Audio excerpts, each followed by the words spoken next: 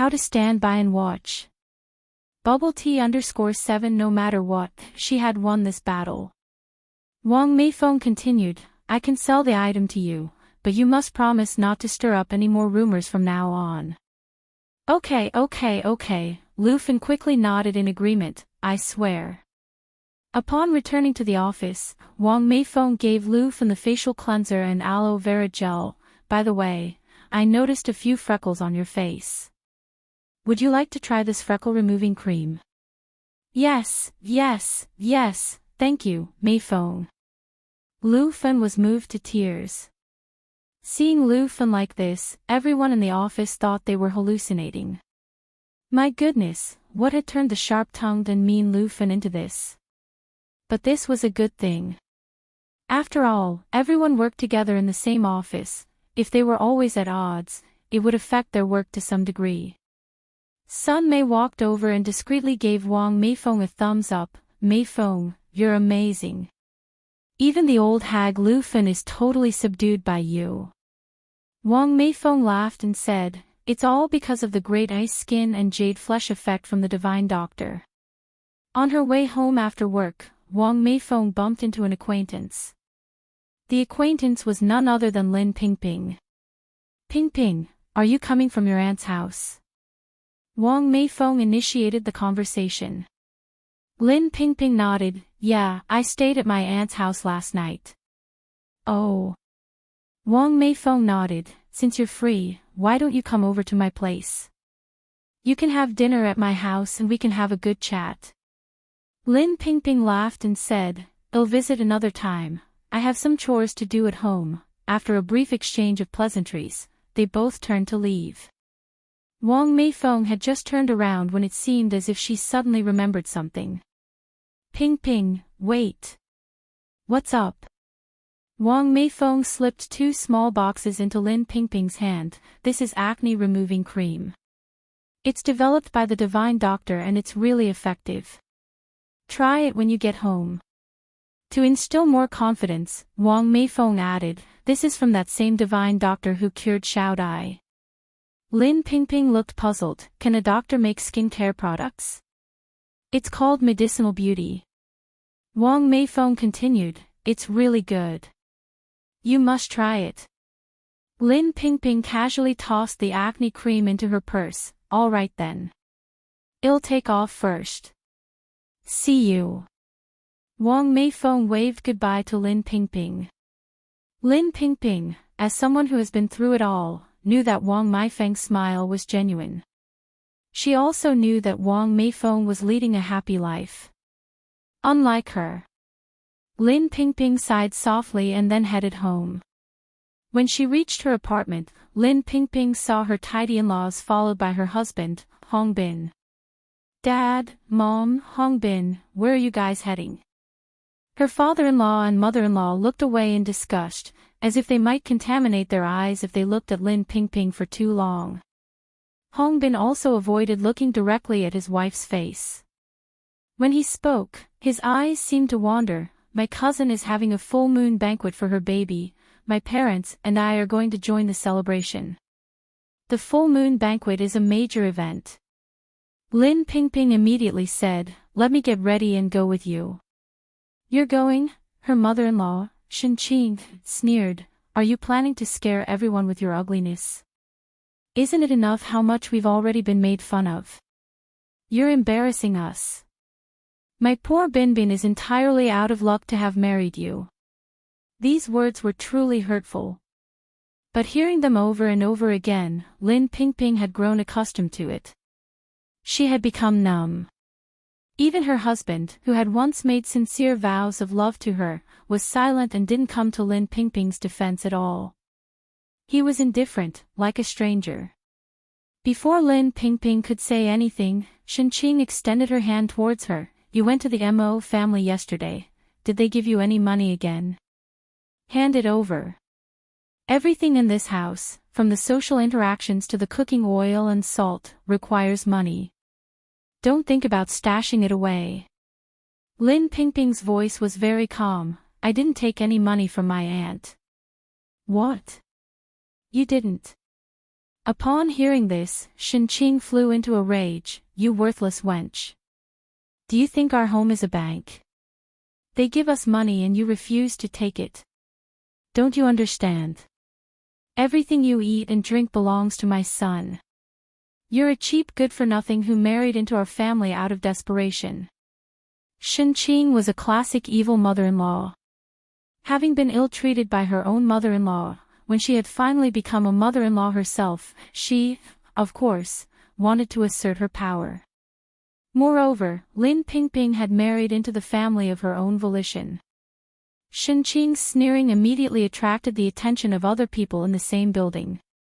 She had to begrudgingly close her mouth. It was only then that Hongbin raised his head to look at Lin Pingping and sighed helplessly. Don't blame my mom for her harsh words. She has a point. Since the Mo family has money, why should it be an issue if they share some with us? Look at your cousin Baichuan from the Mo family. A watch on his wrist is as expensive as a house. And Mo Qishan, that spendthrift, he's already 27 and doesn't have a proper job, completely dependent on his family. What does that tell you? That the Mo family certainly isn't short of money. Let it go this time, learn to be smarter next time. Whatever they offer, accept it, don't act modishly, Hongbin said a lot in one breath. As Lin Pingping recalled Wang Maifeng's smiling face, she felt both frustrated and angry, her heart ached. She didn't wait for Hongbin to finish and turned around to walk away. This ugly woman. She dared to show us attitude. Does she even respect me as her mother-in-law? Divorce. I want a divorce tomorrow. Let's see who would want this ugly woman. Shenqing jumped up angrily. Hongbin said, let it go, Mom. Don't stoop to her level. Let's head over to my aunt's place first and deal with her later. After Lin Pingping came back, she opened the door to her room and lay on the bed, staring blankly at the ceiling. She had become ugly now, but when she married Hongbin, she was one of the most beautiful women. When exactly did her life take such a downturn? After a while, Lin Pingping mindlessly tossed her purse on her vanity, creating a clattering sound as something fell out of it. She turned her head to see. It turned out to be the acne cream Wang Meifeng gave her. Who's to blame if one's own son is not promising? Break the siege, acne cream. Lin Pingping's ears suddenly echoed with Wang Maifeng's words. Wang Meifeng had said that this acne cream was very effective and was made by the divine doctor. But over the years, she had already used too many acne products that claimed to be effective, including cosmetics medications developed by foreign professors. Yet, her face seemed to have developed immunity to these products. No matter what was applied, it couldn't prevent acne from growing. Would this tiny box of acne cream really work? Lin Pingping sat up from the bed and picked up the light green box. Lifting the lid, her eyes met a light brown, cream-like substance. It had a subtle fragrance, carrying with it hints of green grass and a faint smell of medicine. Lin Pingping was a Western medicine practitioner. She knew that these were common ingredients, perhaps useful for ordinary acne, but they had no effect on her. Lin Pingping sighed quietly and absent-mindedly set the acne cream on the dresser. Seeing her face reflected in the mirror of the dressing table, her eyes suddenly reddened. Lin Pingping wanted to cry her heart out, but she couldn't. Just then, the sound of the door opening came from outside. Mom, I'm back. Make me a meal. I'm starving. Where are you? It was the voice of her younger sister-in-law, Hong Meiyue. She was lazy and ambitious, a giant baby at 23. Yet, she was the apple of Shenqing's and Hong Dabing's eyes. Lin Pingping took a deep breath, opened the door and walked out. Ye is back. Hong Meiyue saw her come out and commanded like ordering a servant, oh, you're home. Why didn't you say anything? Are you acting like a dead person? Hurry and cook for me, I'm hungry. Lin Pingping squeezed a thin smile from the corner of her mouth. Okay, just wait a moment. Hong Meiyue continued, never mind, don't cook. What's the matter, yeah? Lin Pingping looked at Hong Meiyue, puzzled. Hong Meiyue spoke in disgust, look at your disgusting face. What if it infects me? I'll eat out instead, give me money. Lin Pingping looked at Hong Meiyue, I don't have any money. I gave all of last month's salary to Mom. In the Hong family, every penny of her monthly salary was handed over to Shenqing. No money. Hong Meiyue squinted, didn't you receive a bonus last month? Where is that bonus? Did you hide it behind my mom's back to keep as private money? Lin Pingping did indeed receive a bonus last month. That bonus had been spent on a Picasso pen for Mo Hyudi. An imported Picasso pen cost 200 yuan, amounting to several months of Lin Pingping's salary. No bonus was given. Of course, Lin Pingping wouldn't be foolish enough to tell Hong Meiyue about buying the pen. Oh, said Hong Meiyue, I see. You probably secretly went to the beauty salon to treat your face again, didn't you? I told you before, your face will never get better. Going to the beauty salon is just wasting money. You just wait until my mom and brother come back, I'll tell them what you did. As she said the last sentence, a gloating expression appeared on Hong Meiyue's face. Whatever you want. Lin Pingping spoke indifferently. Stunned, Hong Meiyue punched the cotton, angered and speechless. She had thought that Lin Pingping would have been frightened by her words and bribed her with money. Ugly wretch. Despicable woman. Hong Meiyue spoke viciously. Lin Pingping didn't say anything more and simply turned around and walked out. Where are you going? Hong Meiyue asked furiously. Lin Pingping didn't respond to her. Hong Meiyue was seething with anger, ugly freak. Just you wait, sooner or later I'll make my brother divorce you. Upon hearing the word divorce, Lin Pingping's step stuttered for a moment. Divorce? No. She couldn't get a divorce. If she was divorced, she would have nothing left. No matter what, she wouldn't get divorced. Lin Pingping clenched her fist. The weather outside was beautiful. The sun was shining brightly, the sky was cloudless, and even the wind was warm. Lin Pingping didn't have a specific destination and wandered aimlessly. Until she saw a noodle restaurant with a closed sign on it did she finally stopped. To be precise, she was attracted by the girl inside the shop who was wiping tables. The girl was truly beautiful. As Lin Pingping looked at her, it was as if she saw herself from over a decade ago. At that time, she was just like her, brilliant, beautiful, young. Dumbfounded, Lin Pingping watched, her eyes filled with longing and envy. Who's to blame if one's own son is not promising? Break the siege _2. It is wonderful to be young. After a moment, Lin Pingping took her eyes away, walking forward absent-mindedly. She didn't even realize she had bumped into someone. Aunt, are you all right? Only then did Lin Pingping react. I'm fine. The young man who was bumped didn't say much.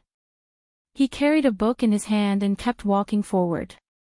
He stopped in front of the sour fish noodle restaurant. A middle-aged lady came out with a smile. I'm sorry, young man, we're closed now. We will be open at 2:30 in the afternoon. The young man responded. Aunt, I am here to find Anai Yang. Is she here? The middle-aged woman nodded. Oh, you're looking for Yang Yang. Hang on, I'll call her for you. As Shou Qingshang spoke, she walked towards the kitchen. In a moment, Anai Yang came out. Upon seeing the young man, she paused before saying, Li Wei. Indeed, it was Li Wei. Having seen Anai Yang on the street last night, Li Wei had made some inquiries and found that Anai Yang had opened a noodle restaurant here. At first, Li Wei couldn't believe that Anai Yang would open a noodle restaurant, and only standing inside the restaurant did he realize that Anai Yang had indeed opened one. First a stall, and now a restaurant. Ni Yang was beyond his imagination. Ni Yang, it's been a long time since we last met. I thought you left Beijing. I didn't expect you to open a noodle restaurant. Congratulations. Ni Yang smiled, thank you. Li Wei continued, I am puzzled by a math problem. Could you help me with it? Ni Yang nodded, sure. Li Wei genuinely needed Ni Yang's assistance in a math problem. It was a very difficult problem, one which not even the class monitor could solve. In this era, Chinese students had not yet had any exposure to Olympiad problems and were unfamiliar with the international standard. Li Wei was only dealing with Olympiad problems because the teacher in their class had studied abroad. Ni Yang took the test paper and began to ponder before she started solving. She was far removed from her previous life as a student. Facing this Olympiad problem, she was slightly dazed initially. She had to reorganize some knowledge points. Seeing her like this, Li Wei felt a little better. He had thought Ni Yang was capable of everything. As it turned out, there were problems Ni Yang could not solve either. That's right. The Olympiad problems were foreign. How could Ni Yang solve them? However, in the next moment, Ni Yang stunned Li Wei. She started to write down the process of solving the problem, stroke by stroke. Not only did she have the correct answer, but her solution was even clearer than the teacher's. You take a look, Ni Yang returned the paper to Li Wei. In mathematics, all logical thinking is the same. The formula I have just written can be applied universally. Even if you go to university and study advanced mathematics later, the logic will remain the same. Li Wei nodded, a look of surprise in his eyes. He didn't even know what to say. After a while, he came back to his senses. Ni Yang, thank you very much. You're welcome, Ni Yang smiled gently. Li Wei glanced around the noodle restaurant. Then he continued, Ni Yang, the rent for such a large noodle shop must be expensive, isn't it? His family paid more than 150 yuan a month for a small shop. This shop of Ni Yang's must be even larger, thus could be assumed to be pricier. Ni Yang laughed, not very expensive, I bought this restaurant. She bought it. Ni Yang actually bought the restaurant. Li Wei swallowed back the words, if you need help, you can ask me. Ni Yang had bought her own restaurant, while his family was still renting a shop. What could he possibly help Ni Yang with? The last shred of superiority in Li Wei's heart vanished. He even forgot how he had left Ni Yang's restaurant. He walked home, still a little absent-minded. He didn't know what happened to him. When he first met Ni Yang, she was just a simple village girl with nothing. In just a few short months, Ni Yang had become a person who was superior to him in every way. Luckily, Ni Yang had dropped out of school by now. Otherwise, if he stood by Ni Yang, he would hardly even feel his existence. Who's to blame if one's own son is not promising? Break the siege _3. Once she became a university student, her experiences increased and her social circle expanded, Ni Yang would definitely not be as good as herself. Xiao Wei, did you just go to see Ni Yang? Qian Jinfeng came over from the side. Yes. Li Wei didn't hide it and simply nodded his head. Qian Jinfeng continued, did you find out where Ni Yang is renting a stall now? She didn't rent a stall. Didn't rent a stall. As Qian Jinfeng was puzzled, she heard Li Wei continue, Ni Yang has now bought her own shop. The noodle restaurant that just opened a few days ago and became very popular, that's Ni Yang's doing. What? Qian Jinfeng felt a sour pang in her heart when she heard this. Bought a shop. A shop costs 20 or 30,000 yuan. With renovation and all, it costs nearly 40,000 yuan. Ni Yang can actually afford to buy a shop. Their family had always wanted to buy a shop, but the business in the past few years was barely making ends meet. It was only in the past 2 years that things had started to improve, but they still lacked the money to buy even half a shop. Qian Jinfeng looked at Li Wei, saying, Xiao Wei, I forbid you to see her anymore. So what if she bought a shop? She still isn't good enough for you. You're taking your college entrance exam next June. You can't be distracted now. Once you get into a good university, won't you have your pick of female classmates? As she spoke, Qian Jinfeng began to walk away. Li Wei asked, Mom, where are you going? I'm going out for a stroll, Qian Jinfeng said. You don't worry about me. Stay home and study hard so that you can get into a good university and give me something to be proud of. Li Wei returned to his room with a strange feeling in his heart. He studied so hard, yet his academic performance was inferior to that of a business owner. Isn't that a joke? Qian Jinfeng went straight to Ni Yang's noodle restaurant. The well-decorated restaurant was large. The more Qian Jinfeng looked at it, the more uncomfortable she felt. Why did such a nice shop belong to Ni Yang? As it happened, Ni Yang was taking out the trash when Qian Jinfeng arrived at the restaurant. Ni Yang, I have something to say to you. Qian Jinfeng approached Ni Yang. Qian Jinfeng pondered for a long time. Why did Ni Yang open the restaurant here? She was obviously targeting her son, Li Wei. She couldn't let Ni Yang succeed. Ni Yang greeted her with a smile. Aunt Qian, please say what you have to say. Qian Jinfeng glanced around. Let's find a quiet place to talk. Ni Yang said, I'm about to open for business. Aunt Qian, just say it here. Qian Jinfeng nodded, then said, okay, since you're not afraid of making a fool of yourself, I'll say it straight. My Xiao Wei is going to college in the future. You are just a petty business owner, not to brag, but you are really not worthy of Xiao Wei. So, Aunt is asking you to bother Xiao Wei less in the future. As Qian Jinfeng said these words, she held her head high, adopting an air of unattainable arrogance. Her son was a golden phoenix.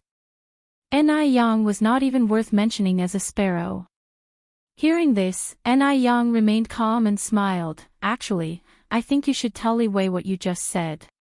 Why don't you ask him, who is it that always provokes me first? I'm under a lot of pressure too. Don't just let your son run wild and blame others, okay? Qian Jinfeng was stunned. She didn't expect Ni Yang to have this attitude at all. She thought that after she said these words, Ni Yang would be very eager to please her. After all, in Ni Yang's eyes, she could be her future mother-in-law. Isn't it usual for a daughter-in-law to please her mother-in-law? But Ni Yang. Not only did she not show any eagerness to please, but she also retorted with derision. Did she just call her a dog? Before Qian Jinfeng could say anything, Ni Yang continued, as the saying goes, if the child is not taught, it's the parent's fault. If your son is not ambitious, how can you blame me? Now that Li Wei is not here, could you please tell him to stop looking for me, or else, I will have to report him for harassment. Ni Yang is a person of clear love and hatred, and she wouldn't take anyone's anger for no reason. Since Qian Jinfeng deliberately wanted to give her trouble, she certainly would not let Qian Jinfeng off easily. Qian Jinfeng was far from being able to bully her. Qian Jinfeng was trembling with anger. Yet, she had no rebuttal. If her son is not ambitious, who's to blame? If she continued to entangle with Ni Yang, she would just be embarrassing herself. Qian Jinfeng is a businesswoman and cares about her face. She knew that she couldn't make a scene at this time. Who's to blame if one's own son is not promising? Break the siege _4. Qian Jinfeng went back home stewing in her anger. When she returned, she washed an apple and handed it to Li Wei. Mom just went to see Ni Yang. Li Wei was surprised. What did you go to see her for? I told her to stop bothering you. But Ni Yang just scolded me, even saying that you're the one who always seek her out. Xiao Wei. Can we have some dignity? Listen to Mom, don't go looking for her anymore, okay? Qian Jinfeng embellished the story of what had just happened and told Li Wei. Li Wei remained silent. Qian Jinfeng continued, your job right now is to study hard, so that you can get into a good university next year. That Ni Yang will surely come begging to you. At that time, when she does, we can kick her far, far away. That'll be revenge for Mom. After a long silence, Li Wei finally spoke, Mom, did Ni Yang really say that? Qian Jinfeng responded grumpily, I'm your mom. Would I lie to you? Li Wei then said, okay Mom, I understand, I will definitely get into a good university, for your sake. Hearing this, Qian Jinfeng responded with satisfaction, good, good, you are my good son. Lin Pingping was aimlessly wandering the streets when she saw a familiar figure. Is that Hong Bin? Who is that pregnant woman standing behind Hong Bin? After being married into the Hong family for over 10 years, Pingping understood the family well enough to know that the woman wasn't a relative. Moreover, Hong Bin was being particularly affectionate with her, which was not the typical behavior between friends or relatives. Her usually strict parents-in-law were full of smiles, talking happily with the woman. The family of 4 seemed very cheerful. No wonder. No wonder they've stopped calling her a chicken that can't lay eggs. Turns out they found a chicken that can lay eggs. Disbelieving, Lin Pingping took a few steps back and couldn't help but crouch down and sob quietly. With the way things had turned out, she couldn't blame anyone else. All she could blame was herself for not being able to give the Hong family a grandson after all these years. Not only had she failed to provide them with a grandson, she wasn't even able to save face in the end. Her life was a total failure. After a long time, Lin Pingping numbly got up, her legs felt like jelly, and she tottered back home in a daze. When she got home and looked at her disfigured face in the mirror, no trace of her former vitality and spirit could be found. What had she been holding on to all these years? Lin Pingping gave a scornful smile at her reflection in the mirror. Just then, the door was pushed open, and Hong Bin strode in angrily. Lin Pingping, I heard from Yaya that you spent all your bonus last month on your face, is that true? Yes, Lin Pingping nodded. Hearing this, Hong Bin exploded in fury, you know the situation at home. You're spending money recklessly. Do you really think your face can be fixed? I'm telling you, your face is beyond repair. Lin Pingping picked up her bag, put the anti-acne cream from her dressing table into it, and walked out. Stop. Where are you going? Lin Pingping turned around. Her face was so calm it was almost lifeless. I'm going to my aunt's house. To borrow money. Hearing the last 4 words, Hong Bin immediately put on a gentle facade, then you should go quickly. It's getting late, do you want me to accompany you? No need, I can go by myself. Lin Pingping's voice was soft. Hong Bin didn't insist, anyway, the Mo family were all snobs looking down on others. Apart from their money, they were good for nothing. It was better not to go. When Lin Pingping passed by the living room, her in-laws naturally didn't give her a friendly look. After a long day's work, Ni Yang rode her bicycle home. Just as she was nearing her house, Ni Yang heard a plop. It sounded like something heavy had fallen into the water. From Ni Yang's years of experience, it was clear that someone had fallen into the water. Ni Yang quickly jumped off her bike and ran to the riverbank. In the faint moonlight, sure enough, she saw someone struggling in the water. Without any hesitation, Ni Yang dove into the water, grabbed that person around the waist, and started swimming towards the shore with all her might. Luckily, Ni Yang was a good swimmer, and in no time, she had reached the shore. Who's to blame if one's own son is not promising? Break the siege _5. Ni Yang quickly performed first aid on the man she had brought ashore. Though he was timely saved from the brink of death, he was unconscious. Ni Yang parked the car by the roadside, hoisted the man onto her back, and started heading home.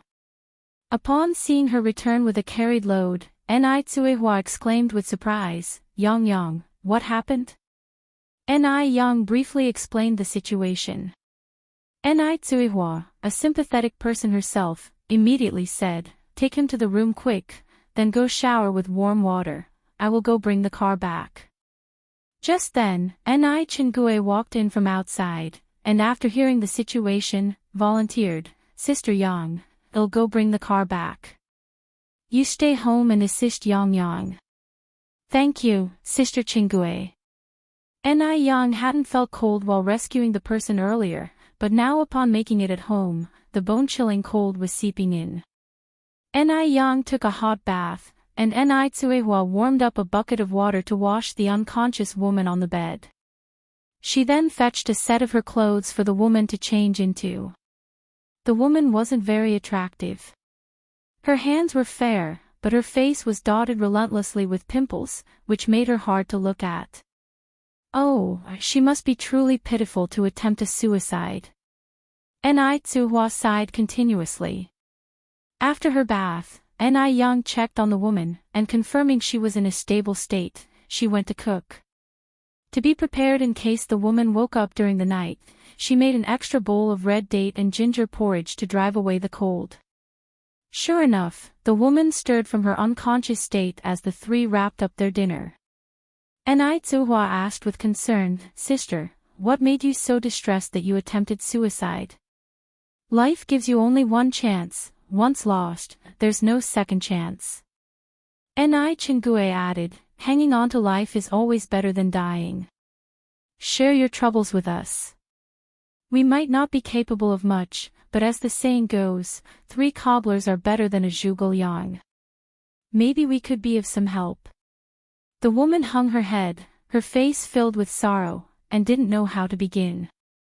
Much later, she finally croaked out in a low voice, "Thank you for saving me, but I really don't want to live anymore." Her husband's betrayal. Her ruined appearance. This life already seemed pointless. By the end of her talk, she was drowned in tears, her throat choked as she recounted her story. "My name is Lin Pingping. I am 30 years old, a local of Beijing." Lin Pingping poured her heart out, leaving no detail of her grievances unsaid. In the past, out of fear of humiliation, she had never shared these with anyone. Now she didn't care about any of that. She just wanted someone to confide in. Listening to her, Ni Kuihua's eyes got teary. She seemed to see her own reflection in Lin Pingping.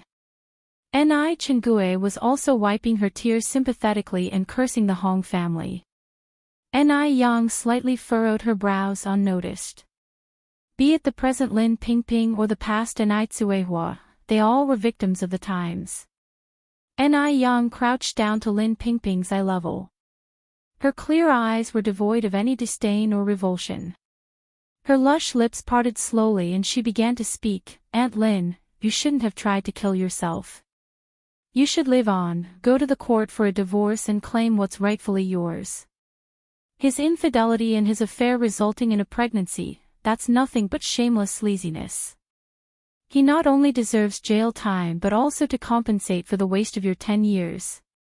Trying to commit suicide at this point in time is like abdicating to that other woman.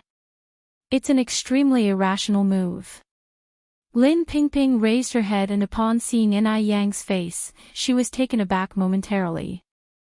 Wasn't this young girl the one she had seen in the noodle restaurant in the morning? After a while, she echoed, "Divorce." In this era, divorced women were shamed. Furthermore, Lin Pingping's old-fashioned upbringing made it challenging for her to envision living as a divorced woman, carrying the scorn associated with it. "Yes," Ni Yang affirmed, "divorce." But, Ni Yang carried on saying, "Aunt Lin, times have changed. Divorced women are everywhere, and divorce is not shameful. Everyone has their moments of blindness." Hearing this, Ni Tsuehua agreed fervently, "Sister, Yang Yang is right. Divorce isn't a disgrace. Look at me, I'm living quite well now, right?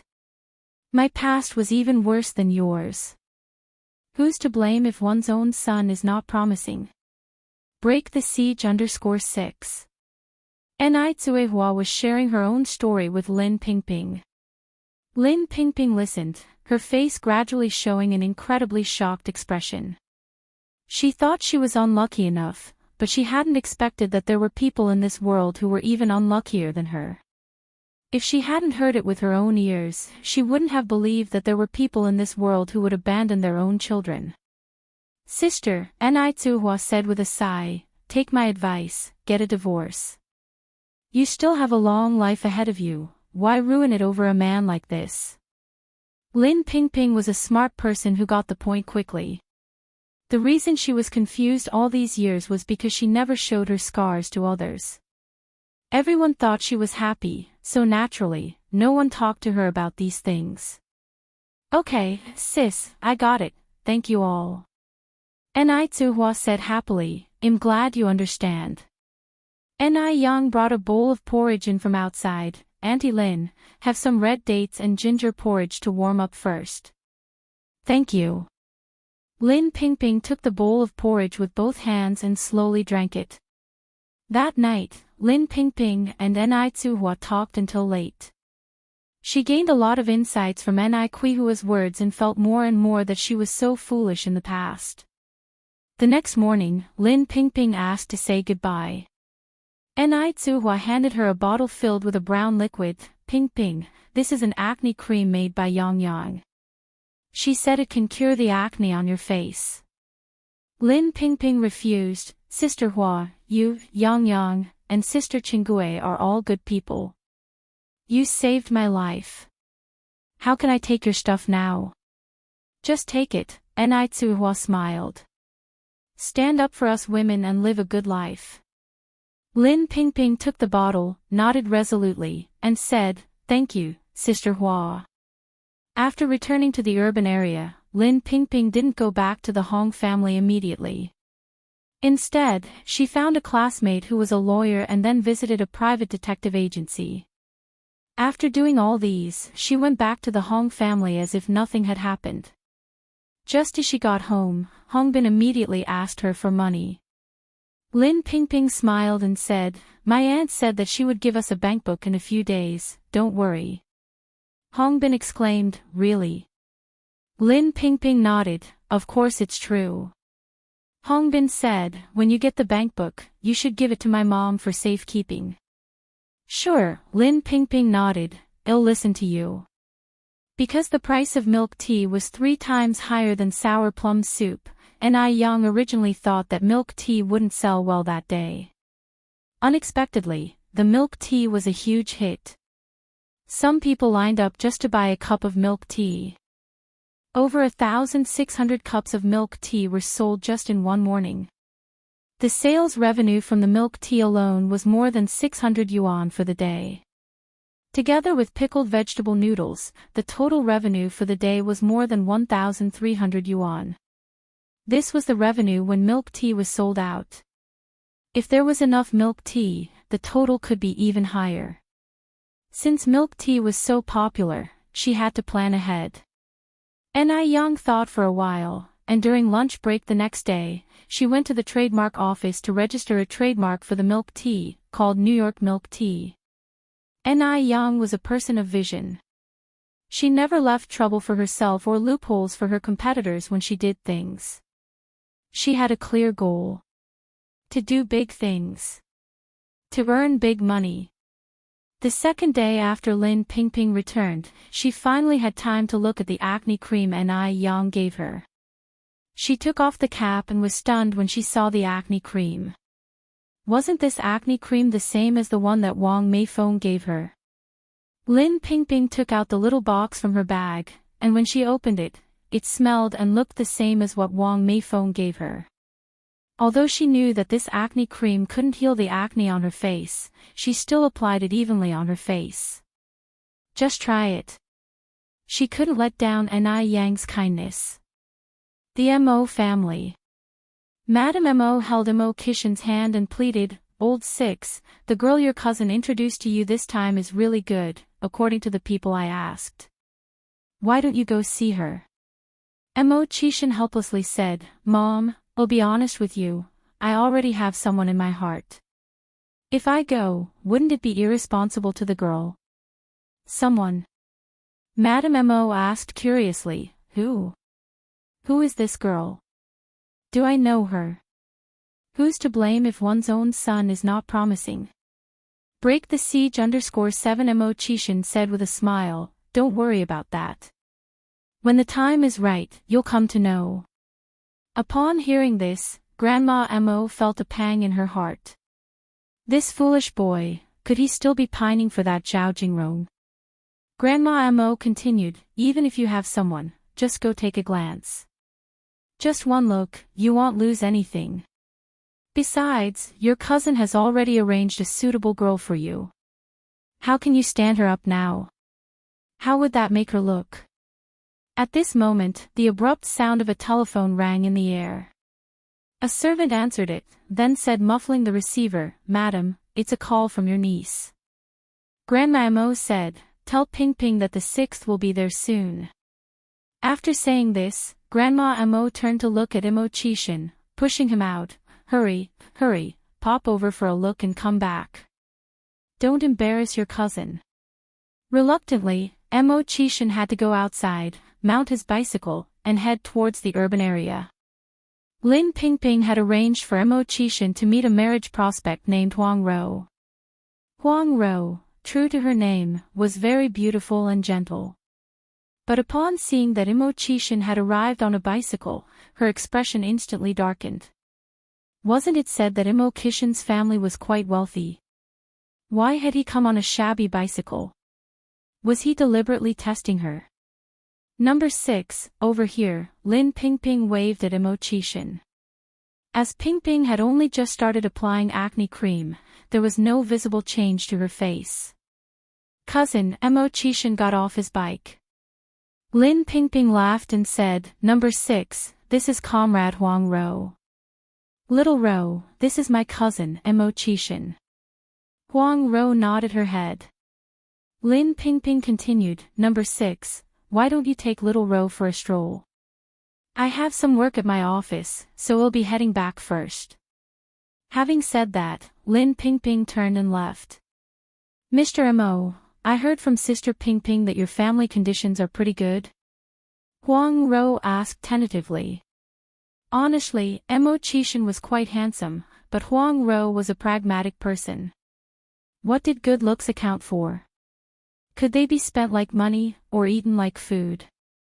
Emo-chan chuckled, Miss Huang, if there's a chance that we'll be spending the rest of our lives together, I don't wish to hide anything from you. My name is Emo-chan, I dropped out of high school, I have 4 older brothers, my parents are both alive, and while my family's conditions are fairly good, that's all to my brother's credit. It has nothing to do with me. So after getting married, I'll have to move out. But don't worry, as long as we're diligent, I'm confident we can change our circumstances and live a good life. Are you saying that you have nothing? Huang Ro raised an eyebrow. Yes. Emo-chan nodded. This was completely different from what Lin Pingping had described. Huang Ro felt like she had been seriously deceived. You have nothing, yet you have the audacity to come and meet me for a set-up date. What makes you think you, a penniless fool, deserve me? Huang Ro screamed, Have you even looked in the mirror? Do you see what kind of person you are? A toad wishing to eat swan meat. Have you no shame?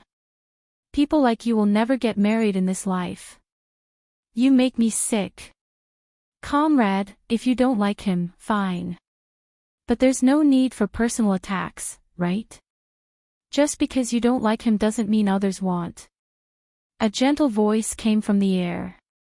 Huang Ro looked up to see an extraordinarily beautiful face. She scoffed, who would like this kind of penniless wimp? Ni Yang walked over, naturally taking Emo-chan's hand. I do. Brother Emo, ignore her, let's go. Huang Ro was speechless, are you blind? You're interested in this kind of person. Ni Yang paused, looking back at Huang Ro. We simply have different values. You value money, I value people. So, you can't negate me, and I can't negate you. Crazy. Huang Ro muttered, then quickly walked away from there. Once sure that Huang Ro was out of sight, Ni Yang let go of Mo Kishin's hand. Brother Mo, I'm sorry. Ni Yang, who in her previous life had experienced so many grand scenes, now had a layer of sweat on her palms. Her heartbeat was a little haphazard. Although it was early winter, she felt unexplainably hot. Mo Kishin was no better. His ears were burning red, and his hand remained in a semi-grasping state. It was his first time holding a girl's hand. How could he not be nervous? Trying to remain calm, Mo Kishin said, "It's all right, thank you." Ni Yang chuckled, "No problem, you helped me before, remember? By the way, was that your girlfriend just now?" Mo Kishin said, "No, she was a blind date arranged by my family. I really didn't want to come, but my mom," Mo Kishin, normally such a smooth talker, suddenly didn't know how to explain what had just happened. Ni Yang nodded, "Ah, I see. Yang, how come you're here?" Mo Kishin changed the subject. Ni Yang said, "I happened to be out during lunch, wandering around, looking for a factory that could make disposable paper cups. I didn't expect to run into you here." If Ni Yang wanted to expand her bubble tea business, she would need to find a good manufacturer of disposable paper cups.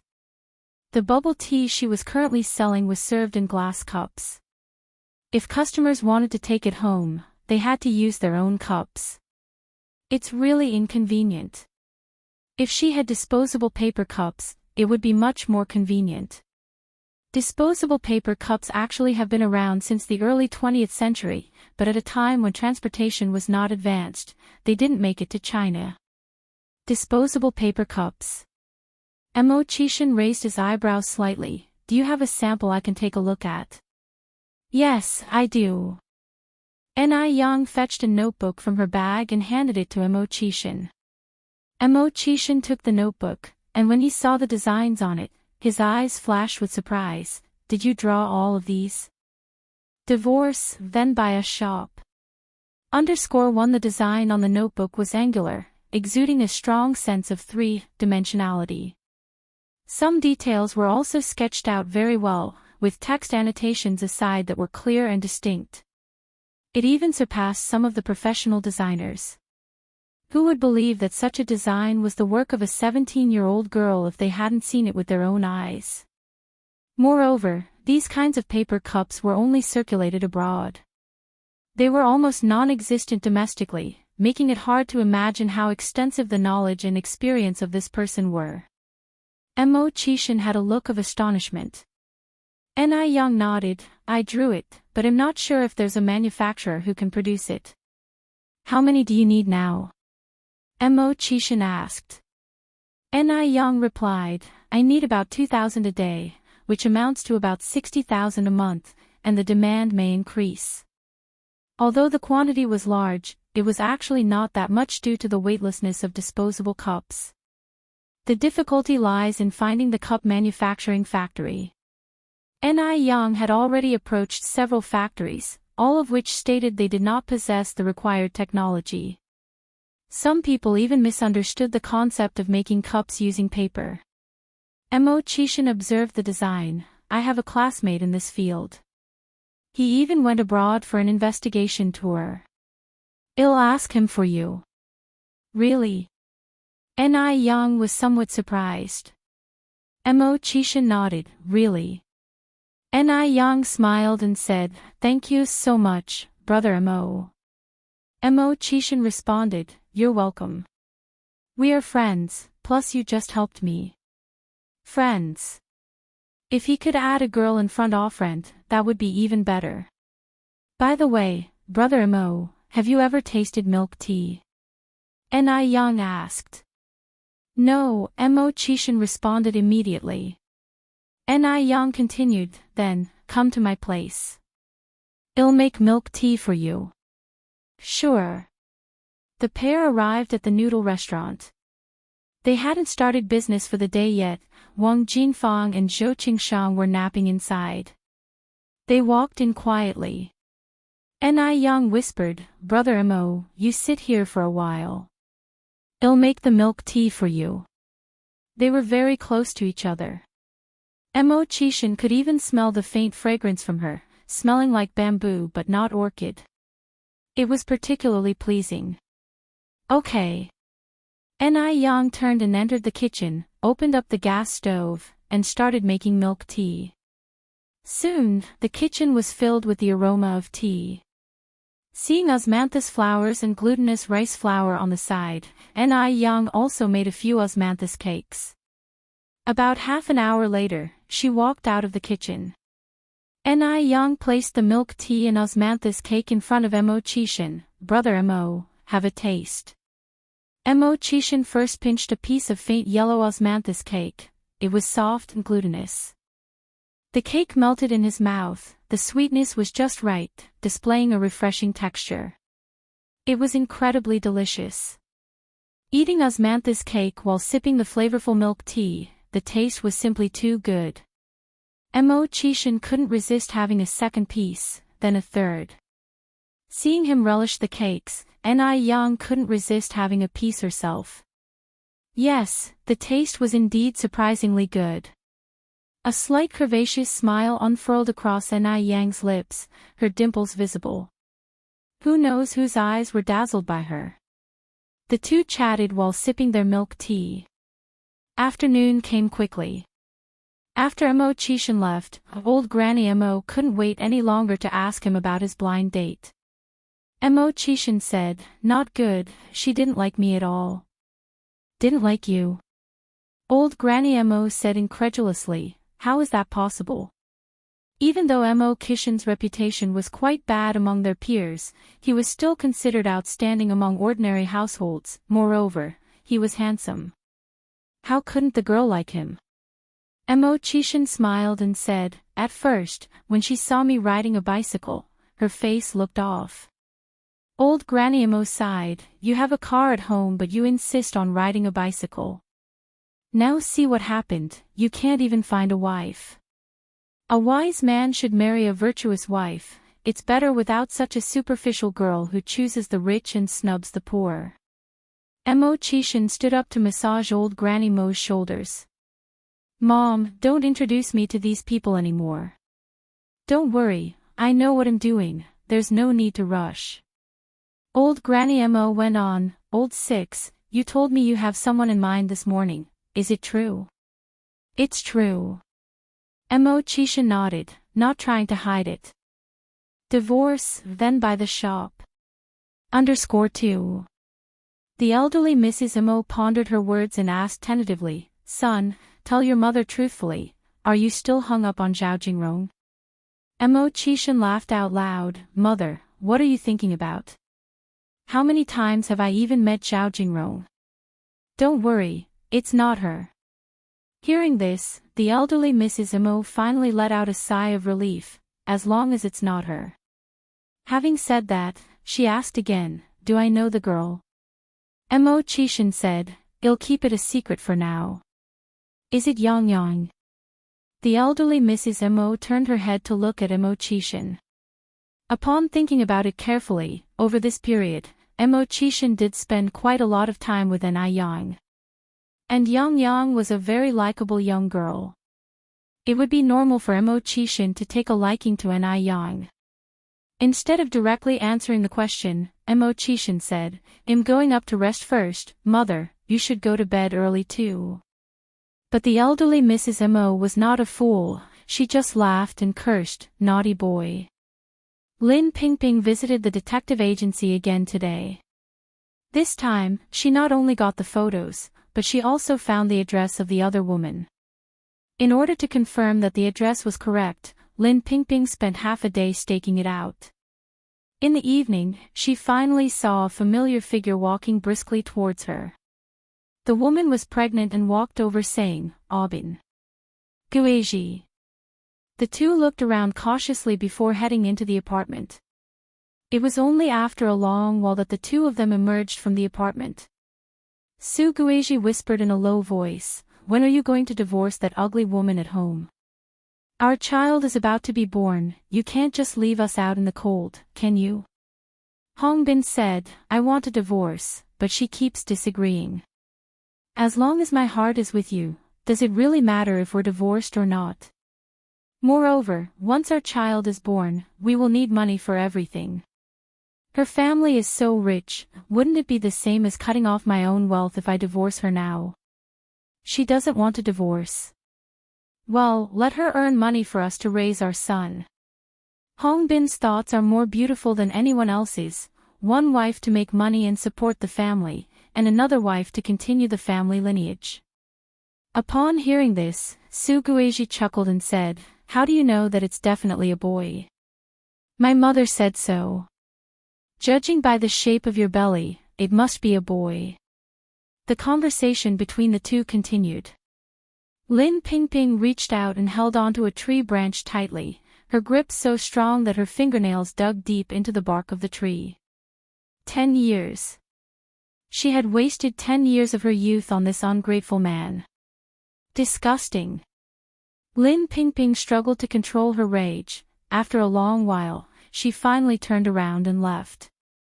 When she returned to the Hong family, it was already very late. "Why are you only coming back now?" Shenqing said unhappily, "Go and wash the dishes." Lin Pingping kept quiet and ignored her. Hongbin frowned deeply. "My mother is talking to you. Are you deaf?" Lin Pingping looked up at him. "Am I your family's maid?" To her recollection, Lin Pingping had never acted this way before. She had always been one to endure. If Shenqing told her to go east, she would not dare to go west. If Shenqing told her to go west, she would not dare to go east. For a moment, both Shenqing and Hongbin felt their dignity being challenged. What does Lin Pingping count as? What right does she have to throw tantrums in the Hong family's house? Hongbin angrily said, "Lin Pingping. What are you trying to do? I'm already being nice by not rejecting you with the way you are now. And you still dare to create problems. And show no respect to seniors. My mother has been tired all day, what's wrong with her asking you to wash the dishes?" Lin Pingping smiled faintly. "May I ask, was I like this on the day I married you?" Hongbin, ask yourself, what have you given me in these 10 years? Have you fulfilled your duties as a husband? Has anyone in your family ever treated me like a human being? Hongbin's brow knitted and his face was filled with disgust. If it weren't for the money, he would find it disgusting to even take a second look at Lin Pingping. Complain. What does Lin Pingping have to complain about? It was Lin Pingping who pursued him in the first place, and it was Lin Pingping who insisted on marrying him. It's not like he can't find a wife. Shenqing jumped out and cursed, "You ugly bitch, what do you mean by that? If you don't want to be in this relationship anymore, pack your things and leave the Hong family immediately. If it weren't for you insisting on marrying our Binbin back then, maybe he would have been successful by now. It's because of you, you jinx. You ungrateful bitch. Divorce, then buy the shop. 3. Your Hong family." Lin Pingping turned her head to look at Shenqing, smiling, "How dare you say that? Have you forgotten that this apartment was bought with the money my aunt gave me? How does it have anything to do with your Hong family?" Shenqing was livid. How dare she? This unattractive woman now dared to speak to her this way. If she didn't show her power, Lin Pingping might actually think she was a pushover. "You shameless, lowly woman. Are you planning on denying our ownership of this house? Divorce. I want a divorce right now. The Hong family doesn't need disgraceful people like you." Shenqing held her head high, waiting for Lin Pingping to kneel and beg her. Previously, any mention of divorce would scare Lin Pingping half to death. Would Lin Pingping agree to a divorce? Never. Don't worry, even if you don't mention it, I want a divorce too. I've had it with your family. What? Lin Pingping wanted a divorce. At her words, the atmosphere in the room quiets immediately. Even Hong Yuanyang, busy reading the newspaper, put it down. Lin Pingping, do you have any idea what you're saying? Hong Bin looked at her in disbelief. Lin Pingping loved him so much, how could she possibly want a divorce? Was she running a fever? Lin Pingping enunciated every word. I said I want a divorce. This is my house, a house that I bought. I want you and your family out of here, now. Beyond shameless. Has Lin Pingping no shame? Shen Qing was furious. She grabbed a broom and aimed it at Lin Pingping. This is my son's house, the Hong family's house. If anyone should leave, it's you, you slut. Get out, now, get out. They had been living in this house for 10 years. How dare Lin Pingping try to take it from them? Impossible. Lin Pingping grabbed the broom and pushed hard. You old hag, you don't have the right to hit me. Shen Qing was unprepared. The Lin Pingping she knew wouldn't resist or talk back. Shen Qing fell over. Lin Pingping, how dare you do this to my mother? Hong Bin rushed over, grabbing Lin Pingping by the hair, his face twisted with rage. Good, very good. There was a mocking smile on Lin Pingping's face. At last, she saw Hong Bin's true colors. Lin Pingping, I'm giving you one last chance. Apologize to my mother immediately. Or else, this isn't over. You really think I won't dare to divorce you? In Hong Bin's eyes, Lin Pingping's demand for a divorce was nothing more than a threat to scare him. Under ordinary circumstances, he wouldn't stoop to her level. But Pingping had dared to retaliate against Shen Qing. That was unacceptable. Did she have no sense of her responsibility as a daughter-in-law? Daring to retaliate. Apologize. Why should I apologize to that old hag? Not only will I not apologize, I wish that she would die soon and be reborn. Lin Pingping gritted out. Shen Qing shrieked with rage, she's out of line. Out of line. Bin Bin, hurry, kill this bitch. Hong Bin was beyond angry. He felt his masculinity was being trampled, grabbed Lin Pingping's hair tightly, and started bashing her head against the wall. Bang, bang, bang. Soon, Lin Pingping's head was bleeding profusely. Despite this, Shen Qing was still not satisfied. She grabbed a rolling pin from the kitchen and joined Hong Bin, as they both started punching and kicking Lin Pingping. Hong Yuanyang just stood by and watched. The noise woke up Hong Meiwei. She rolled up her sleeves and joined in the assault. Hit her, kill this damn woman. She dares to fight over our house. Disgusting. Shameless. No one in the family showed any mercy. Pain was spread across her whole body. Just then, the door was pushed open, and a few uniformed police officers walked in. Like a stream of light piercing through darkness. At that moment, Lin Pingping saw hope. She shook off the punches and kicks, trying to crawl towards the police, leaving a long trail of blood on the floor. Police officer. Please help me. After saying that, she fainted. Comrade, are you all right? Two female officers rushed over to help Lin Pingping. The entire Hong family was stunned. They had not anticipated that the police would suddenly show up, especially at this moment. Shen Qing was the first one to react. She laughed and said, "It's a misunderstanding. Officer, it's just a misunderstanding. We're family, just having some fun." Nobody move, a stern voice came. We received an anonymous tip that the four of you are trying to murder someone. You're all coming with us. Divorce, then by the shop. _4. Attempting murder. Such a grave accusation, it's too heavy for anyone to bear. Hong Meiwei burst into tears instantly. No. I didn't. Mom. I don't want to go to jail.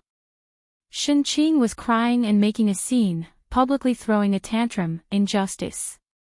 Oh heavens, it's really unfair. Does our own family fooling around constitute a crime? The People's Police aren't fooled by Shen Qing's ploy. After all, when they arrived, their family of 4 was causing harm to someone's life. Fooling around. And during this fooling around, blood was shed. 4 family members were forcibly taken away. Lin Pingping was sent to the hospital.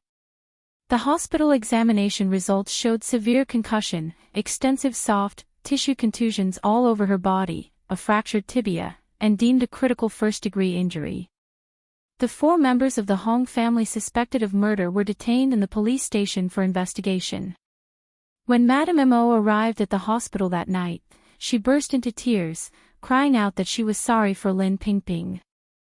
Lin Pingping lay on the hospital bed, wiping away tear stains from Madame Mo's face. Auntie, I'm fine. Don't cry.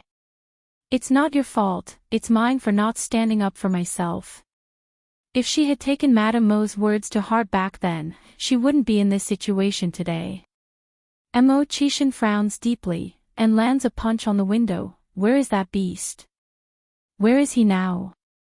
The iron window frame ended up with a small dent from his punch. Lin Pingping smiles. Qishan, don't be angry, Hong Bin and his family have been arrested. I believe that the People's Police will vindicate me. Older sister, why didn't you tell me about this earlier? Mo Qishan turns his eyes towards Lin Pingping. Lin Pingping sighs softly, refraining from a response. Madame Mo gently pats Lin Pingping's hand. Good girl, it's all in the past. Lin Pingping has filed a divorce lawsuit with the People's Court, producing evidence of Hong Bin's infidelity. 3 days later. News from the police station indicates that Hong Bin is sentenced to life imprisonment for attempted murder and rogue offenses. Shen Qing and Hong Meiwei, as accomplices, are sentenced to 5 years. Although Hong Yuanyang was not involved, he neither prevented it nor called the police, so he was also sentenced to a year. The court quickly passed the judgment, approving the divorce requested by Lin Pingping. All properties under both their names now belong solely to Lin Pingping. Lin Pingping lies in her hospital bed looking out at the sun, her mouth curling into a slight smile. Just like the sunshine outside, her life also gets a fresh start. Her sacrifice was certainly not in vain. Throughout her hospital stay, Lin Pingping persistently applies acne cream.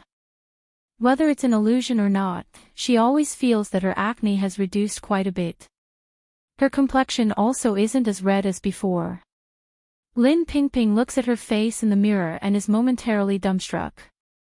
Pingping, it's time for dinner. Madame Mo's voice can be heard from outside the door. Even though they have a maid at home, Madame Mo insists on personally caring for Lin Pingping every day. Lin Pingping hastily puts down the acne cream, uses her crutch to get up, and heads out. Auntie. Be careful, cousin. Mo Hutie runs over to support Lin Pingping. Lin Pingping smiles. Cousin, I'm fine. Madame Mo hands a bowl of chicken soup to Lin Pingping. Pingping, drink your soup first. Seeing Lin Pingping's complexion, Madame Mo looks surprised. Pingping, have you been using some medication these days? Your complexion is improving each day. Really? Of course, it's true. Madame Mo nods her head. After finishing the chicken soup, Lin Pingping continues, Auntie, actually there's something else I haven't told you yet. Half a month ago, I attempted to drown myself in the lake. What? Madame Mo stands up in surprise. Lin Pingping holds Madame Mo's hand and speaks softly. Auntie, don't worry, listen to me first. Lin Pingping recounts everything to Madame Mo. Madame Mo listens with trembling heart. She never expected that Lin Pingping would actually attempt to jump into a river. Luckily, a benefactor appeared. If it weren't for this benefactor, Lin Pingping would now be. As she listened, Madame Mo sensed something was not right. She grabbed Lin Pingping's hand. Pingping, what was the name of the girl who saved you? Her name is Ni Yang. Yang Yang. Madame Mo looked surprised. Auntie, do you know her too? Lin Pingping is also surprised. Divorce, then by the shop. 5mo Hughie excitedly said, cousin, sister Ni Yang is the one who cured me. Is it really the same person? Lin Pingping continued, the Ni Yang I know, she even opened a noodle restaurant in the city. Mrs. Mo was thrilled, it is her. It knows doubt about it. It's Yang Yang. She even prepares breakfast for me every morning. I didn't expect Yang Yang to be so kind-hearted. She is indeed the little lucky star of our family. We must find the time to thank her properly. Lin Pingping was still a little incredulous. Mrs. Mo laughed, I ask you, isn't Yang Yang really beautiful, and doesn't she have two dimples when she smiles? Not everyone could earn Mrs. Mo's praise for being beautiful. Moreover, dimples are rare. You might meet one in 10,000 people. Lin Pingping nodded, excitedly said, yes, yes, yes. And, we are really talking about the same person. At the moment, the niece and nephew praised Ni Yang from head to toe without hesitation.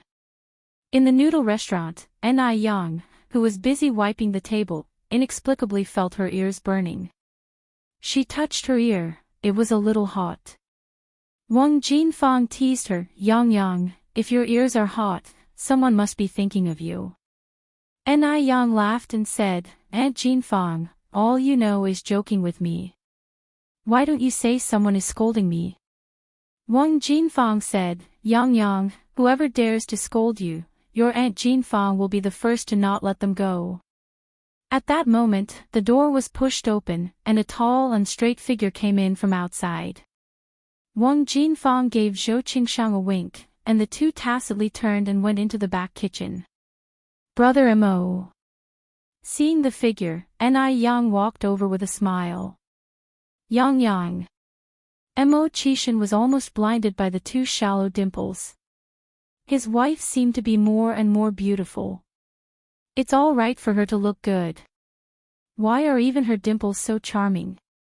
Mo Qishan followed Ni Yang in, looking at Ni Yang's back, he cooled off a bit. Brother Mo, sit. Ni Yang pulled out a chair. Thank you. Mo Qishan bent over to sit down, took out several cups from his bag. Yang Yang, these are the disposable paper cups you asked for last time, a few samples brought by my friend. Check if this is what you need. 4 paper cups in total. All were made according to Ni Yang's design, but the material and thickness were different. Ni Yang picked up 4 cups for comparison, then pointed to one of them and asked, how much is this one, Brother Mo? This question. Mo Qishan really hadn't thought about it. 3 for a penny. Mo Qishan hesitated a moment, then replied. After all, they are just disposable items. It would be unreasonable if they were too expensive. This price should be pretty fair, right? Is it so cheap? Ni Yang was a little surprised. Although disposable paper cups are indeed not expensive and have a low cost, the current technology in the country is still immature. Not many people can produce this type of paper cup. The price should be a bit more expensive. After all, rarity makes a thing precious. Ni Yang speculated that one had to import equipment to make them. Mo Qishan laughed, is it still cheap? I was intending on bargaining with you. Don't think the paper cup is hard to make in other factories. But at my friend's, there is hardly any difficulty at all. As the saying goes, no cheater, no merchant. Are you worried that he will lose money? That seems to make sense. Ni Yang went on to say, then Brother Mo, could you help me order 10,000 of them? Mo Qishan nodded, okay, remember, if I'm not around in the future, you can call this number to have them deliver. He handed Ni Yang a piece of paper with a phone number. Then I'll pay you first. Ni Yang took out 4 large notes and handed them to Imo-chishin. Imo-chishin laughed and said, "Well, take care of that when they arrive. There's no need to rush. By the way, Yang, when do you plan to want them?" Ni Yang replied, no rush for time, just whenever they're finished. Imo-chishin nodded, okay. After discussing the important matters, Ni Yang continued, "You sit and rest for a while, brother Imo, it'll bring you something to eat." Okay. More food. Imo-chishin couldn't help but touch his chin. Could it be that his wife really regarded him as a little girl? Before long, Ni Yang brought out a tray with milk tea and other snacks. Divorce, then by the shop. _6. The two sat at the table, chatting while they ate. "Oh, Yang, I forgot to tell you that I bought a house." "Is it in Beijing?" Ni Yang raised her eyebrows slightly. "Yeah." Imo-chishin nodded, "I plan to keep it as a dowry." Ni Yang continued, "Brother Imo, if you really want to keep it as a dowry, I suggest that you should buy a house near Donghuching River. Donghuching River is located on the Second Ring Road in the future." In her future memories, houses within the Second Ring Road in Beijing sold for more than tens of thousands of yuan per square meter. Ordinary people couldn't afford such a house in their lifetime. But at this time, no one wanted houses within the Second Ring Road. The price per unit was only 100 yuan per square meter. It was 4 or 5 times cheaper than a commercial property. Ni Yang also planned to buy several houses along the Second Ring Road once her business started to stabilize. Imo-chishin laughed, "It looks like I need to work harder to make money. Otherwise, I won't be able to afford a wife." Ni Yang lifted her cup of milk tea towards him, "Let's work hard together." Imo-chishin clinked his cup with hers, "Cheers to that." After leaving the noodle restaurant, Imo-chishin rode away on his bicycle, disappearing around the corner. When he reappeared, he was sitting in the back seat of a high-end car. "Darning, go to the sales office." Wu Darning trembled, "Brother Six, you're buying another house. Hadn't he bought enough last time?" Imo-chishin took out a cigarette from his pocket and lit it slowly. "Last time, I bought a house near People's University. This time, I plan to buy a few near Donghuching River." Finished speaking, Imo-chishin added, "The current house price near Donghuching River is 100 yuan per square meter. Do you want to buy one too?" Wu Darning immediately shook his head. No, I've already sent my money back to my hometown for my parents to build a new house." Imo-chishin nodded. Wu Darning tentatively asked, "By the way, is this house purchase also your sister-in-law's idea?" Imo-chishin slowly exhaled a puff of smoke. Wu Darning glanced at Imo-chishin through the rearview mirror. He sighed softly. Why did such a smart man become stupid when he met a young girl? A moment later, Imo-chishin continued, "The design for the disposable paper cups has been confirmed by your sister-in-law. You can arrange for it to go into production in the next few days. Just make sure someone keeps a close eye on it." Wu Darning nodded, "All right." At around 7 in the evening, Ni Yang started her end-of-day tasks. Zhou Qingshang and Wang Jinfang were cleaning inside, while Ni Yang was cleaning up the trash outside. As she swept, a few banknotes fell to the ground. Money falling from the sky. Ni Yang looked up and saw a middle-aged woman passing by. She quickly picked up the money and caught up. Auntie, wait a moment." The middle-aged woman stopped. "Young lady, what's the matter?" "Auntie, did you drop this money?" The middle-aged woman didn't immediately reach for the money, but felt in her pocket, then said, It's mine. "Thank you, young lady." "You're welcome." Ni Yang handed her the money. "Take care." The middle-aged woman took the money, surprised. "Hey, aren't you the young boss from the noodle restaurant next door?" Ni Yang gave a slight smile. "My name is Ni Yang, do you know me?" The middle-aged woman laughed. "I run the stationery shop next door." Ni Yang said, "So we are neighbors. would you like to sit for a while at my place? When it comes to doing business, maintaining a good relationship with your neighbors is crucial. The middle-aged woman went on, actually, we're moving out in a few days. As a matter of fact, we're selling our shop. Selling. Yang continued, Auntie, can I take a look? The middle-aged woman nodded, sure, young lady, come with me. Yang followed the middle-aged woman's steps, Auntie, you can just call me Yang. The two arrived at the shop next door, and the middle-aged woman turned on the lights. The shop was not very big, only about 20 square meters. There was a counter at the front, and inside there was a small table and a bed. Through the middle-aged woman's introduction, Yang learned that her name was Wang Xuemei, 45 years old. She and her husband had been running this stationery shop for 7 or 8 years. Because their son was living abroad permanently, the old couple planned to sell the shop and go abroad to take care of their son. Divorce, then buy the shop. 7 Wang Xuemei continued, Yang, if you really want to buy it, Auntie won't haggle with you. My place is small, just 22 square meters, I don't need the things inside, give me 10,000 yuan for everything. The store that Yang bought was priced at 580 yuan per square meter. 22 square meters should be around 12,760 yuan by the normal price. For Yang, this was equivalent to a pie falling from the sky. Importantly, the two stores were conjoined, which would be convenient for management later on. Yang nodded, okay, Aunt Wang, whenever you are free, let's get the contract signed. Yang, are you really taking it? Wang Xuemei was somewhat surprised. That was quick. She didn't even negotiate the price. Quite a few people had come to see Wang Xuemei's shop, but they all complained that the price was too high.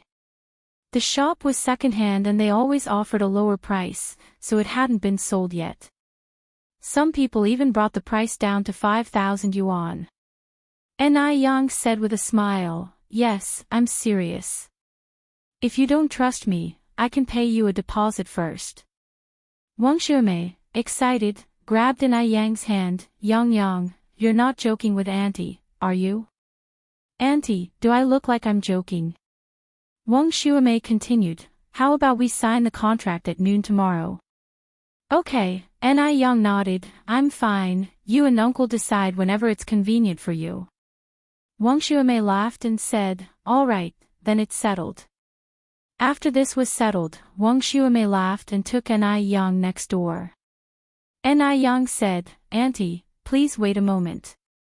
Wang Xuemei was initially stunned, then she nodded, all right. Yang came out quickly, she was holding a glass bottle with brown liquid in it. Auntie, this is milk tea I made. Take it back and let Uncle try it. Wang Xuemei accepted with a smile, Yang, then I won't stand on ceremony. Yang smiled slightly, no need to be polite. When she got home, Yang told Tsuihua about buying the shop. Tsuihua expressed her concerns, Yang, your noodle restaurant just opened, will you be able to handle it? And buying a shop must cost a lot of money, right? Now with just one shop, Yang was leaving home around 3 o'clock every morning. If she opened another shop, wouldn't Yang be overwhelmed? Yang was only 17 this year, and kids her age from ordinary families hadn't worked this hard before. Tsuihua was really worried about her. Yang said with a smile, don't worry about the money. As for whether I can handle it, we can hire someone. There are so many people in the village, there has to be someone suitable. Hearing what Yang said, Tsuihua was relieved, if we're hiring, I think Gooden's mom and Zaihua's mom are pretty good. Yang nodded, okay, after I pay the money tomorrow, and finalize the deal, I'll go discuss it with Gooden's mom and Zaihua's mom. Oh, Mom, how's the aloe harvest these days? Tsuihua replied, now it's winter, and the aloe doesn't pop anymore. Everyone went to the mountains to find it. Yesterday, they brought about 20 jin in total. Okay, Mom, remember, no matter how much aloe they bring, we take it all. Don't worry about stockpiling. Enai Tsuehua nodded her head. These days, Enai Tsuehua has learned how to make face wash in aloe gel, so she can pretty much handle all of the skincare product making, and Enai Yang doesn't need to worry about it. Enai Yang played with little Enai Yun for a while, then went to the kitchen to cook. First, she took out some beef bone that was bought yesterday, and half of an old mother chicken. After washing them and parboiling, she put them in the casserole to make soup. With seasonings like green onions, ginger, and star anise added in, the aroma soon filled the air. Enai Yang went to wash some greens, tofu skin, mushrooms, and meatballs. While the soup was simmering, Enai Yang prepared 3 appetizers that were good for beauty and skin nourishment. About an hour and a half later, the kitchen was filled with a fragrant aroma. After the soup was done, Enai Yang started to blanch the rice noodles. She put the blanched rice noodles in a large bowl, layered cooked greens, tofu skin, meatballs and so on, then sprinkled some green onions, chopped garlic, and cilantro, and finally poured in the well-cooked soup.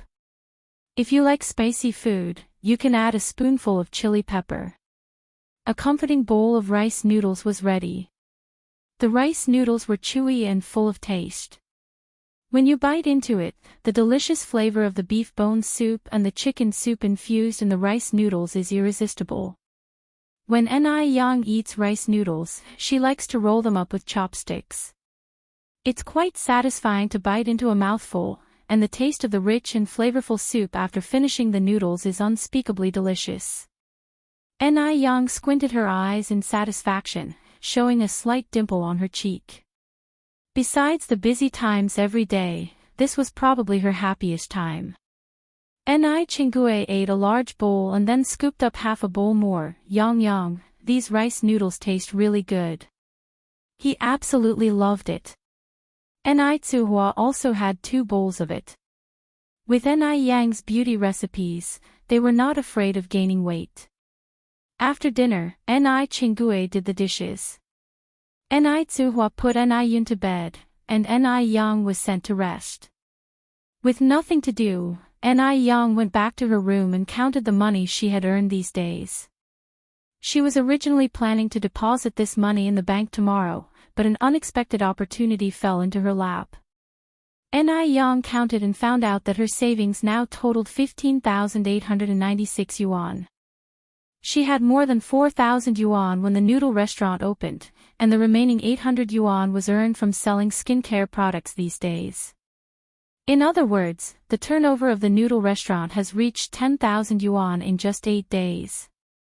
But after paying for the shop tomorrow, her savings will be back to square one.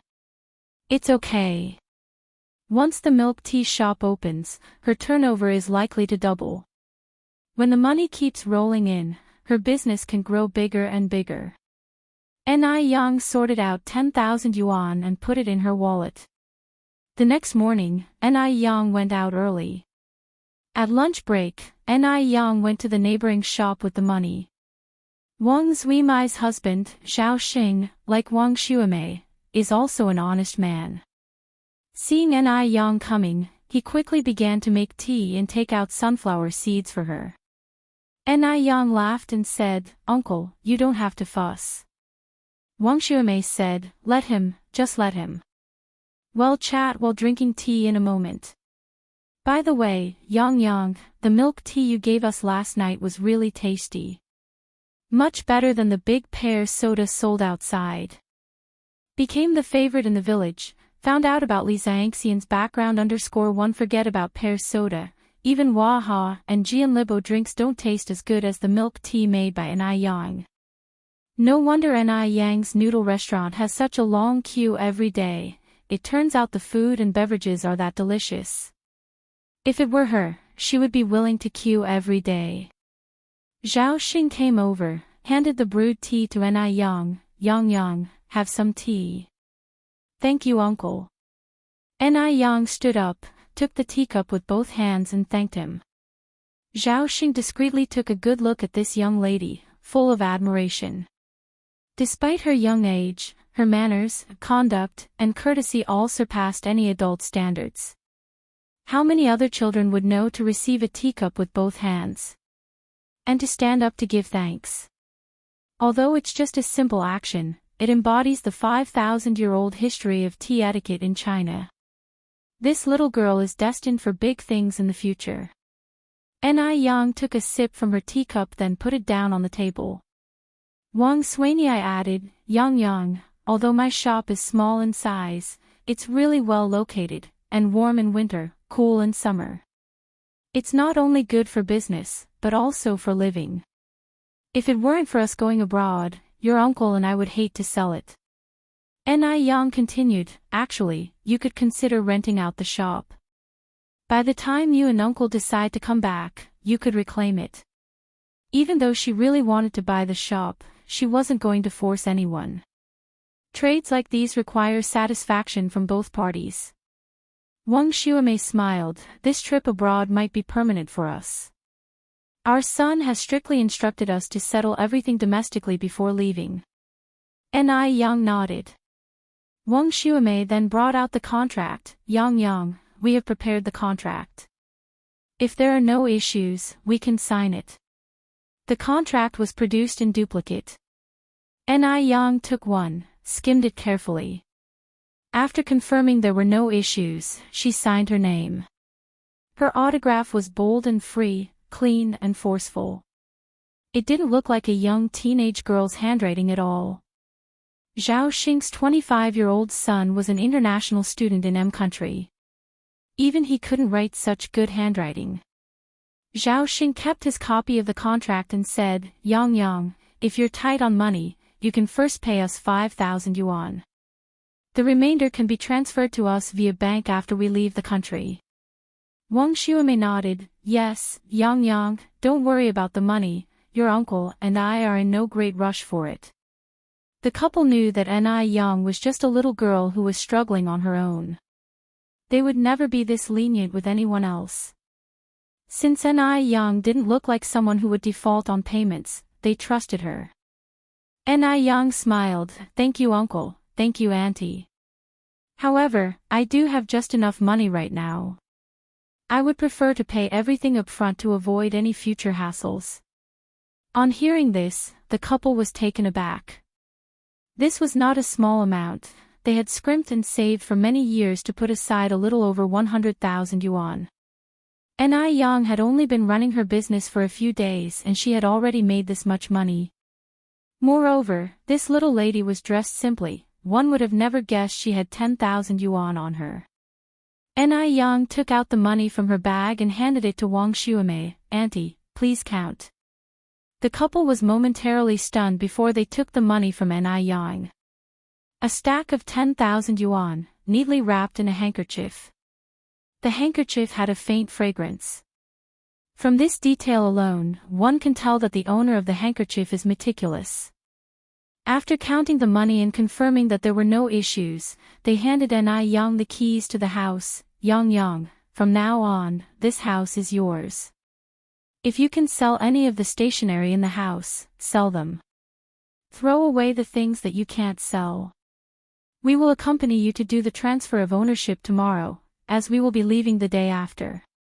Yang took the keys. Uncle and auntie, I wish you a smooth journey.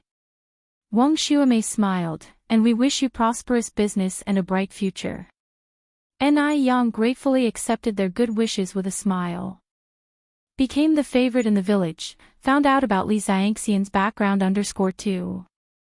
The following day, Zhao Xing and his wife, Wang Xuemei, accompanied Yang to the local housing bureau to handle the property transfer formalities on time. The property transfer process went very smoothly.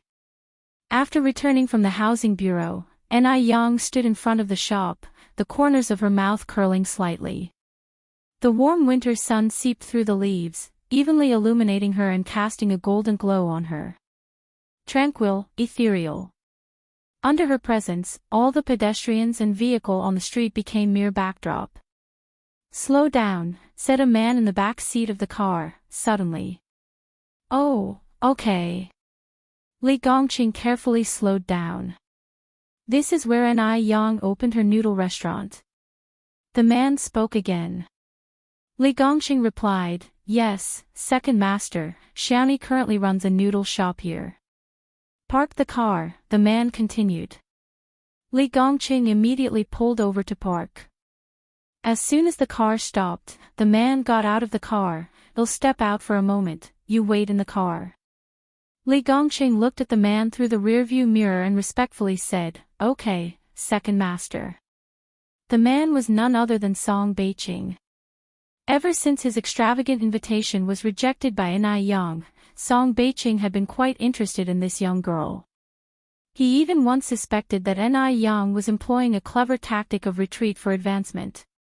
But after a long wait, he did not see any further moves from Ni Yang. Song Beiqing considered himself insightful towards people, but he could not see through Ni Yang. This young girl, deep and unpredictable. Song Beiqing casually adjusted his tie, his eyes hidden behind his glasses. The golden rim of his glasses reflected a sharp light in the sun, seemingly oblivious to the closed sign hanging on the door. Without a second thought, he pushed open the glass door and entered. Ni Yang was checking accounts at the counter.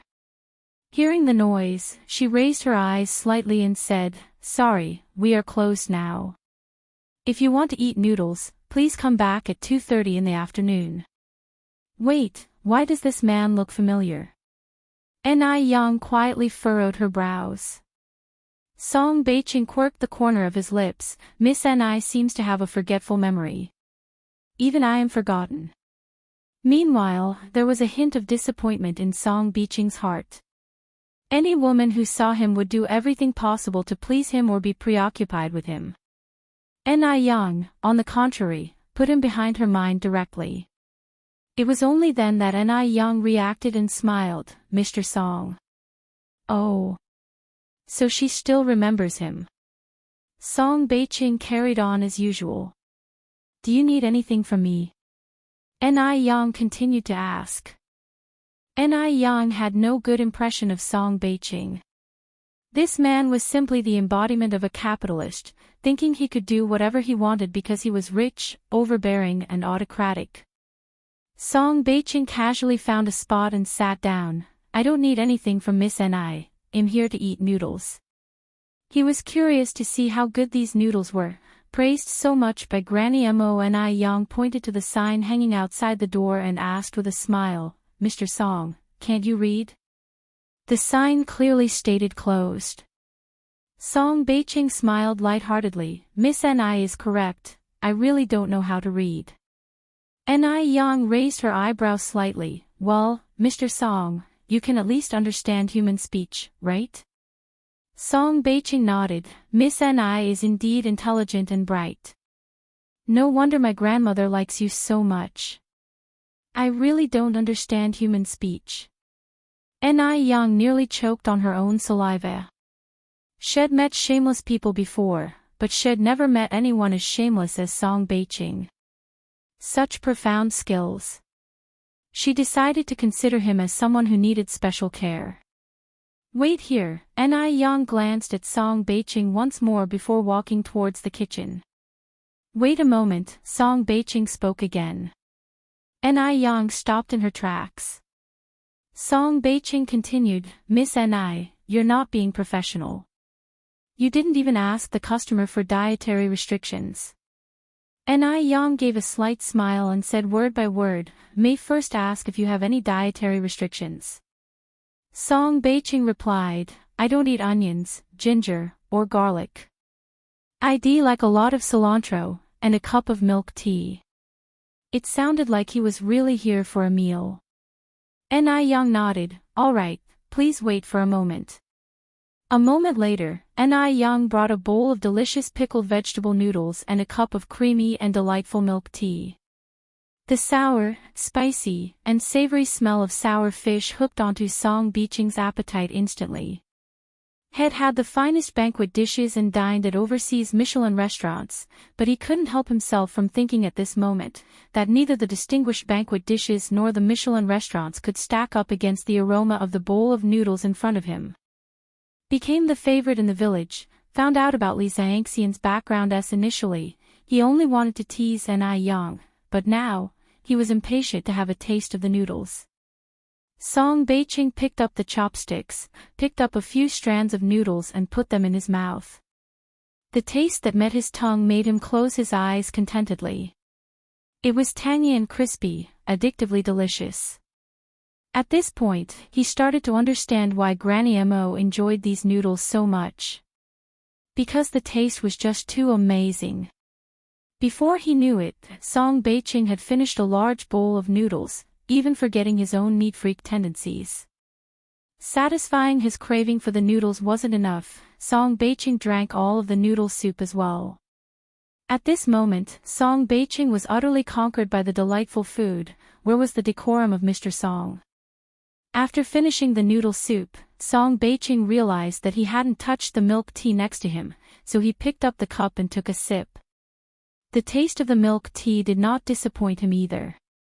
Men usually didn't take a liking to sweet things, but this milk tea was different. It had the refreshing bitterness of tea and the richness of milk, combined together. It was simply a pleasant surprise to the taste buds. Miss Ni, Song Beiqing looked up at Ni Yang. Are you really not considering my previous invitation? This time, Song Beiqing was genuinely sincere. He really was smitten by Ni Yang's culinary skills. Ni Yang smiled lightly. Does Boss Song have amnesia? Song Beiqing continued, I'll give you $1 million salary. As he said this, he held up 2 fingers. 2 million. Really throwing his money around. The girl looked so beautiful, and her cooking was excellent. Bringing her back for 2 million wouldn't be a loss for him. Ni Yang was silent, continuing to play with the abacus under her fingertips. 2.5 million. 3 million. 3,100,000. All that answered Song Beiqing was the click-clack of the abacus beads. Song Beiqing slightly raised an eyebrow. Could it be that she was calculating how much money she could make in 2 years, 3 years? He knew it, no one could resist the allure of money. Even Ni Yang, who professed to be self-reliant, couldn't refuse this astronomical sum. No need to calculate, Song Beiqing continued. 1 year is 3.01 million, 2 years is 6.02 million, 3 years is 9.03 million. 10 years is 31 million. But Ni Yang acted as if she hadn't heard Song Beiqing's words, continuing to play with her abacus. Why wasn't she speaking? Song Beiqing frowned. Could she have been scared dumb by these large figures? Indeed, her bowl of noodles only sells for 3 cents a pop. She'd have to sell 100 million bowls of noodles to earn back 31 million. 100 million bowls of noodles, enough for her to sell for a lifetime. Song Beiqing chuckled. Miss Ni, why aren't you speaking? Don't worry, Song, don't have many good qualities, but one never go back on my word. Since I promised a salary of 3.01 million, I will definitely keep it. If you, just then, Ni Yang slightly lifted her head, interrupting Song Beiqing's unfinished words. Mr. Song, one know you're filthy rich, and could easily rival a country's wealth.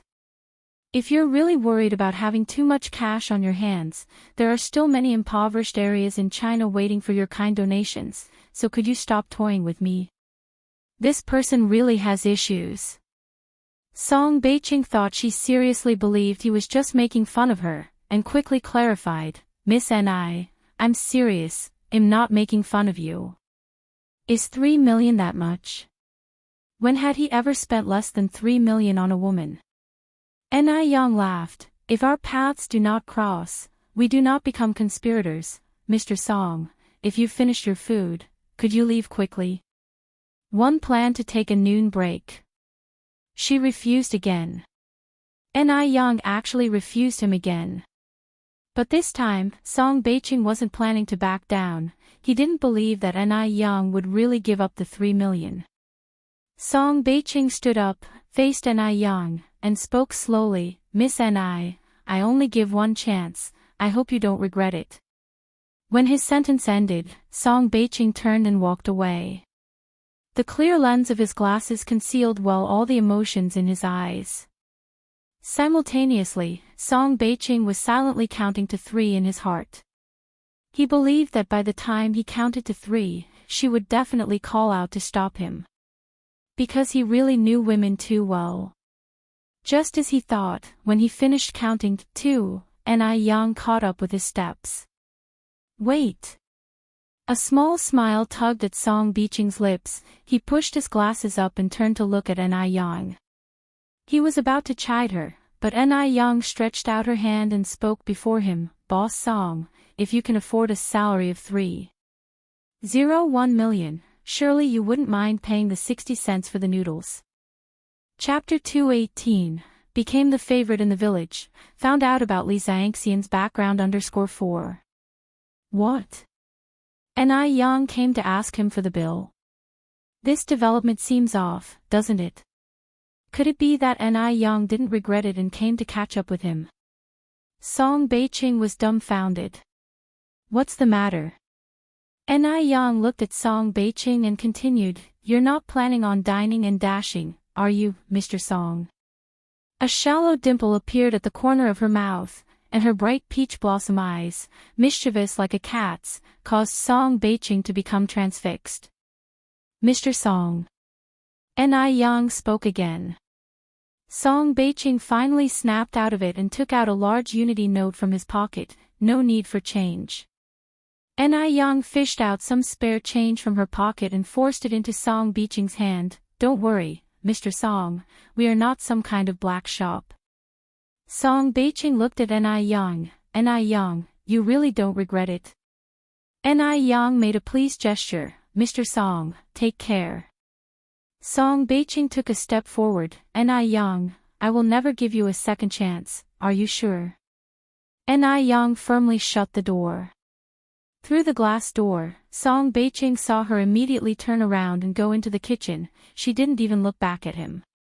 Song Beiqing narrowed his eyes, and through the lens of his glasses, a sharp glint flashed in his eyes. Is it that there really are people in this world who don't love money, or was his offer not enough?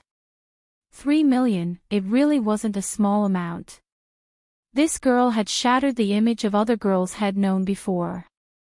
Song Beiqing held the money in his hand, maintaining his usual expression while returning to his car. Xiaoli, let's go.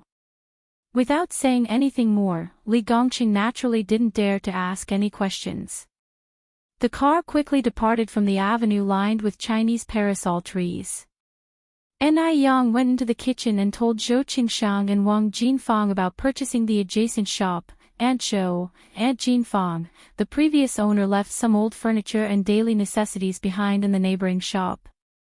Go have a look and see if there's anything you can use. If there is, feel free to take it with you when you head home later. Wang Jinfang wiped her hands on her apron, looking a bit embarrassed. Yang, don't you want them? Zhou Qingshang also said, yes Yang, keep them for yourself. Yang laughed and said, we bought new pots, bowls, and dishes when we moved, so it would be a waste to bring more back. Come on, I'll take you there. At this time, life in the countryside was not easy. Even scraps of old cloth could be put to use, not to mention pots, bowls, and dishes. Wang Jinfang and Zhou Qingshang happily took several daily necessities they could use. This family must have been so rich. They left behind so many good things. Yeah, I see many items are still brand new. People in the city are rich. While taking stuff, the two marveled. Yang saw that besides daily necessities, pots and pans, there were also a lot of unopened stationery and school bags. She found 2 snake skin bags to pack all the school bags and stationery. After she finished cleaning the room, it was time to open for business. Yang began to get busy again. When she came home that night, she showed Tsuihua the stationery and school bags she had brought back. Tsuihua said, Yang, let me pick a nice little school bag for Yun. Then, give the rest to the other children in the village. It's a waste to keep them at home. Yang smiled and said, Mom, you're thinking what I'm thinking. Ni Yang called Gooden over, who then called other kids to come. In no time, Ni's small courtyard was bustling with children. At that time, the school bags that the children used were made by their grandparents or mothers. They were simple designs, made by splicing scraps of cloth into a bag and attaching a strap. As long as they could carry it on their shoulders, it was enough. Having a backpack like the ones in their textbooks was a dream many children yearned for. Wow, this school bag is beautiful, just like the ones I saw in the city. Thank you, Sister Ni Yang. Sister Ni Yang, you're so kind. Ni Yang laughed. In addition to the school bags, Sister Ni Yang also wants to give each of you a pencil box, 3 pencils, and an eraser. But, she paused here, you have to promise Sister Ni Yang one thing. Sister Ni Yang, tell us. Chapter 219 became the favorite in the village. Found out about Li Xiangxian's background. Ni Yang continued, you must promise Sister Ni Yang, study hard, strive for progress every day, and become a useful person in the future. Gooden scratched his head in puzzlement. Sister Ni Yang, why do we need to study hard? If we don't study hard, does it mean we won't be a useful person in the future? With a slight smile, Ni Yang squatted down and looked into Gooden's eyes. Studying hard will grant you the power to choose your future, to choose meaningful and liberating work, rather than being forced to survive. When you feel your job is meaningful, you will feel accomplished. When your job leaves you time to live your life, you will have dignity. Accomplishment and dignity bring you happiness. A meaningful job makes you a useful person. Rather puzzled, Gooden nodded, all right, I'll take Sister Ni Yang's advice, and I will study hard and strive for progress every day. Although Gooden didn't entirely understand her words, he knew that following Sister Ni Yang's advice couldn't go wrong. Ni Yang reached out and touched Gooden's little head. The other children seriously responded, don't worry, Sister Ni Yang, we will all study hard, and become useful people in the future. We'll earn a lot of money to buy a lot of delicious food and fun things for Sister Ni Yang. In this era, many scrumptious and fun things are unattainable dreams for these children. Even though they don't currently have the ability, they can't wait to dedicate the best things to Ni Yang. After distributing the backpacks and stationery to the children, Ni Yang went to Zhou Qingshang's house to discuss the decoration of the new store with Wang Tiniu. Ni Yang said, Uncle Tiniu, let's hire the same guys as last time, the wages and construction period remain the same. Ni Yang took out the money and placed it on the table. Wang Tiniu stood up and said, according to your aunt, this shop is half the size of the last one. It doesn't require that many days or that many people. Ni Yang laughed and said, let's just stick to this arrangement. The new year is coming, and I hope that we all can earn a little extra to have a good time. There isn't much farming work in winter. Everyone, apart from those still hunting for aloe vera on the mountain, is idle at home. However, with the aloe vera supply nearly exhausted, this money from Ni Yang is like timely rainfall relieving many people's pressing needs. This money would undoubtedly make everyone's new year more prosperous. With this, they would have prestige when visiting friends and relatives. Wang Tiniu held Ni Yang's hand, emotionally saying, Yang, on behalf of everyone, I want to thank you. Ni Yang smiled lightly, Uncle Tiniu, you're earning the money in exchange for your labor, there is no need to thank me. After sorting out these matters, Ni Yang left the Wang family. Wang Tiniu, on the other hand, went around spreading the good news. In the village, each house is adjacent to the other. At this moment, everyone was coming out, standing at their door discussing something quietly. Yang is such a good girl, she has helped us so much, they've been living in our village for such a long time now, shouldn't we also try and help them? Exactly, Lu Lao Lu, you seldom speak wisely, but you certainly did this time. So how can we help them? Let's help them apply for a residential plot, let them become bona fide residents of our village. I think that's reasonable too. How about we all head to the village council tomorrow? There's strength in numbers. We can definitely secure a residential plot for Yang Yang's family. Lu Lao Lu, you should take the lead. Okay, Lu Lao Lu patted his chest. Tomorrow noon at 12:00 we'll go door to door. None of you can back out. Anyone who does is a coward. With the way you're talking, how could we possibly back out of this? Everyone discussed and swiftly settled the matter. At this moment, Ni Yang was cooking at home, oblivious of the villagers' actions. The next day during lunchtime, Ni Yang found time to visit the detective agency. Upon seeing Ni Yang arrive, Xiao Zhou greeted her immediately, "Miss Ni." Ni Yang nodded in acknowledgement, dispensing with the small talk. She went straight to the point. "How's the investigation coming along?" Xiao Zhou beamed, "Miss Ni, rest assured, the detectives in our agency are as good as their reputation." Chapter 220 became the favorite in the village. Found out about Li Xiangxian's background _6. Ni Yang handed over the prepared 500 yuan. "This is the final payment." Xiao Zhou took the money and pointed to a chair. "Miss Ni, please sit down. Let me explain everything to you slowly." Ni Yang leaned forward to sit down. Xiao Zhou poured a cup of tea for Ni Yang. "Thank you." Ni Yang picked up the cup and took a gentle sip. Xiao Zhou looked at Ni Yang, sighing inwardly.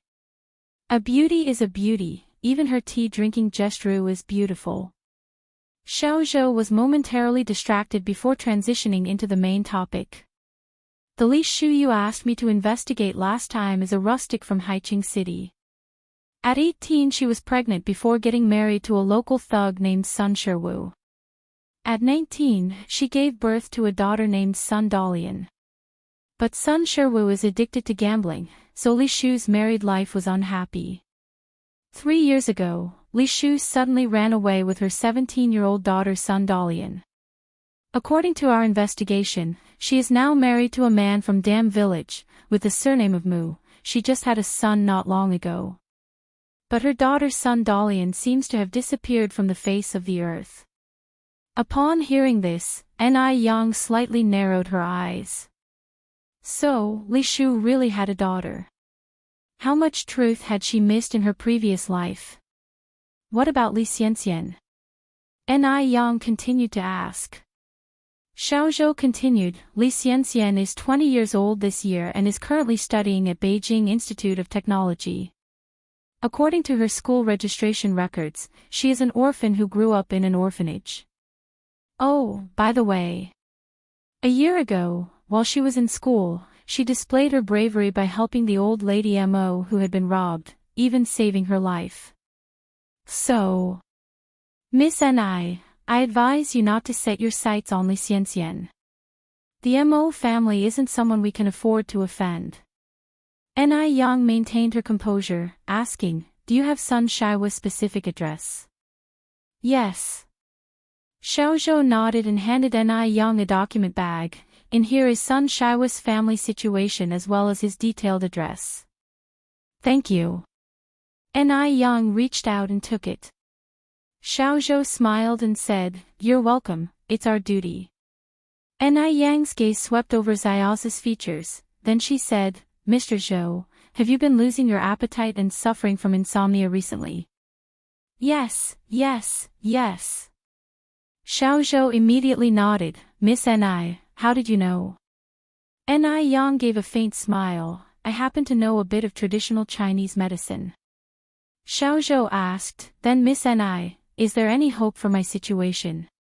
He had been suffering from insomnia for a long time, causing him to be lifeless for any work. He had visited the hospital several times and was given many sleeping pills by Western doctors.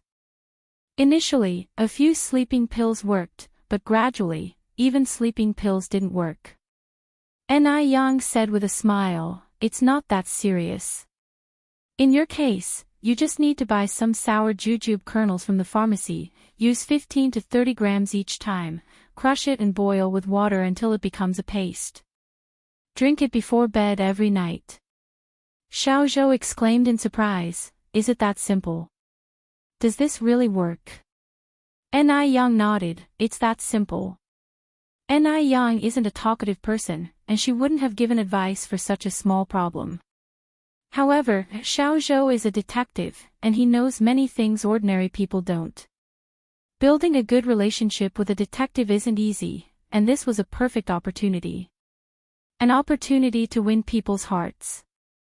The wider her social circle gets, the more people she can approach when she encounters difficulties in the future. Of course, whether to believe it or not is up to Xiao Zhou. As soon as she finished speaking, Ni Yang took her stuff and left. Watching her leaving figure, Xiao Zhou scratched his head in confusion.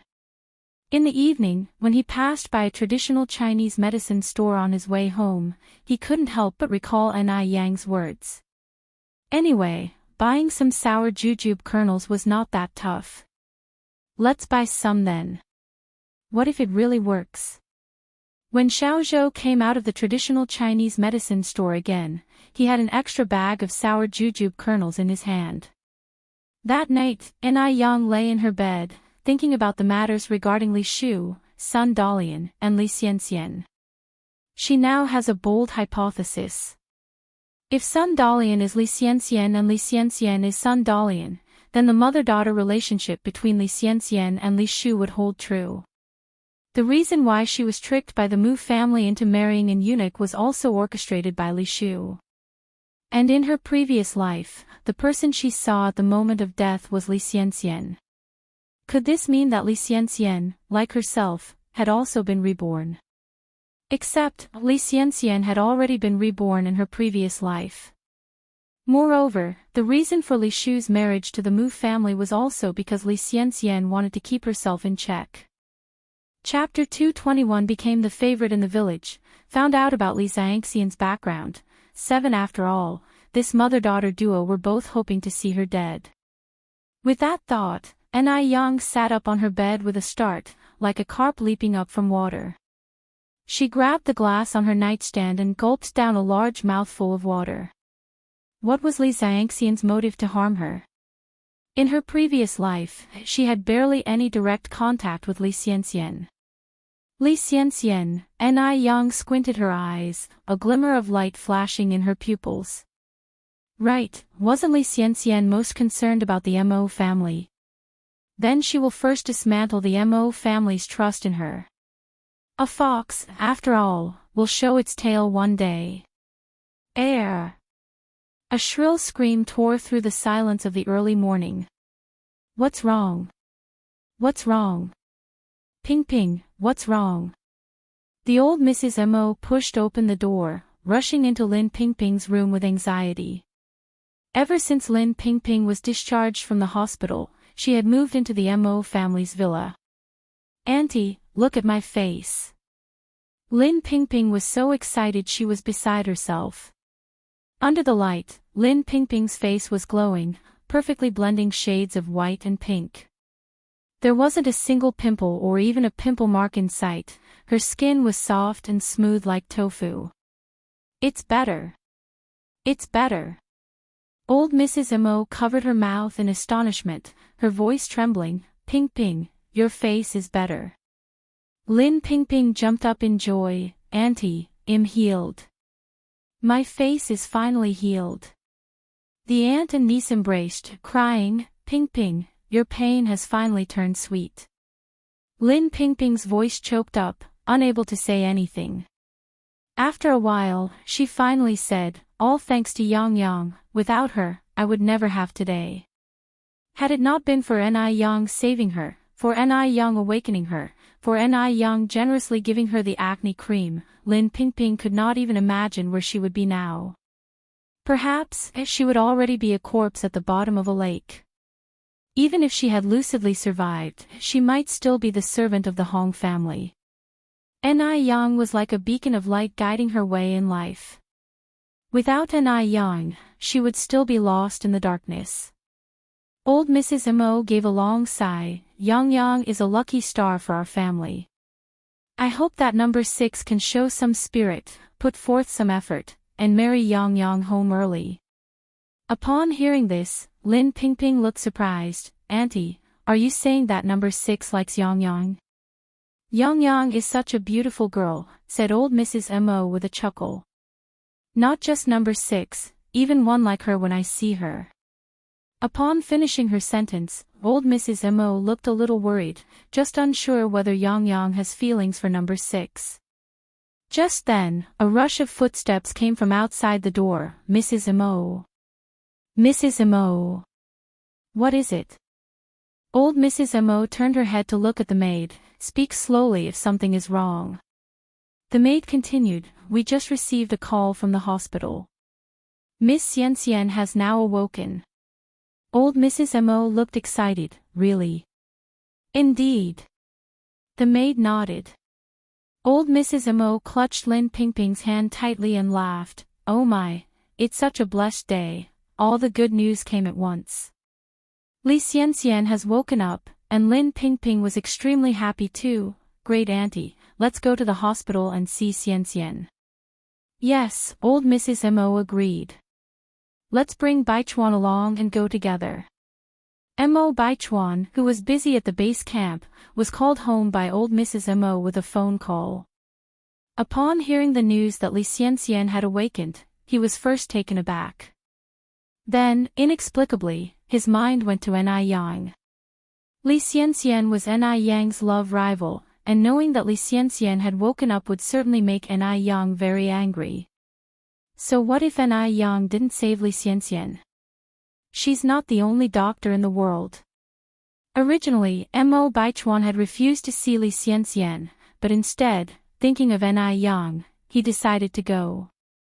Though Li Xian Xian had awoken, she was incredibly frail. Her face was pale as a sheet, even her lips were white. Upon seeing Mo Baichuan, Li Xian Xian felt a surge of joy, her heartbeat quickened. She knew that she must exist in Mo Baichuan's heart. Otherwise, an arrogant man like Mo Baichuan would never bend to visit a woman in the hospital. Xian Xian, you're finally awake. Old Mrs. Mo held Li Xiangxian's hand tightly. You have no idea how worried I've been these past few days. Li Xianxian burst into tears. I'm sorry, Grandma, I've failed you. If it weren't for me, Xiaodai wouldn't. I'm sorry, I'm truly sorry. Oh, you silly child, this is not your fault. It's our own doing that led to this. Old Mrs. Mo said gently, patting Li Xiangxian's back. Xian Xian, don't worry or blame yourself. Xiaodai is okay now. What? Li Xianxian went rigid, thinking she must have misheard. Mo Huti is alive. Mo Huti is actually alive. How could Mo Huti be alive? Li Xianxian had put on an appearance of utter despair, so nobody noticed her abnormal reaction.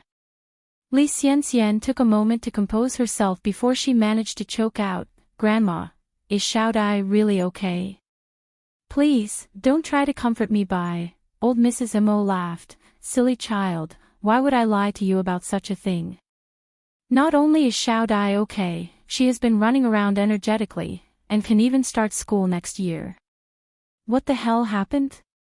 Could she have made a mistake? Li Xianxian hugged old Mrs. Mo, crying, that's great, Xiaodai is safe, Xiaodai is safe, it's alright, it's alright. Wiping her tears, Li Xianxian continued, Grandma, who saved Xiaodai, please tell me, I need to thank them. Old Mrs. Mo laughed, speaking of it, she's really a lucky star for our Mo family. Not only did she save Xiaodai, but she also helped Pingping, and even saved me before. From old Mrs. Mo's expression, Li Xianxian could see how much she liked that lucky star. She liked her even more than she liked Li Xianxian. Old Mrs. Mo has never called her a lucky star. What on earth happened while she was in a coma?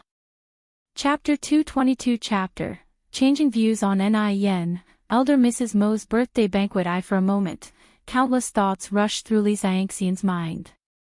Just thinking that someone had taken her place during her unconscious state was unbearably upsetting for her. Just then, Lin Pingping entered the room through the door. Xian Xian. Aunt Ping, Li Xianxian looked up at Lin Pingping, but was stunned the moment she looked at her. What was going on?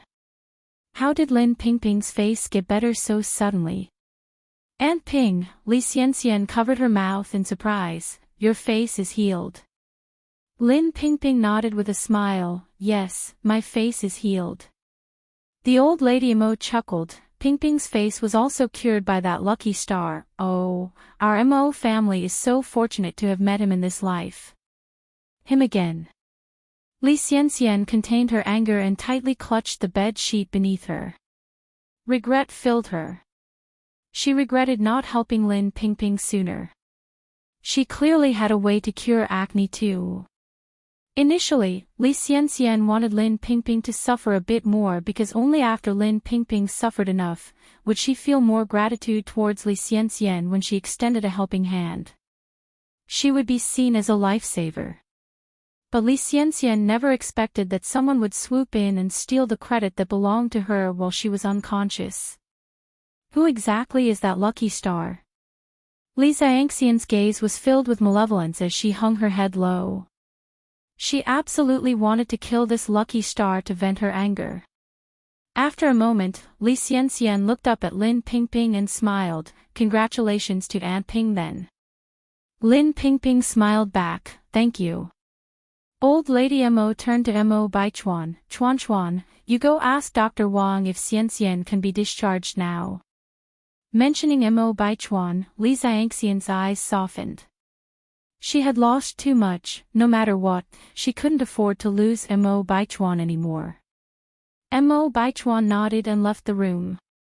The ward was too stuffy. Especially seeing Li Xianxian's infatuated face, Mo Baichuan felt more annoyed. He didn't understand why all the girls had the same expression when they saw him. Except for one person who was different. Suddenly, an image of a beautiful face came to Mo Baichuan's mind, making his heart flutter.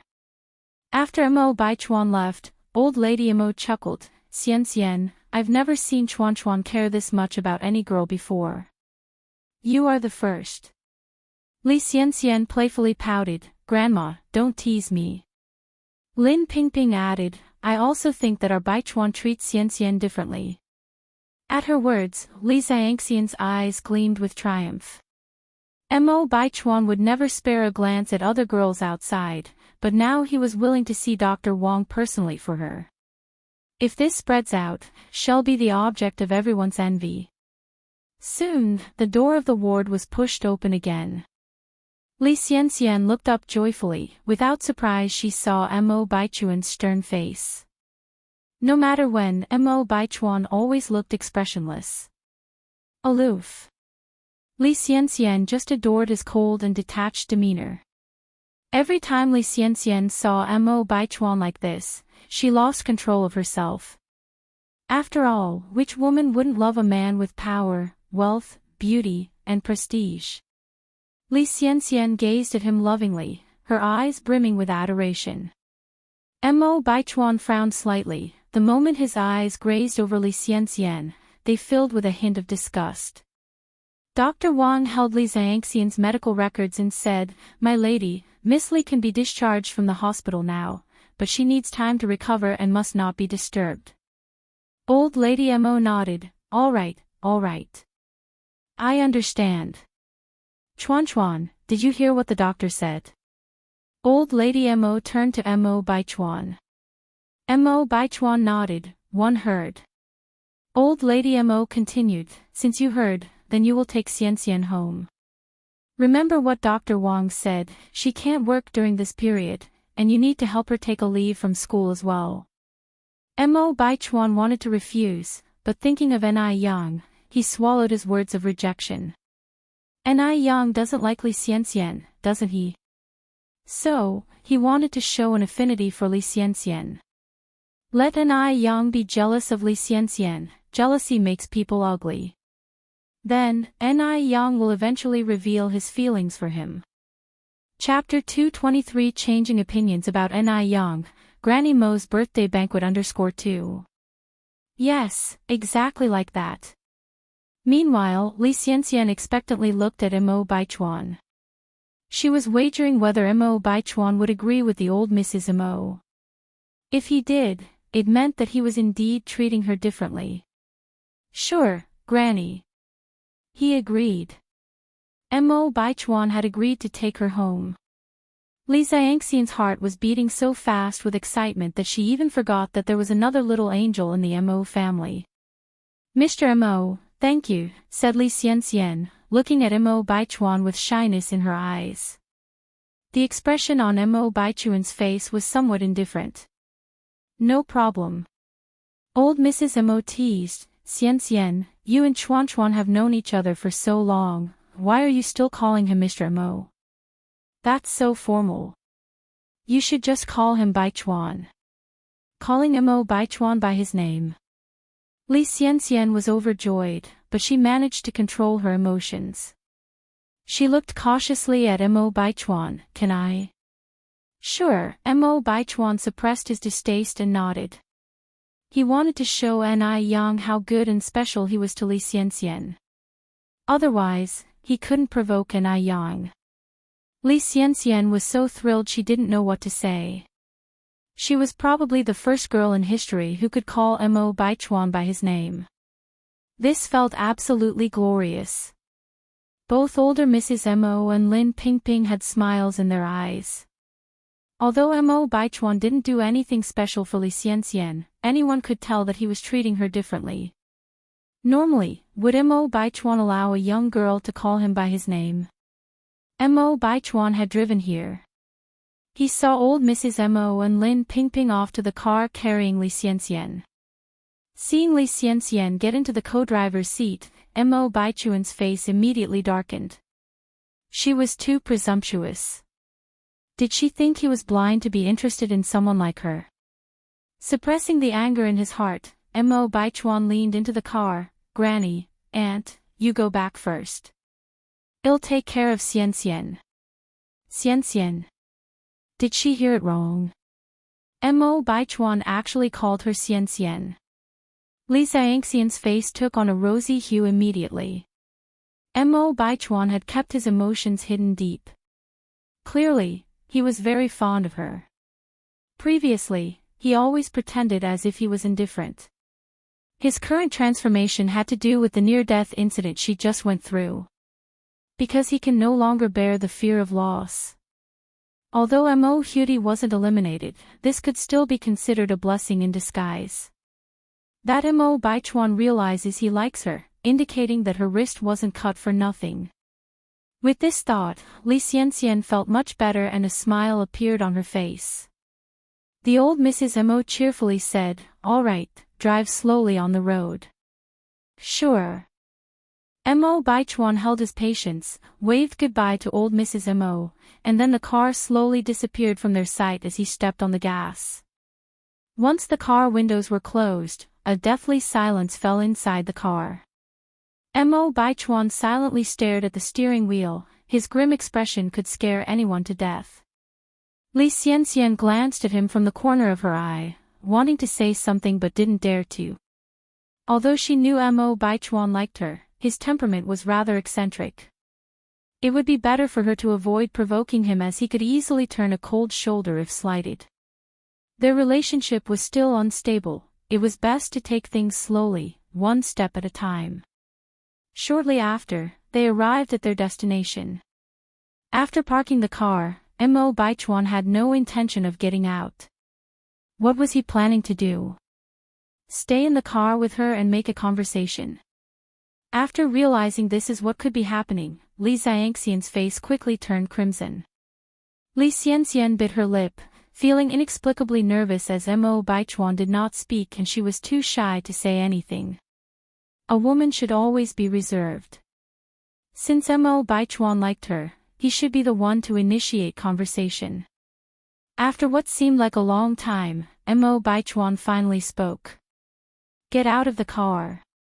Although it was only 2 words, they were laced with coldness that startled Li Xianxian and she almost fell off her seat. Get out of the car. She turned her head in surprise to look at Mo Baichuan. Why was this happening? Why would Mo Baichuan ever ask her to get out of the car?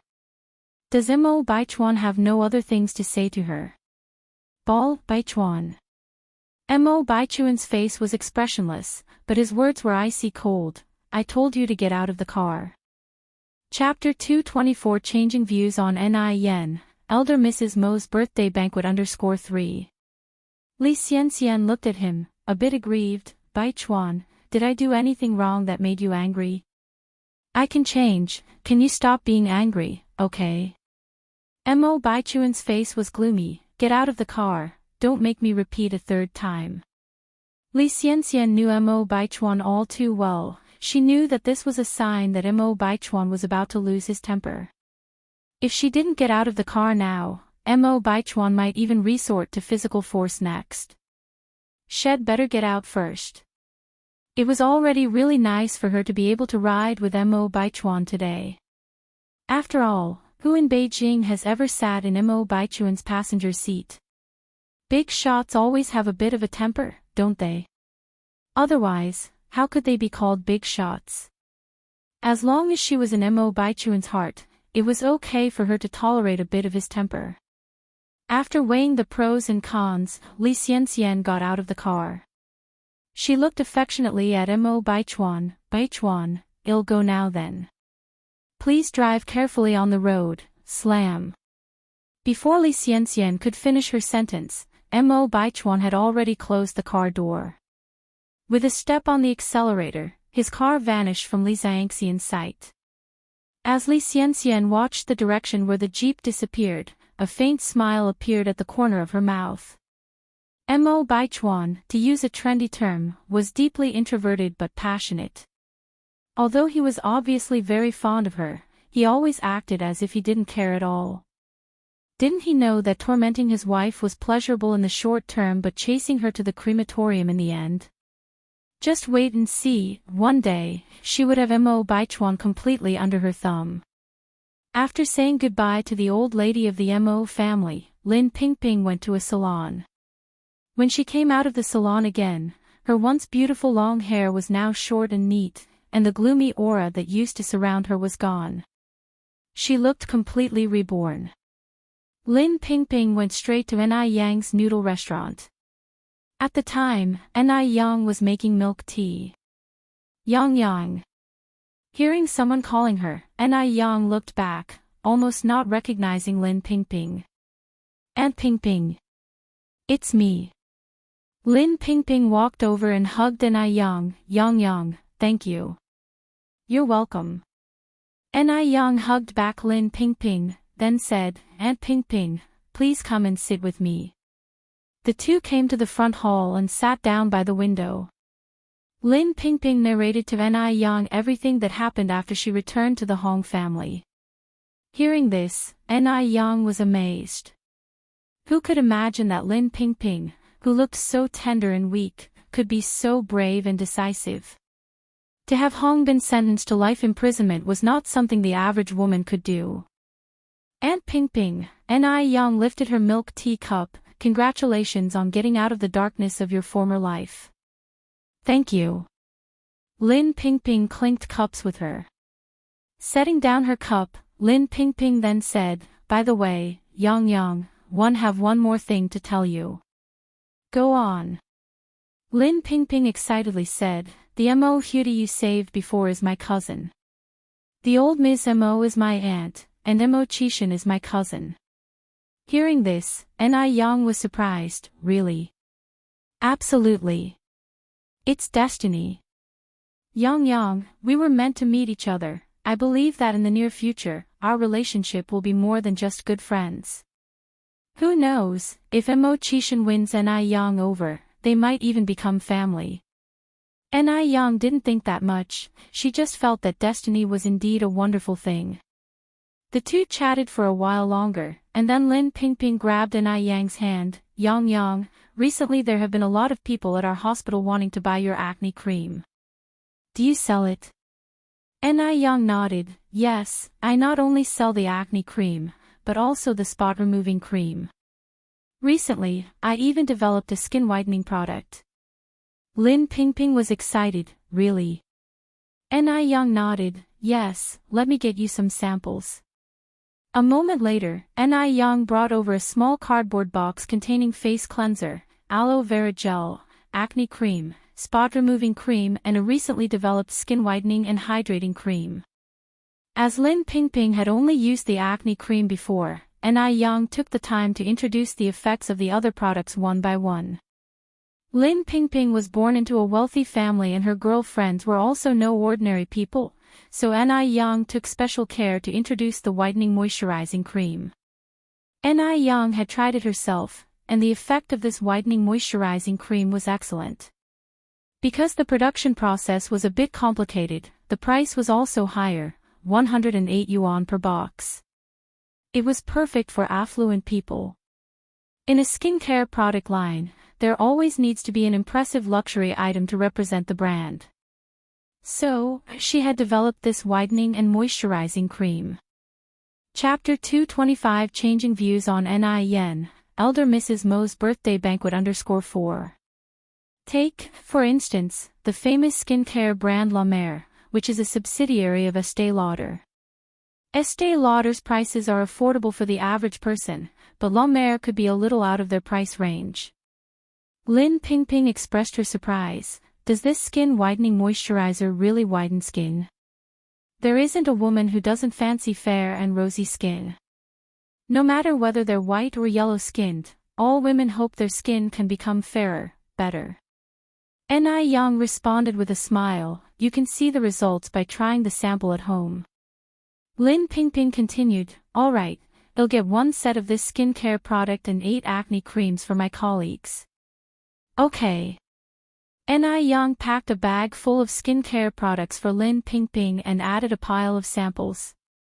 Yang, how much do all these cost? Lin Pingping asked. Ni Yang answered with a smile, cleanser is 15 yuan, aloe gel and acne cream are 20 yuan each, the skin whitening moisturizer is a little more expensive at 108 yuan.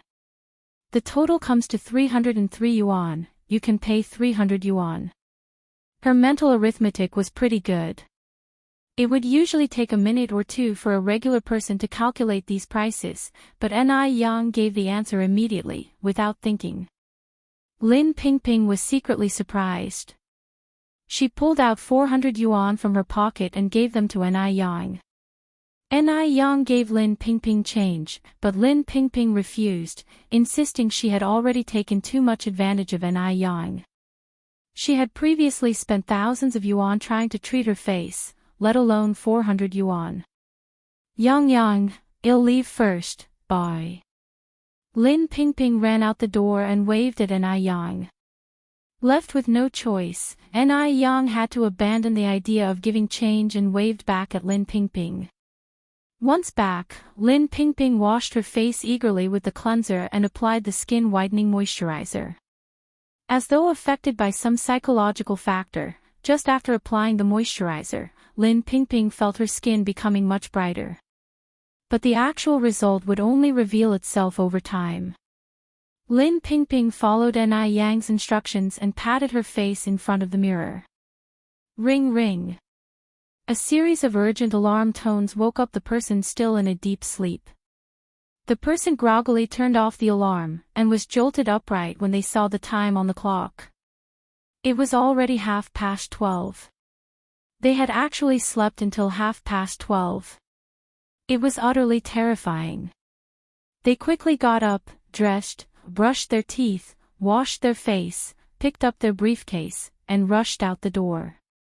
A passing subordinate greeted him, "Zhou, you look pretty good today." Only when Xiao Zhou arrived at the detective agency did he realize that had actually fallen asleep last night and had overslept this morning. For someone who had been suffering from insomnia for half a month, it felt better than winning a 5 million yuan lottery. Xiao Zhou, feeling refreshed, sat on the leather sofa and made himself a cup of tea. He decided to drink more sour jujube tea that night. He hadn't expected the sour jujube tea to have any effect, but after just one day, his sleep improved significantly. It turned out that Ni Yang did have some skills. Problems that the doctors in big hospitals failed to solve were resolved by Ni Yang with just a prescription of sour jujube tea. He would remember this favor in his heart. Ni Yang didn't sleep well last night. She spent the entire night thinking about Li Xianxian, and then she had a dream. She dreamt of her past life, seeing a woman with a blurry face pushing her off the balcony of the 36th floor. She died on the spot.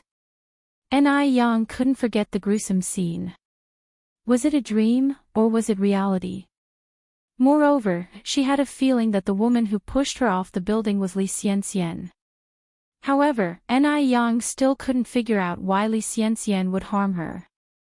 "Boss, you've made a mistake. One only wanted 2 bowls of noodles, you gave me an extra one." The customer's reminder brought Ni Yang back from her thoughts. She smiled and returned the excess bowl of noodles. "I'm sorry, thank you for reminding me. I want a bowl of noodles over here." "Okay."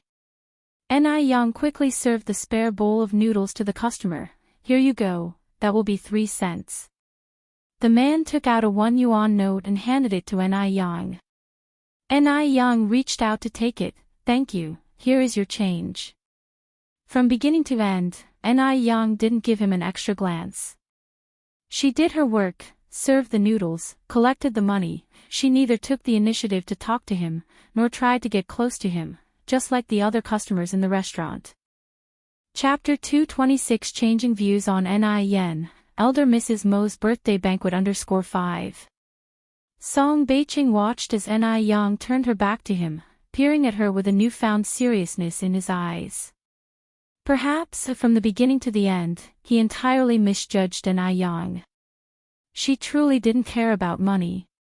She genuinely didn't wish to associate with the rich and powerful. Yet, despite being only a teenager, she possessed a maturity that many adults lacked, as if weathered by countless storms. Song Beiqing touched his chin, and a glimmer of intrigue flashed in his eyes. With swift movements, he finished his noodles and left the place.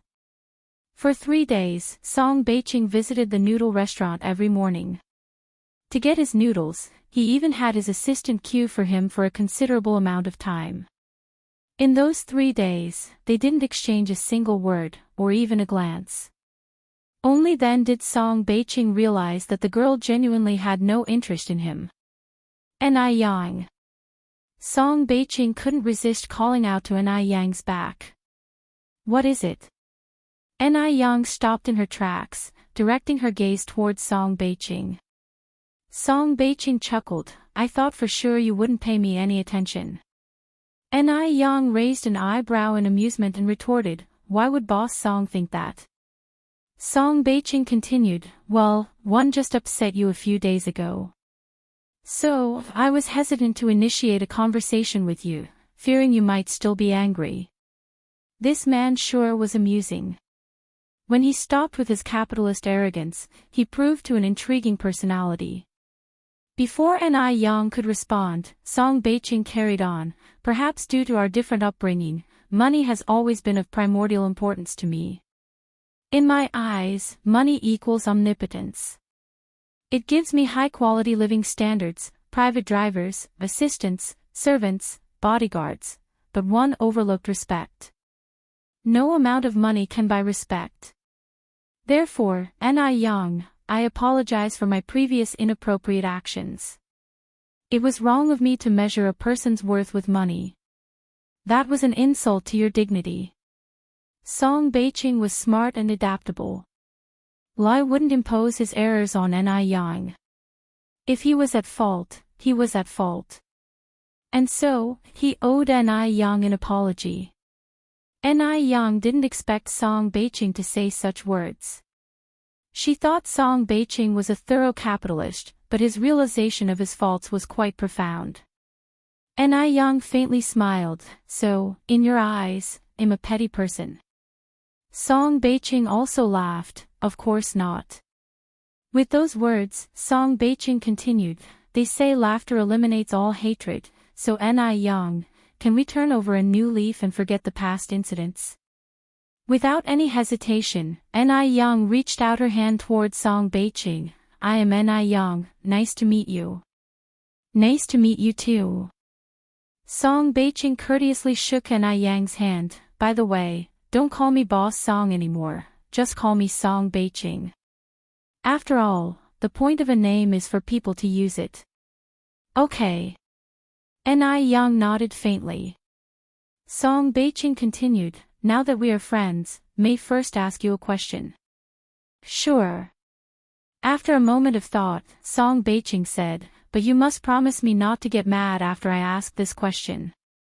Rest assured, Ni Yang smiled, I am quite reasonable.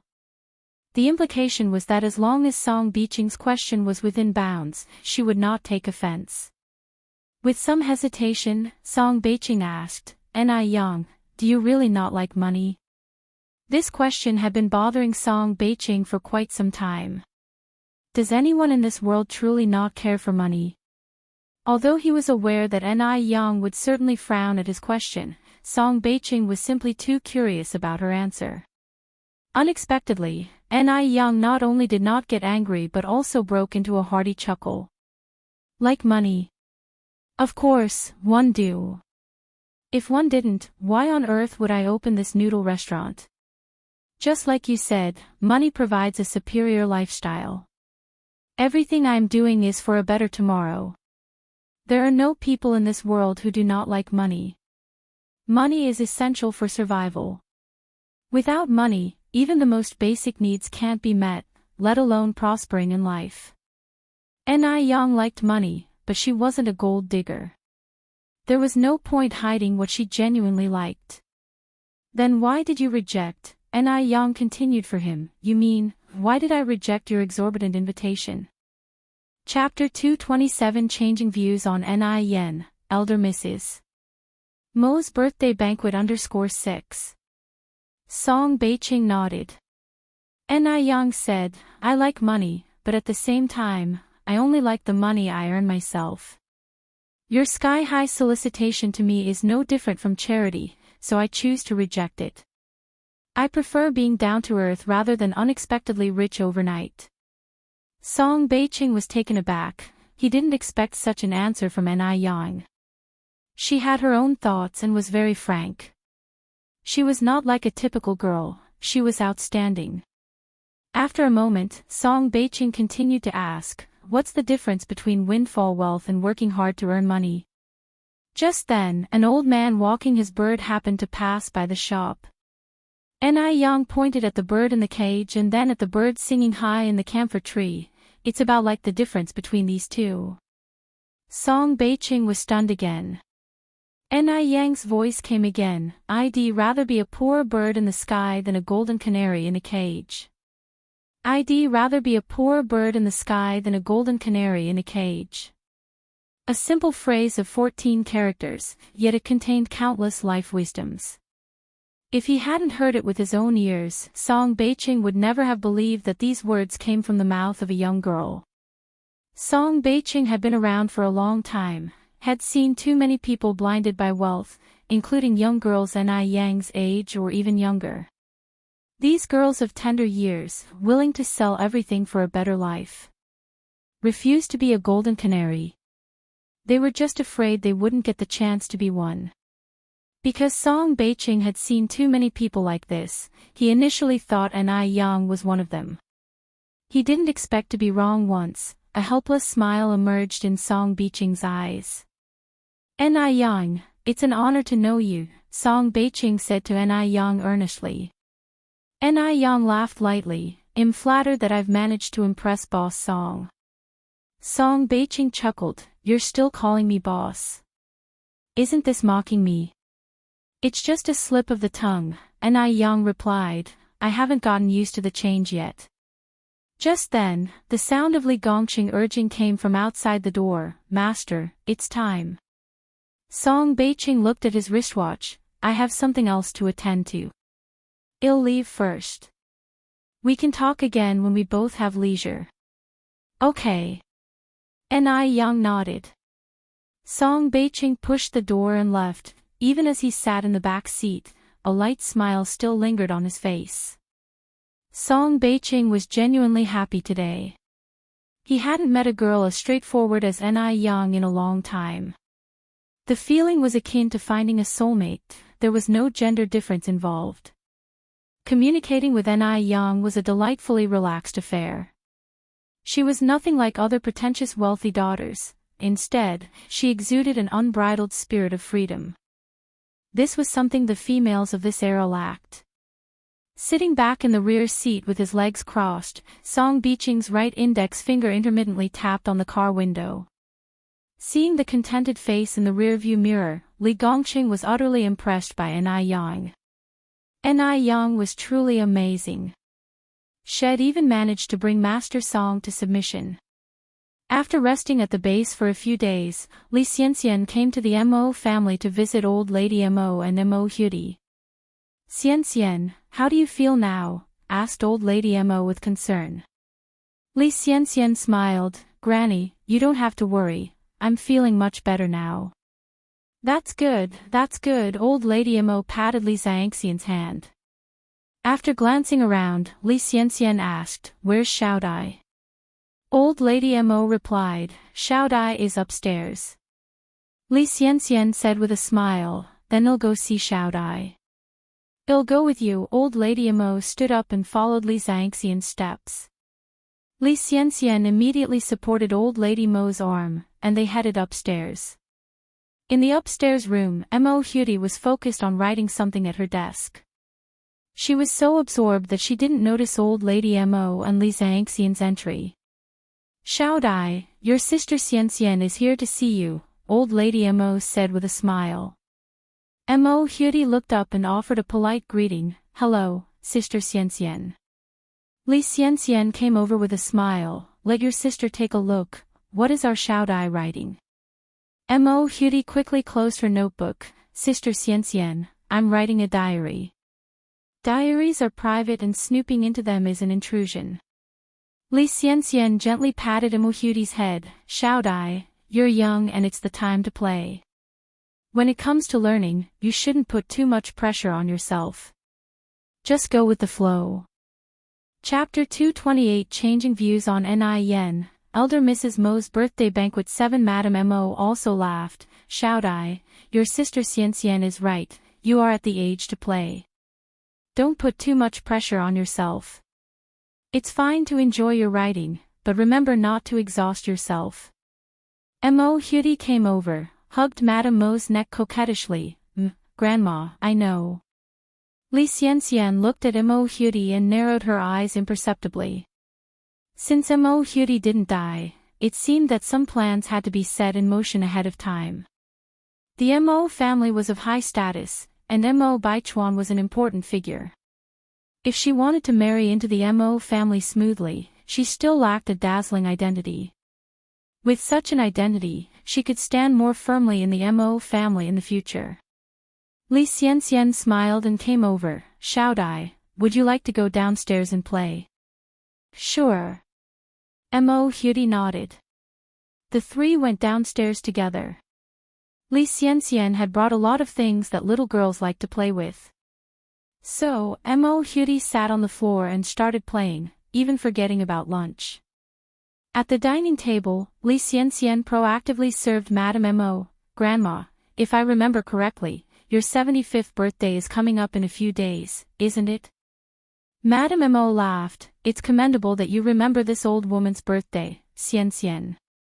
Li Xianxian said, Grandma, your birthday is always on my mind. I know you're a filial child. Li Xianxian continued, Grandma, with all the good things happening in the family recently, we should definitely celebrate your birthday in a big way. Mo Fuhai, the eldest at the table, put down his chopsticks and agreed, Xianxian is right, we haven't had any celebrations at home lately. This would be a perfect occasion to invite the older siblings back, dispel some of the recent bad luck. Li Xianxian continued, it would be perfectly timed to invite over the little lucky star that Grandma often mentions. He has been such a help to the family, we should properly thank him. Li Xianxian had wanted to meet this little lucky star for a long time now. Unfortunately, she hadn't found the right opportunity. With this birthday banquet, not only could she display her abilities in front of the Mo family, but she could also meet the legendary little lucky star. She had to see if this little lucky star was as formidable as rumored. Of course, more importantly, she wanted to assess whether the little lucky star would pose a threat to her. Anyone daring to steal her credit would have to pay back the principal along with the interest. Madame Mo laughed and nodded. Excellent, Xian Xian. You've truly hit the nail on the head. Fuhai, we should sincerely thank our little lucky star. Mo Fuhai said, let's leave this matter to Sixth. He can notify Yang Yang. Upon hearing about Mo Qishan, a look of disdain flashed in Li Zhangxian's eyes. As the saying goes, birds of a feather flock together. If he associates with the trashy sixth son of the Mo family, then this little lucky star is definitely not to be feared. He probably fluked into saving Mo Huti and into curing Lin Pingping's acne. Mother, father, are you speaking ill of me again? A straight figure walked in from the outside at just the right moment. Uncle Mo Sixth. Li Xianxian politely greeted. Although she thoroughly despised this waste, she had to maintain her facade. She couldn't let the Mo family elders harbor any dissatisfaction towards her. Mo Qishan nodded at Li Xianxian, then sat next to Madame Mo. Mo Fuhai explained to Mo Qishan about Madame Mo's birthday feast while laughing. Mo Qishan said, Dad, there's no need for you to worry about such matters when I'm here. I've already prepared the venue, you just need to enjoy yourself every day. Mo Qishan was always good at cheering people up, and he immediately brought a lot of joy to Madame Mo and Mo Fuhai. The two elders laughed and scolded him playfully as a naughty boy. Qishan, don't be hesitant to spend money on such matters. Take this passbook. Mo Fuhai ordered the servant to bring a passbook. Seeing this, Li Xianxian's scorn was evident in her eyes. Waste is waste. Even the money for his mother's birthday celebration needs to be begged from people. Such a son was really good for nothing. Unfortunately, Madame Mo and Mo Fuhai cherished Mo Qishan so much. Old age surely does make one's vision go hawkish. Mo Qishan handed the passbook back to Mo Fuhai. Dad, you don't need to worry about money. Your son is not waste. I can assure you that I will make Mom's birthday celebration grand.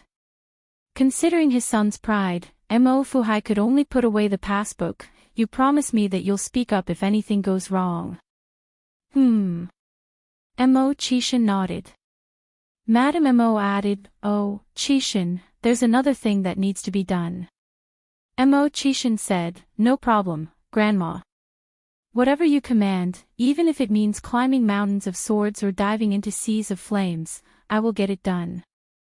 Madame Mo laughed heartily at Mo Qishan's joke, this child, always jesting. Once settled, she continued, it's about Yang Yang. No matter what, you have to get him to attend this birthday banquet. Mo Qishan immediately stood up and saluted in the style of a TV drama, Yes, madam. What a rascal. By the way, why didn't Xiao Dai come to eat? Mo Qishan asked. Madame Mo replied, When Xian Xian came earlier, she brought a bunch of new and interesting things for Xiao Dai. She's in the living room setting up her new toys. Every child has a playful nature. Mo Qishan nodded and continued eating. After the meal, Mo Qishan went to find Yang. Besides inviting him to the birthday banquet, he had to deliver some goods to him as well, a shipment of 10,000 disposable paper cups that Yang had ordered through him. Wu Darning helped Mo Qishan tie the 10,000 disposable cups to the back seat of his bicycle. Brother Six, should I deliver these to sister-in-law by car?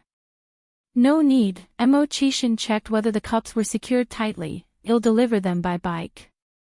Wu Darning was puzzled.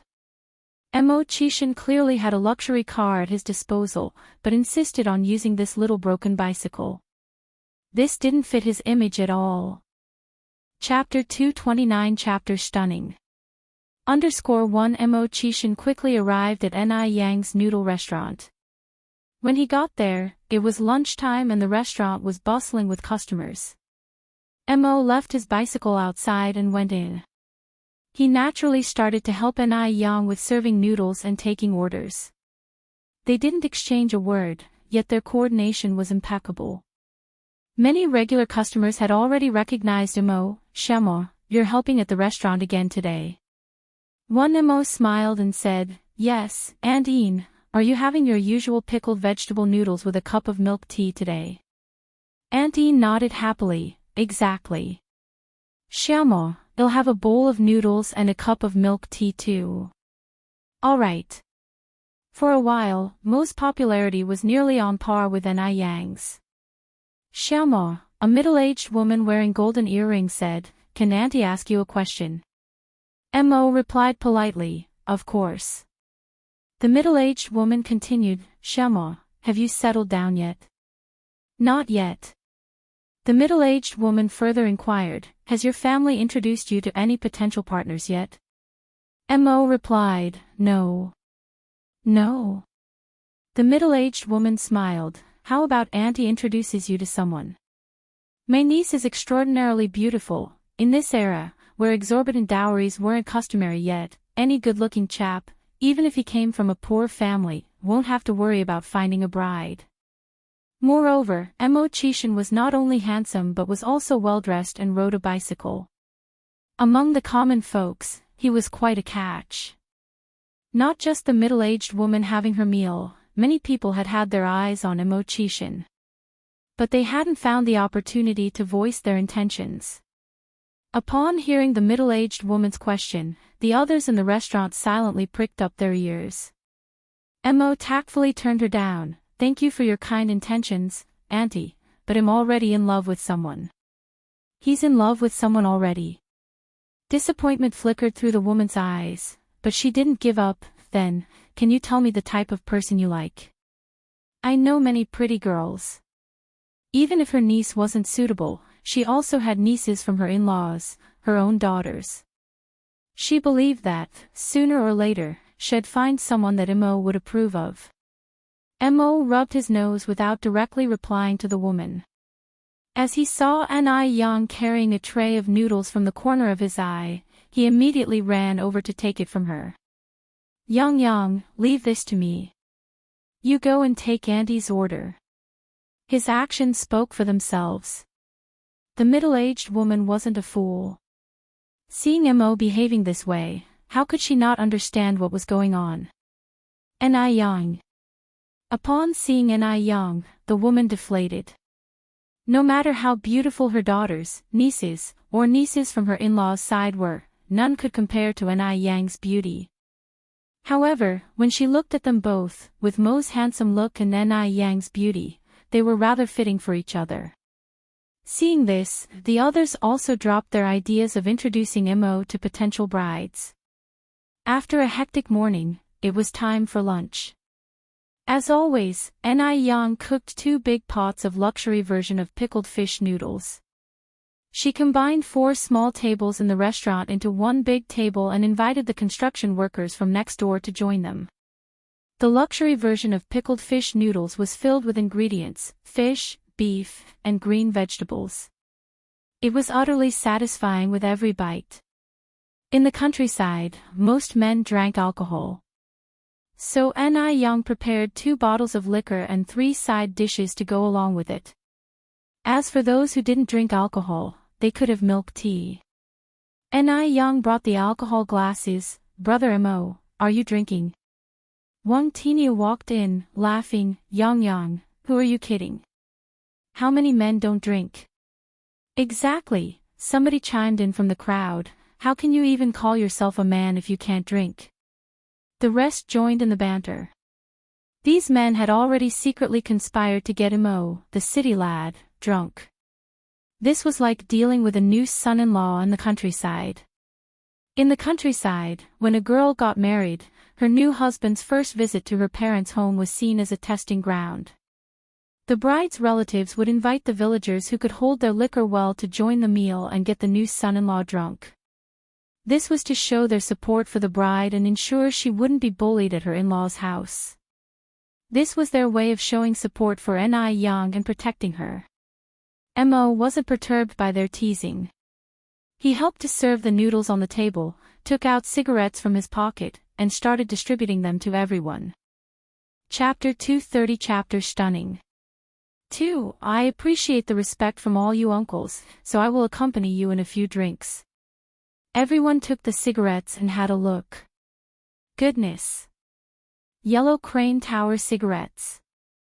At this time, Dakiaman cigarettes were priced 5 cents per pack, unaffordable to ordinary people, hence most people smoked rolled dry tobacco. This young man, on the other hand, handed out Yellow Crane Tower cigarettes. Yellow Crane Tower retailed for 20 yuan per pack. There are a total of 20 cigarettes in a pack, which means, one Yellow Crane Tower cigarette can buy 2 packs of Dakiaman cigarettes. Oh my! What does this young man's family do for a living? How come he's so rich? Moreover, Mo Chishan gave out cigarettes round after round, took the initiative to light them for everyone, behaving properly like a junior. In a little while, everyone was all smiles. If the difference in seniority wasn't there, everyone would have wanted to become brothers with him.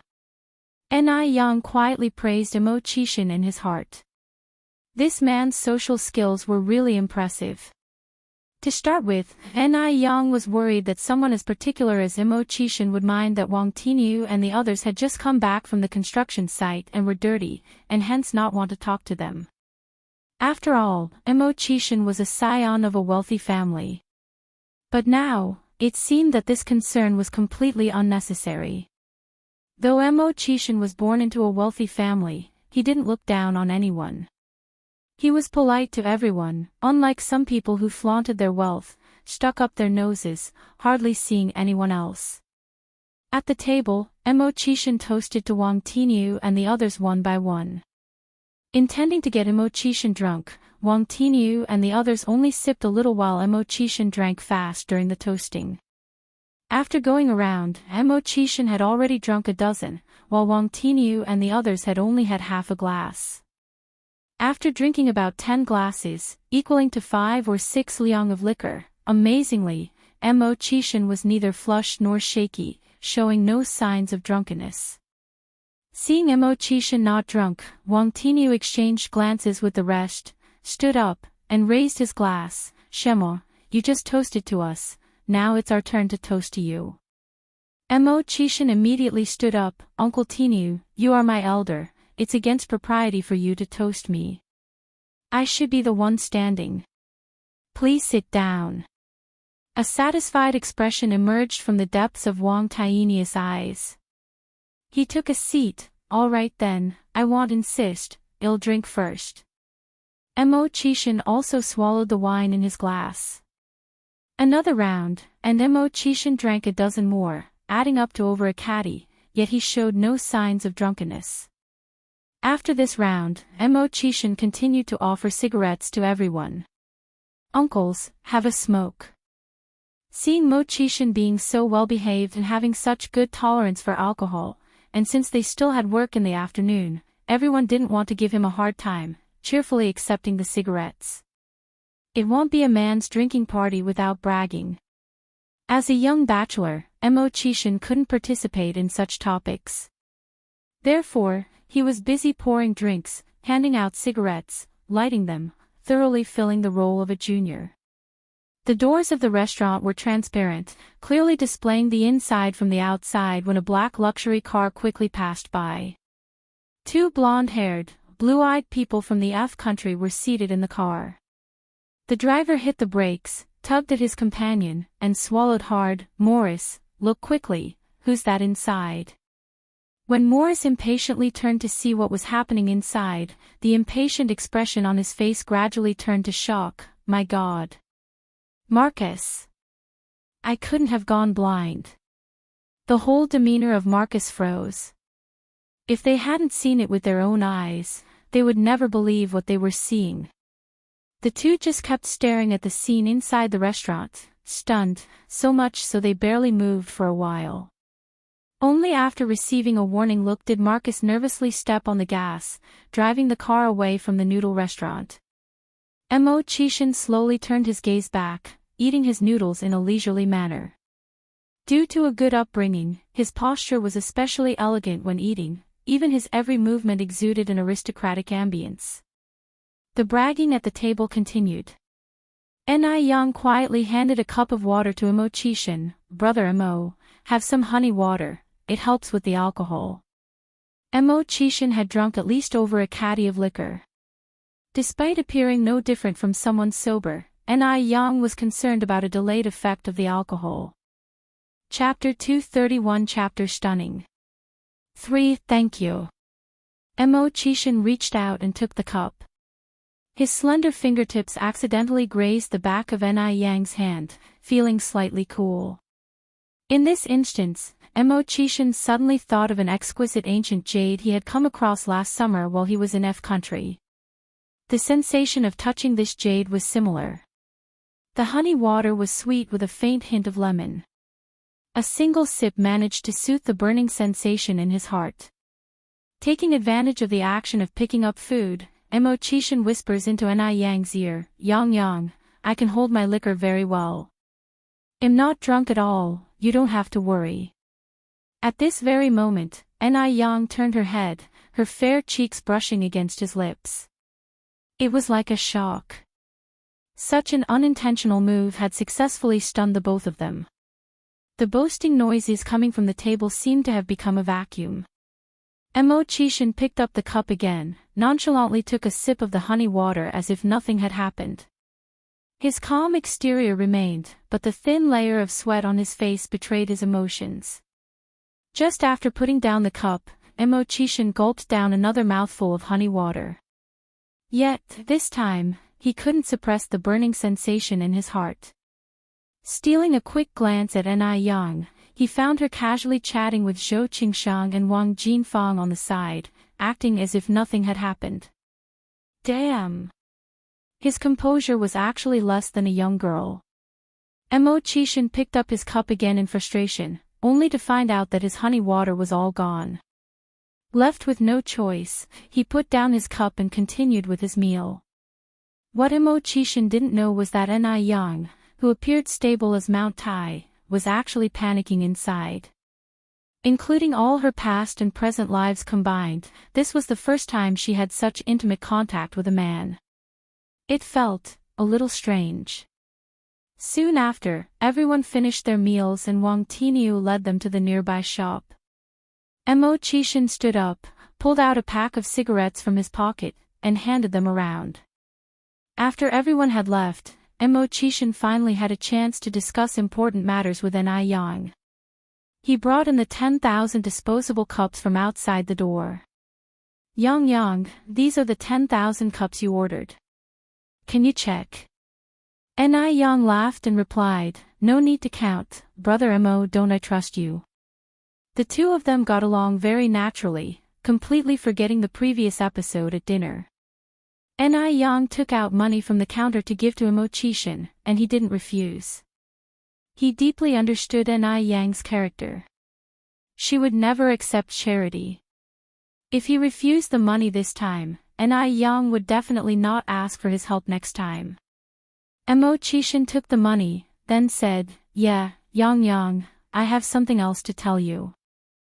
Ni Yang nodded her head, go ahead, brother Imo. Imo-chishin said, the 8th day of next month is my mother's birthday.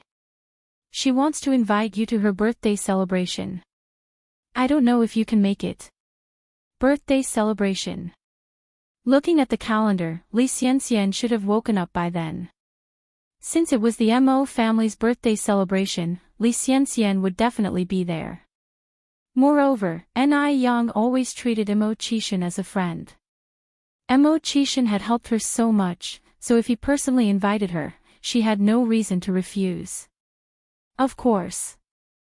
Ni Yang said with a smile, since brother Imo has kindly invited, he'll definitely be there.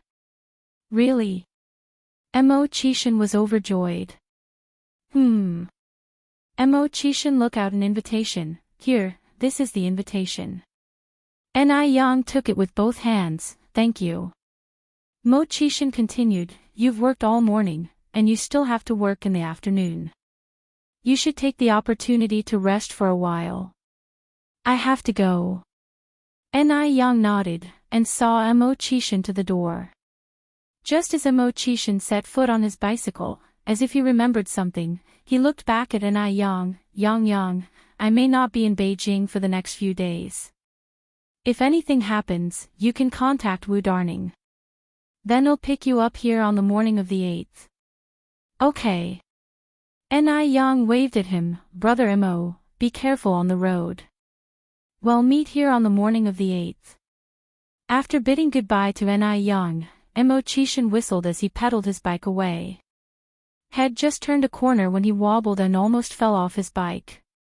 He stood at the side of the road, his right hand pinching his temple.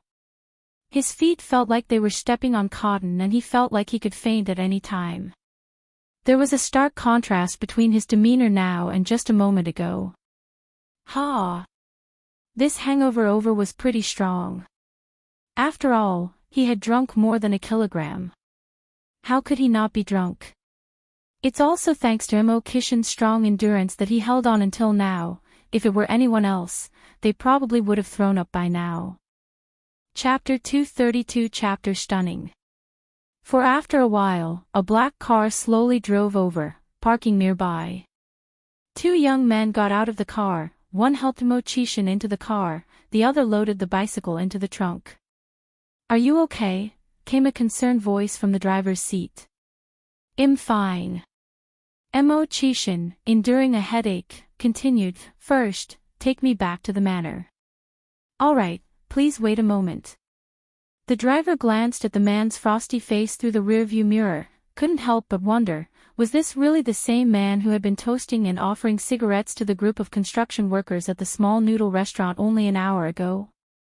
Was it really the same person? The companions in the passenger seat obviously thought about the same question. They exchanged a glance, both seeing doubt in each other's eyes. Lately, Lin Pingping's skin condition was getting better and better. At a class reunion, her classmates could barely recognize her. My God! Pingping, your skin is incredible. So fair. I remember you weren't this fair before. Women in their 30s generally have the worst skin condition. Even the ladies of wealthy families cannot escape the traces of time. Among them, some had pigmented spots on their faces, some had yellowish skin, some had peeling skin. It's no wonder the term yellow-faced woman exists. Lin Pingping, sitting among them, naturally became the one who stood out in the crowd. One of the straightforward classmates said, Something's not right, Pingping. I saw you earlier this year, you had a face full of pimples, how did you suddenly become so pretty now? Lin Pingping didn't mind, she smiled and said, It might have something to do with the skincare products I've been using lately. You all know that my face had a big problem a year ago, it was only after using these skincare products that my face improved. Hearing this, everyone was shocked and asked, What brand? You should recommend it to us. Quick, tell us, I want to go buy a set, too. Lin Pingping continued, It's called Icy Skin Jade Beauty, but you may not be able to find it in the market, because this skincare product was developed by a high-profile person, it's limited supply, without connections, you can't get it at all. Lin Pingping spoke in a mysterious tone, further piquing everyone's curiosity. After all, Lin Pingping's current skin condition was really good. So good that it inspired envy. Icy Skin Jade Beauty, these 4 words, were really eye-catching. Pingping, can you help us get a set? Pingping, we've been classmates for so many years, you won't refuse this favor, will you? Lin Pingping laughed and said, I can help you, but one of the products that can whiten the skin might be a bit expensive. I don't know if you can accept it. Expensive? How much is it? Lin Pingping continued, 108 yuan a box. Hearing this, everyone chuckled, that's not bad, I thought it would be very expensive. It's only 108. In the eyes of these people from wealthy families, 108 yuan was nothing at all. It was equivalent to what they would spend on a casual clothing purchase. Get me one for skin whitening. I want one too. Me too. Everyone was busy stuffing money into Lin Pingping's hands. Lin Pingping said, don't rush, merely applying whitening and moisturizing cream isn't useful. The effect is better when used in combination with facial cleanser and aloe vera gel. Besides, it not only whitens, but also controls acne, fade spots, moisturizes. Lin Pingping introduced Ni Yang's products one by one, speaking about them in a mysterious manner. At one point when someone questioned her, are these skincare products really that good? I've never heard of these brands before. I haven't heard of them either. I heard that Lin Pingping is divorcing Hong Bin lately. Could it be that she's out of money, so she's trying to cheat us? Hearing these doubts, Lin Pingping wasn't angry, she just smiled and said, I have some samples at home. After the reunion, why don't you come over to my place? I can give you some samples to try. If you like them, then you can buy more. We're all old classmates, I wouldn't want to get a reputation for cheating. With her saying that, those who had questioned her earlier shut their mouths, their faces flushed with embarrassment. When the reunion ended, over a dozen beauty-loving female classmates followed Lin Pingping home. Seeing that Lin Pingping was now living in the Mo family mansion, they all breathed a sigh of relief.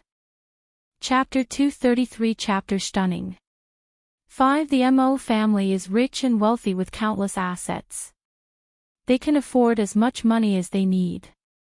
How could Lin Pingping possibly defraud people over such a small sum? Pingping, we know you wouldn't deceive us. You don't have to give us sample kits. Just order a set for us directly, erase the money. You can keep it. Lin Pingping handed out a bunch of sample kits to the crowd. Even so, I should give you some sample kits first. I don't have any ready-made skincare products at the moment. You can try using them first. After all, everyone's skin type is different. The skincare products that work for my skin may not have the same effects on your skin. The others thought that what Lin Pingping said made sense, so they did not insist, and each took some samples and left. On the morning of the third day, Lin Pingping was still in bed when a piercing phone ring woke her up. Lin Pingping picked up the telephone receiver with half-closed eyes. Hello. A surprised voice came from the other end of the phone. Hello. Pingping. Xiao Xiao. I used the skincare samples you gave me a few days ago. They are really amazing. Would you be able to buy a few sets for me? Upon hearing this, Lin Pingping suddenly became more alert. But as soon as she hung up, the urgent phone ringing sounded again. This time it was also a call to order skincare products. Lin Pingping received more than a dozen calls that morning alone. Therefore, Lin Pingping decided not to sleep anymore. She got up, brushed her teeth, washed her face, and then went to work. During her lunch break, Lin Pingping went to Ni Yang's noodle restaurant and told her about the orders for the skincare products. Ni Yang smiled and said, for now, we have ample stock of facial cleanser and aloe vera gel, as well as 2 types of acne and freckle removal creams.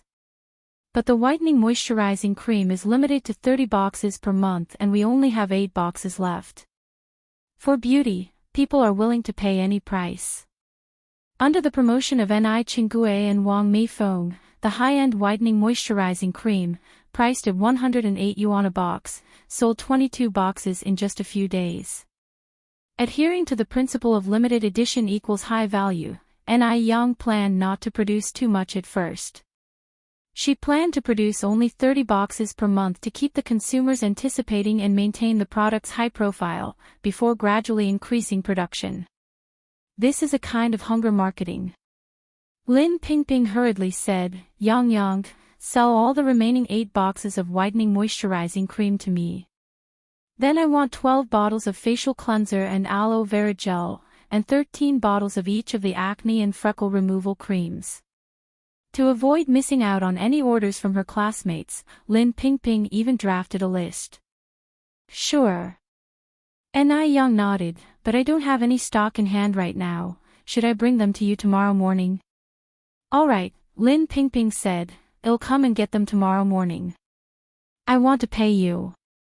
Everything added up to a total of 46 bottles. The price of 8 boxes of whitening moisturizing cream is 864 yuan, while the remaining 38 bottles of facial cleanser and acne and freckle removal creams cost 940 yuan, totaling 1,804 yuan. Lin Pingping handed Ni Yang 1,900 yuan, and Ni Yang gave her back 200 yuan without saying much. Lin Pingping didn't think much of it. It was only after she left the restaurant that she realized that Ni Yang had given her 104 yuan extra. Lin Pingping promptly returned to the restaurant and gave Ni Yang the remaining money. Yang, you gave me too much change. Ni Yang smiled and said, I didn't make a mistake. Auntie Ping, you gave me 2 yuan extra when you bought skincare products last time. About half a month ago, Lin Pingping came to buy skincare products. The total cost was 300 yuan, but Lin Pingping gave 400 yuan. Ni Yang chased after her, but Lin Pingping just ran off. Naturally, Ni Yang wouldn't accept the extra 2 yuan from Lin Pingping for no reason. The purpose of her starting the business was not to make money. If she accepted the extra 100 yuan from Lin Pingping, it would dilute the initial purpose of her business. Lin Pingping said, Yang, that was last time, this is this time. Ni Yang gave a faint smile and spoke lightly, Auntie Ping, if you don't accept it, I might not dare to sell skincare products to you next time. With no choice, Lin Pingping had to accept the money, secretly deciding in her heart that she must help Ni Yang promote the skincare products more in the future. The influence of a good product is really great. Because when a product is good, consumers will recommend it to each other. This forms a circle, and this circle will only grow bigger. As a result, the reputation of Crystal Clear will also grow. Chapter 234 Chapter Stunning. _6. Recently, Ni Yang's income from selling skincare products alone had exceeded 6,000 yuan. Adding the revenue from the noodles and milk tea sales, and after deducting the cost of store renovation, her savings had now exceeded 20,000 yuan. The birthday banquet of the old Madame Mo was just around the corner, so Ni Yang had been thinking about what gift to prepare for the old lady in the last few days. Mo family were indeed affluent, and items costing just a few or 100 yuan certainly wouldn't catch the old lady's attention, yet anything too expensive was out of Ni Yang's reach. Therefore, although the birthday gift wouldn't need to be too costly, it was essential to show sincerity. She must strike out a new path for herself and grasp an opportunity. Thinking about it, Ni Yang narrowed her eyes slightly, an idea forming in her mind. The morning of the 8th. Looking neat and tidy, Mo Chishan rode his precious bicycle to the noodle restaurant to pick up Ni Yang. As he arrived, a jeep pulled up. The car window rolled down, revealing a handsome face. Uncle, are you here to pick up Ni Yang? The one who came was none other than Mo Baichuan. Mo Chishan smiled faintly. That's right, do you have any advice, nephew? Mo Baichuan's eyes held countless scorn as he looked at Mo Chishan. Uncle, you can't seriously think that Ni Yang is interested in you, can you? Mo Chishan said nothing. His nephew seemed to have too much time on his hands lately. Mo Baichuan continued, I told you that Ni Yang has been close to you only because of me. She wants to get close to me. Otherwise, would Ni Yang be interested in a loser like Mo Chishan? What a joke. Yet, Mo Chishan was a foolish romantic, really believing Ni Yang would be interested in him. Sitting on his bicycle with his long legs touching the ground, Mo Chishan pointed at his head. Nephew, did you ever get that problem in your head checked? Both his older brother and sister-in-law were not fools. How could they give birth to a son as arrogant and unconventional as Mo Baichuan? Mo Chishan was now even suspecting that his nephew was adopted. Uncle, you don't believe me. Mo Baichuan suddenly turned serious. If you don't, let's make a bet. Then you will see what kind of person Ni Yang really is. Mo Chishan's lips curled into a small smile. Mo Baichuan continued, Let's bet on whose car Yang will ride in today. Emo laughed lightly. Is there a need to bet on that? Mo Baichuan frowned slightly. Uncle, don't you think you're too self-confident? Nephew, Mo looked at Mo Baichuan. I think you're ridiculous. Mo Baichuan didn't feel like arguing with Mo Qishan. Whether you're too confident or I'm ridiculous, you'll see the answer soon. Mo Qishan was still deceiving himself. Under today's circumstances, anyone could tell with their toes that Yang definitely wouldn't ride Mo Qishan's bicycle. After all, today was an important day for the Mo family, and all the attendees were important figures. How could a vain woman like Yang ride a small bicycle? Mo Qishan was really dumb. In a moment, a clear voice rang out in the air, Brother Mo. As Mo Qishan looked up, he saw Yang, dressed in a beige overcoat, walking out. Her jet black, shiny hair was evenly spread out behind her, and there was a rosy hair clip on her right ear. The rosy hair clip against her fair and transparent ears was like a red plum in the snow, extremely eye-catching. The beige overcoat, buttoned up to the ankles, outlined her fine figure and slender waist. It looked as if a strong wind could break her thin waist. Yang. Mo Qishan jumped off his bicycle and walked towards Yang, talking and laughing as if he didn't notice Mo Baichuan by the jeep. As Yang completely ignored him, Mo Baichuan's face darkened. Was she still playing hard to get?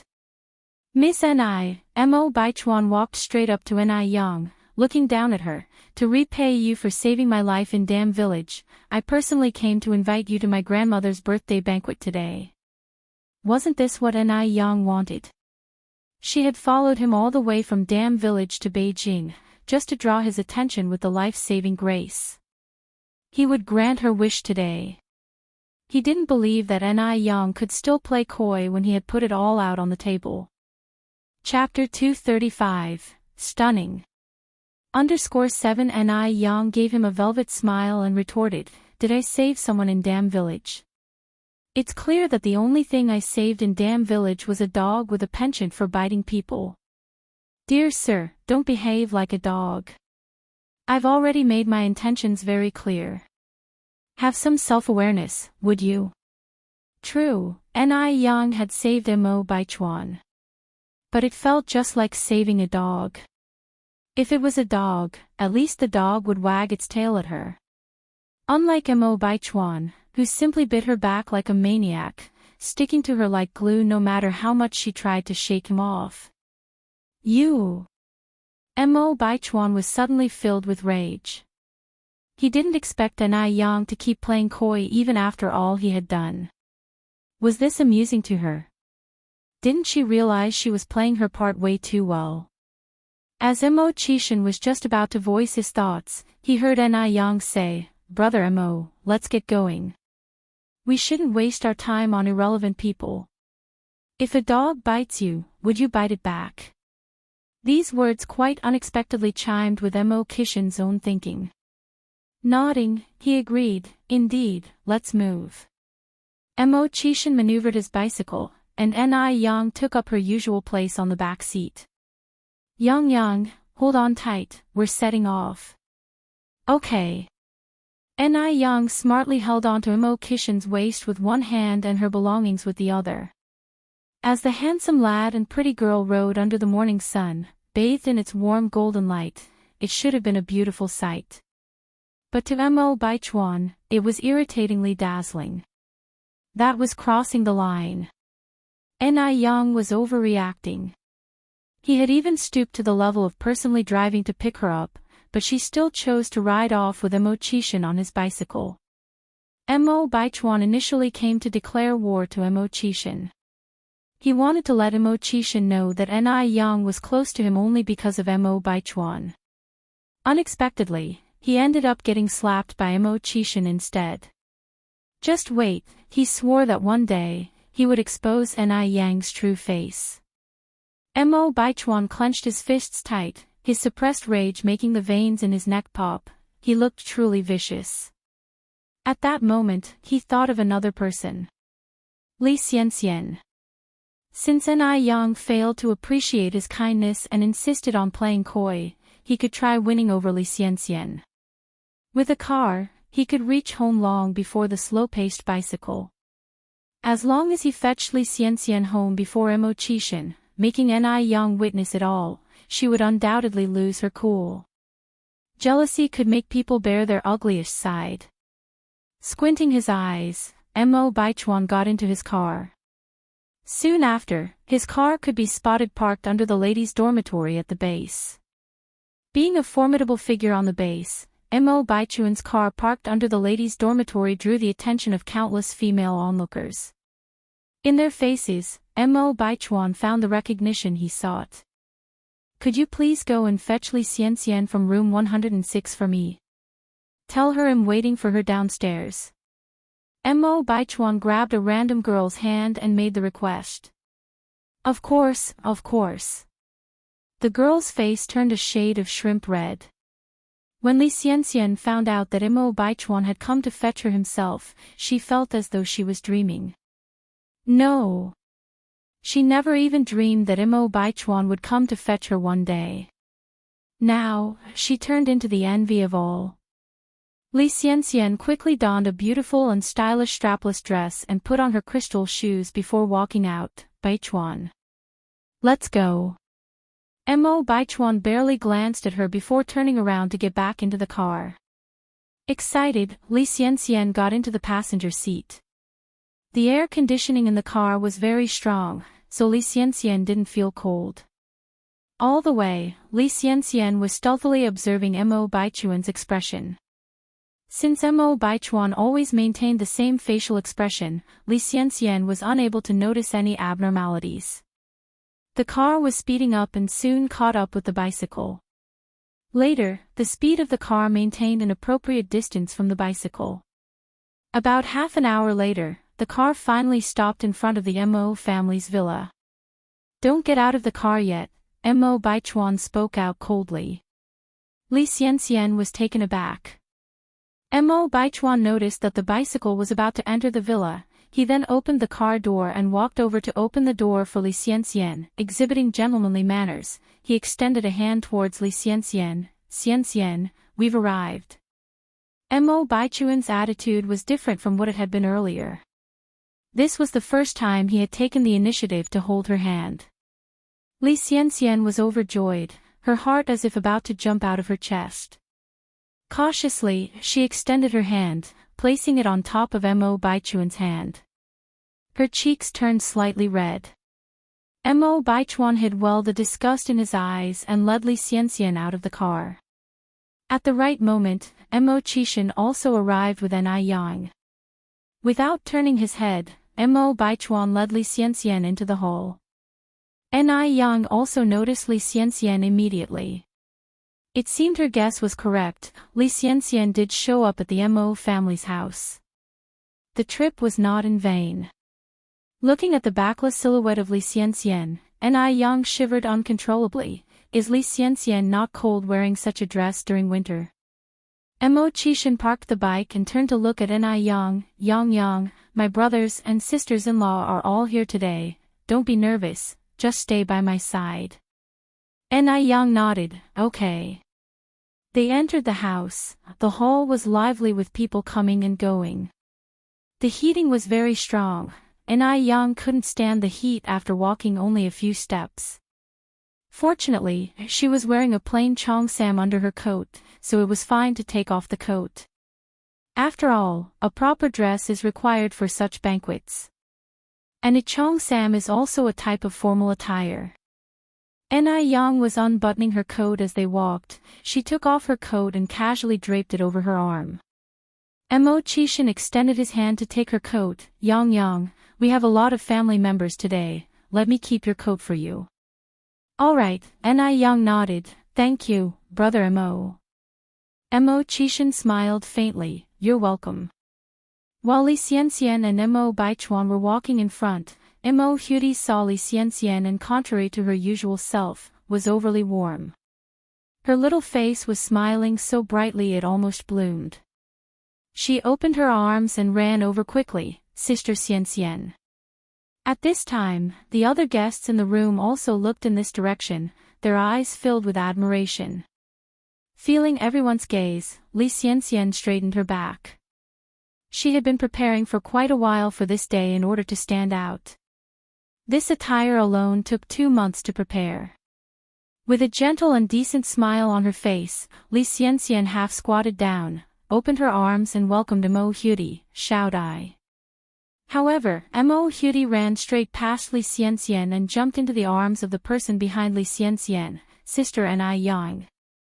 It was only then that Li Xianxian heard clearly what Mo Huti said. She was calling for Sister Ni Yang. Not Sister Xianxian. What happened? Moreover, it seemed that the gazes of the others were not focused on her, but were oriented towards someone behind her. Who is behind me? Chapter 236, The Truth About Plotting Against Mo Huti, Tormenting Li Xianxian. Why were all eyes on her? A chill of foreboding tinged Li Xianxian's mind. Her complexion paled as she slowly turned her head to look behind her. There was a figure clad in a light-colored cheongsam, stepping languidly. Her glossy raven hair half swept up, and her clear, expressive peach blossom eyes were framed with long, thick lashes casting a shadow on her eyelids. Secured on her ear was a hair clip in the shape of a red plum blossom, contrasting with her fair ear tip. It was like a red plum blooming brilliantly amidst a blanket of white snow, utterly mesmerizing. The red hair clip perfectly complemented the button of her cheongsam, projecting the elegant radiance of a figure stepped out from a painting, with no room for criticism. The cheongsam was usually a demanding piece of attire. If not worn gracefully, it could look overly rigid and dreary. However, the person before them was donning the cheongsam in a way that exemplified its timeless elegance. Usually the cheongsam enhances the wearer, but in her case, she was the one enhancing the cheongsam. Who was she? Why did she seem so familiar? Li Xianxian squinted her eyes, momentarily unable to recall the identity of the figure. But the sense of impending danger was steadily growing stronger within her. Sister Ni Yang, I've been waiting for you for so long. Mo Huti embraced Ni Yang, unwilling to let go. Sister Ni Yang. Upon hearing this long-lost address, Li Xianxian started to regain her composure. It was her. She had come back. She indeed had returned. Insolent woman. Hadn't she already married the castrated old man? Why had she returned? Li Xianxian's hand clenched tight, the sharpened nails digging into her flesh due to excessive force. No. She couldn't be defeated by this shameless woman, she must remain calm. She had to win over everyone. No one will take Mo Baichuan from her. Luckily everyone's attention was focused on Ni Yang, so no one paid attention to her. Li Xianxian stood up gracefully, maintaining a polished smile on her face. Yang Yang is here. The old lady of the Mo family and Mo Fuhai warmly welcomed her. They introduced Ni Yang to the rest of the family. My first 4 sons, let me introduce you to Ni Yang, the divine doctor who healed Xiaodai. Yang Yang is the lucky star of our Mo family. Not only did she heal Xiaodai, but she also saved Ping Ping. I rely exclusively on the breakfast she prepares whenever my appetite dwindles. Not everyone could bear being addressed as the lucky star by the matriarch of the Mo family. Upon hearing her words, everyone's gaze shifted towards Ni Yang. Li Xianxian's mind was thrown into chaos. She had considered many possibilities, but she had never anticipated that Ni Yang would be the lucky star revered by the old matriarch. Why was it Ni Yang? What had transpired during the period when she was unconscious? Miss Ni, Mo Romping, the eldest son of the Mo family. I am Mo Rongan, the second son. Mo Rongjong, the fourth son. I am Mo Ronghua, the fifth son. The matriarch of the Mo family got married when she was 18 years old. The eldest son, Mo Romping, was 56 years old, and even the youngest, the fifth son, was 49. Only their youngest brother, Emochishin, was quite young. He was only a year older than his eldest grandson, Mo Baichuan, and was now 27. In fact, it was also apparent from the names themselves that Emochishin was an unexpected child. While the names of the first 4 sons represented peace, prosperity, and patriotism, his name signified uniqueness and profoundness. Before these people, Ni Yang was merely a 17-year-old child. Yet, she exuded a composed, polite demeanor. The old lady pointed to her sons and said, Yang, just call them eldest brother, second brother, fourth brother, and fifth brother. Eldest brother, second brother, fourth brother, fifth brother. What was the matriarch trying to imply? Li Xianxian almost bit through her lip. She had been meticulously planning for 2 whole years before she earned the trust of the matriarch and patriarch of the Mo family. Had Ni Yang only known them for a few days?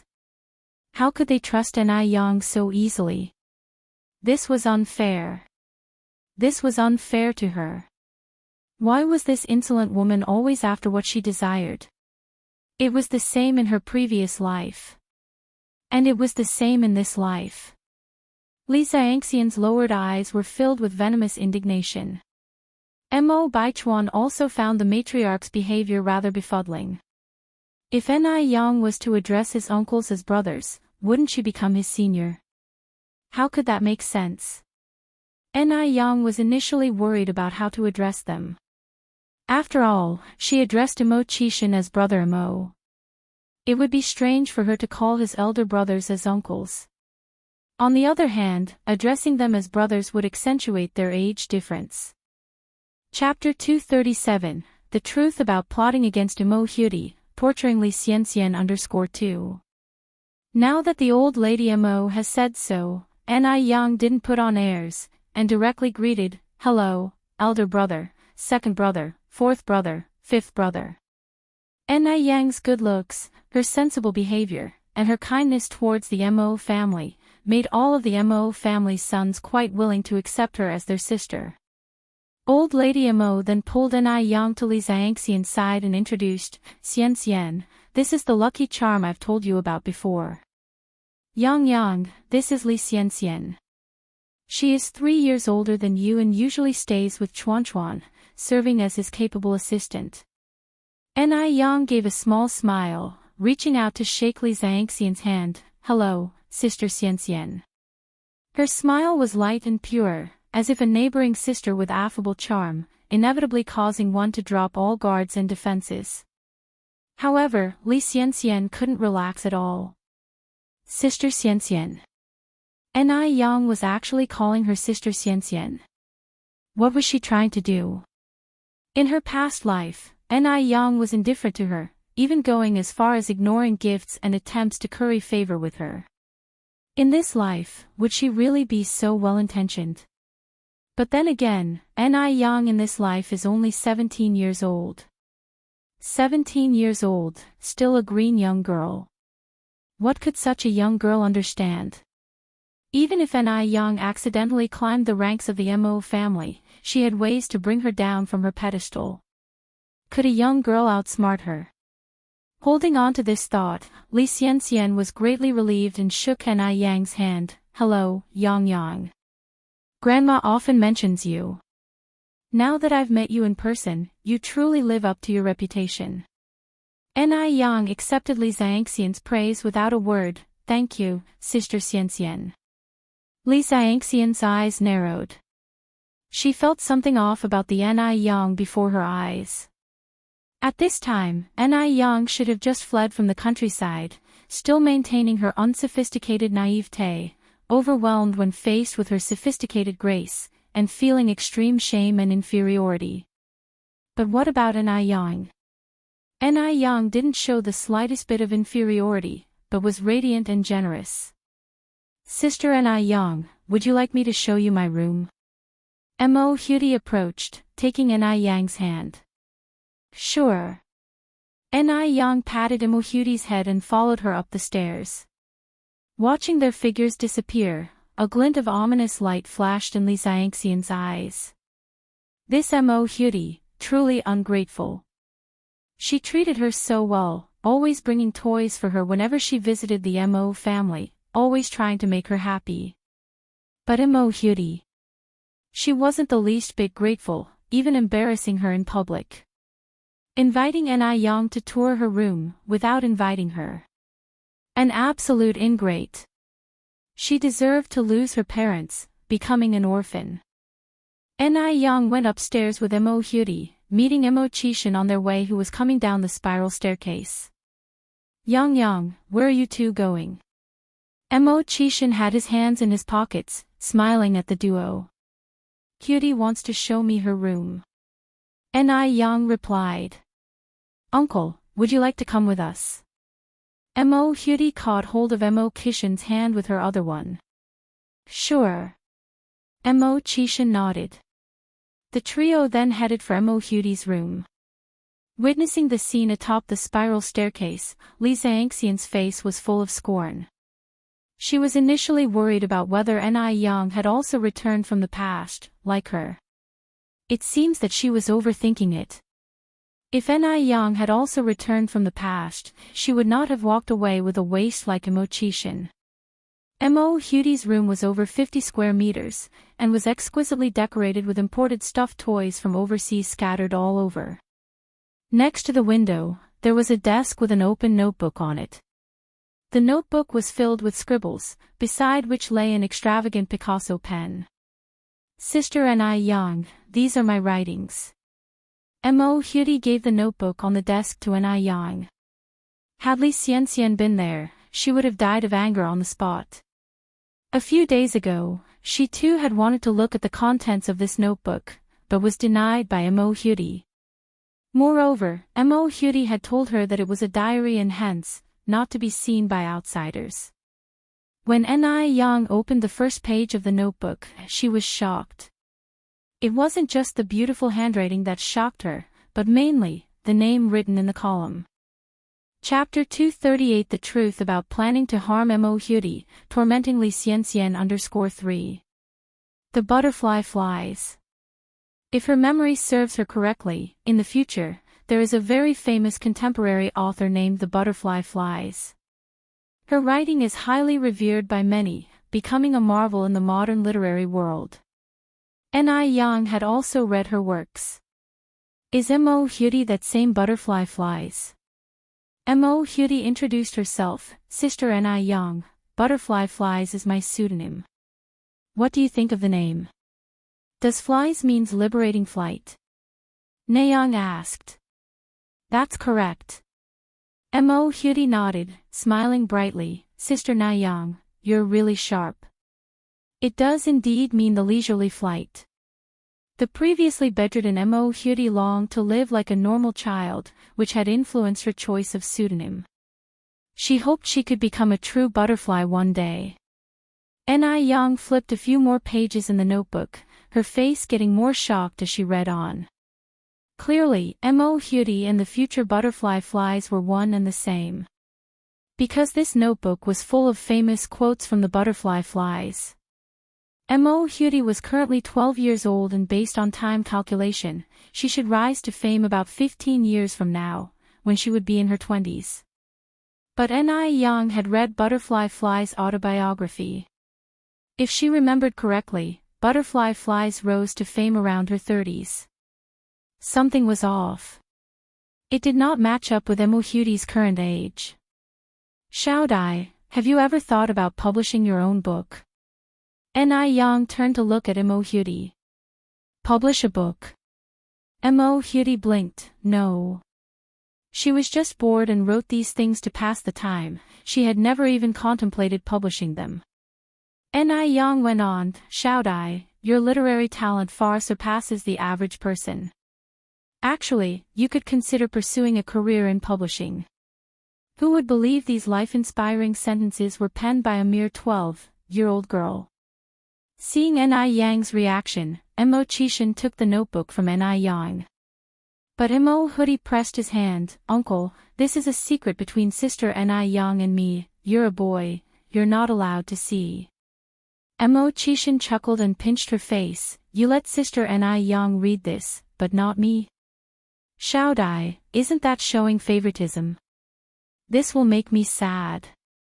Mo Hudy hesitated, then finally relented. Fine, I'll let you have a look. Mo Chishan took the notebook and quickly skimmed through a few pages, his expression gradually turning serious. For such a long time, he had no idea his niece possessed such talent. Just then, a young friend came to play with Mo Hudy. Ni Yang saw the opportunity and pulled Mo Chishan outside. Brother Mo, I have a question to ask you. Mo Chishan followed Ni Yang outside, smiling. Speak. I will try my best to answer. Brother Mo, Ni Yang looked up at Mo Chishan. Can I ask, why did Li Xianxian commit suicide last time? Ni Yang's intuition told her that the reason Li Xianxian committed suicide was absolutely intertwined with Mo Hudy. Mo Chishan had no inclination to conceal anything from Ni Yang. So, he went on to explain everything about the Jiangnan divine doctor and Mo Hudy's parents to Ni Yang. Hearing this, Ni Yang slightly furrowed her eyebrows. This incident might look like a premeditated revenge act by the Jiangnan divine doctor, but in reality, it's not that simple. The incident was years ago, and the Mo family had relocated to Beijing. So, how did the Jiangnan divine doctor find out Mo Hudy was a descendant of the Mo family? How did Li Xianxian get to know the Jiangnan divine doctor? Perhaps nobody else knew about the grudge between Jiangnan divine doctor and the Mo family, but Li Xianxian was different. She had reincarnated and come back to life. She knew about things others wouldn't. Therefore, the person who intended to murder Mo Hudy was not anyone else, but it was Li Xianxian. Li Xianxian was very shrewd. This ploy of using another's hand to strike was extremely ingenious. Given the long-standing enmity between the Jiangnan divine doctor and the Mo family, his motive for killing Mo Hudy was clear. Who would suspect Li Xianxian? Li Xianxian didn't only manage to perfectly wash her hands clean of all crimes, but also committed suicide to earn the full sympathy of the Mo family.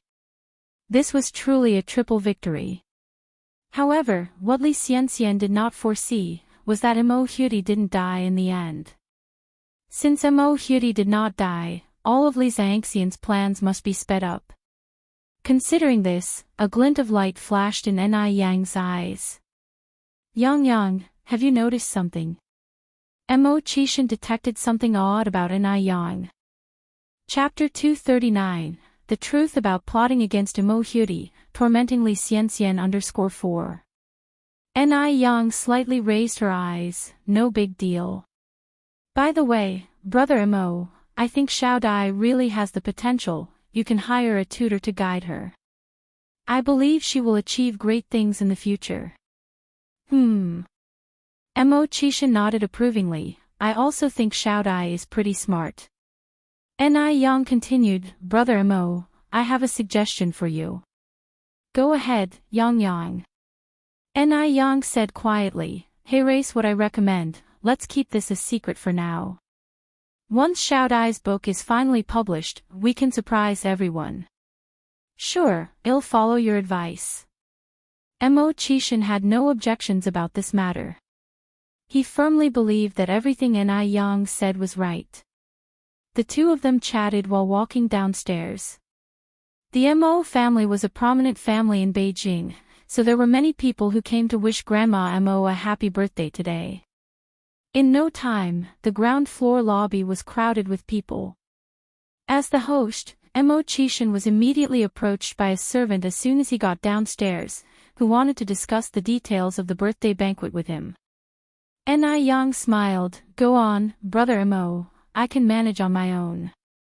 Mo Chishan hesitated for a moment, then said, I shall return shortly. Okay. Ni Yang nodded. Ni Yang was a beauty who had drawn the attention of countless admirers. However, she exuded innate nobility, and given this was the Mo family's turf, not many people dared to offend her. Ni Yang sat on the sofa, eating delicate pastries and listening to the conversation among the rich wives and daughters of the wealthy families. Who was wearing a stunning diamond ring? who was dressed in this year's trendiest fashion. When it came to trendy dresses, the rich wives and daughters all turned their eyes towards Li Xianxian in the middle of the hall. To be precise, they were focused on the dress Li Xianxian was wearing. Li Xianxian was wearing a stunning one-shoulder dress today. Designed in a gradient of blue and white colors, a layer of transparent organza was additionally adorning the dress, making the patterns on the skirts somewhat visible yet somewhat hidden. With every step she took, the organza ebbed and flowed, as if she was strolling in the clouds. It was elegantly enchanting, capturing all the attention. It far surpassed any traditional evening gown within the country. On top of that, Li Xianxian's makeup was entirely appropriate. It was neither thick nor theatrical, just right. Along with the beautiful dress, it was definitely the most dazzling existence. Mo Rongping and Xiao Jiao were watching Li Xianxian from a distance, their faces displaying their satisfaction. This kid isn't bad, she can definitely hold her own in such an environment. She made a matchless pair with Baichuan. A daughter of a prosperous family approached Li Xianxian, looking at her with envy. "Xianxian, this dress of yours is stunning. Where did you get it?" Li Xianxian answered gently, "Thank you, Miss Xiao. I made this dress myself." She made it herself. Upon hearing this, the other rich wives and heiresses were taken aback. This Li Xianxian is too incredible. She was able to make such a beautiful dress. "Sister Xianxian, you're so incredibly talented. Could you teach me when you have some spare time?" A young girl wearing a qipao joined them, pulling Li Xianxian's arm with a brilliant smile, her beautiful eyes shining, and a dimple appearing charmingly on her cheek. Li Xianxian, who everyone previously thought was dazzling, was totally lost in the background the moment this girl appeared. This was like a bright star suddenly losing its shine. And the young lady in the qipao next to Li Xianxian was like an irresistibly brilliant moon. Without comparison, everyone thought traditional Chinese gowns were a bit old-fashioned. But now, Western-style gowns seemed bland compared to the qipao, which proudly showcased an unparalleled national beauty. In front of the grandiose qipao, even the slightest shadow of a Western gown was instantly lost. This is what we call heritage. How could Western culture ever compare to the heritage passed down through 5,000 years of Chinese civilization? Watching the spotlight being completely taken over by Enai Yang, Li Xianxian was grinding her teeth in anger. But she still managed to keep her polite smile. "Yang, do I look like a stingy person to you? Of course I would teach you if you really want to learn." Enai Yang smiled lightly, her gaze turning towards the hem of Li Xianxian's dress, then said, "Sister Xianxian, are these flowers on the hem of your dress also hand-embroidered by you?" Chapter 240 The Truth About Plotting Against Immortality, Tormenting Li Xianxian _5. Li Xianxian would naturally not miss this opportunity to show off. In today's society, old customs are gradually being forgotten, and there aren't many people who can embroider. Yes, this skirt, from design to production, is all done by me. The flowers are not well embroidered, I'm afraid it might look funny to you. Murmurs of astonishment followed by hearing her words. They all praised Li Xianxian for being so talented. Shaw. This Li Xianxian really dares to say anything. Enai Yang subtly raised an eyebrow. The skirt worn by Li Xianxian was one that Enai Yang had seen at a Paris fashion show in her past life, a creation by the famous designer LP named Blue Dream. Taking advantage of her rebirth, Li Xianxian had claimed someone else's work as her own. This kind of theft was really disgusting. Enai Yang kept her composure and had started by praising Li Xianxian enthusiastically. With the addition of everyone else's compliments and fawning, Li Xianxian was on cloud 9. The next second, Enai Yang shifted her tone, adding, "I've heard that the song and bien embroidery styles are very similar, but there are also many differences, which non-professionals would not be able to identify. May I ask, Sister Xianxian, is the embroidery on this skirt done in the bien or song style?" "Song embroidery." Bien embroidery. Li Xianxian is not a seamstress. How could she know this? The skirt was indeed her design, but the one who made it was not her.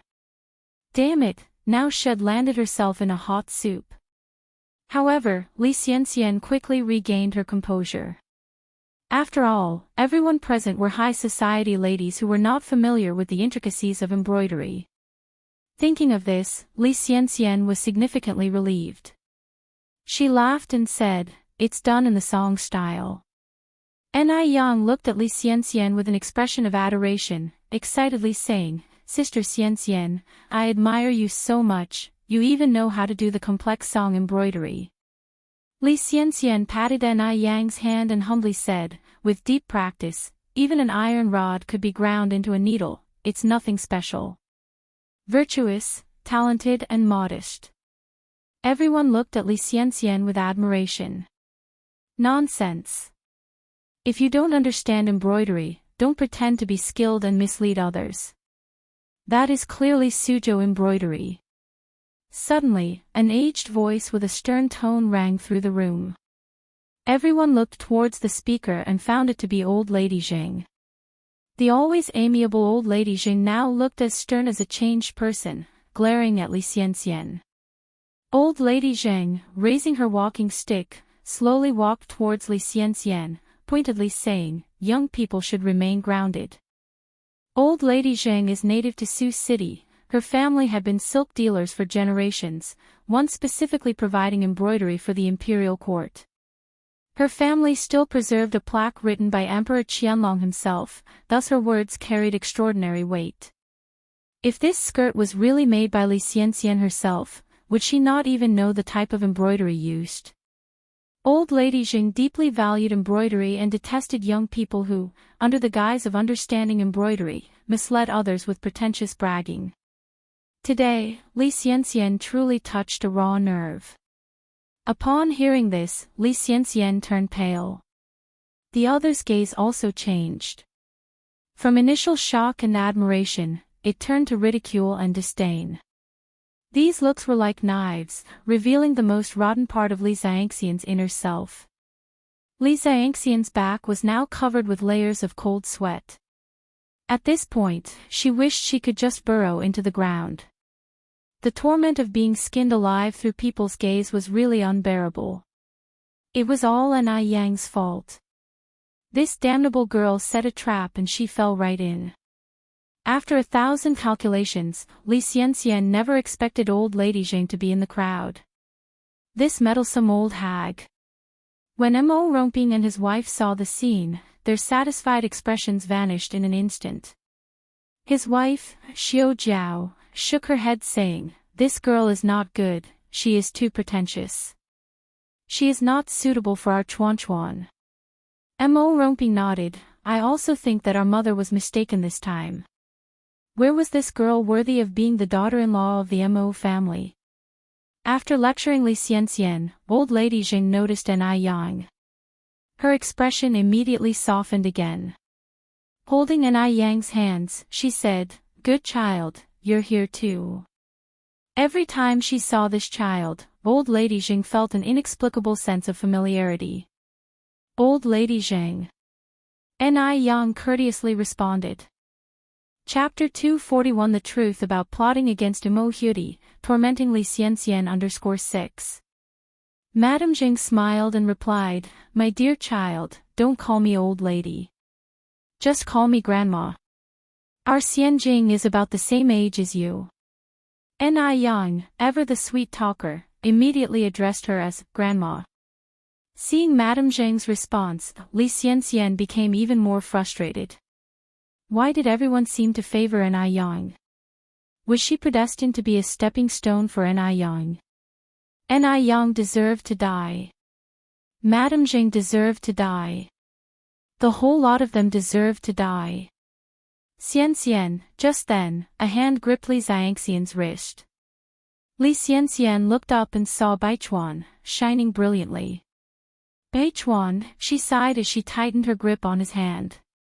She still had Baichuan. As long as she held a place in Baichuan's heart, she hadn't lost. Come with me. I'm going to introduce you to my parents, Baichuan said, leading Li Xianxian away.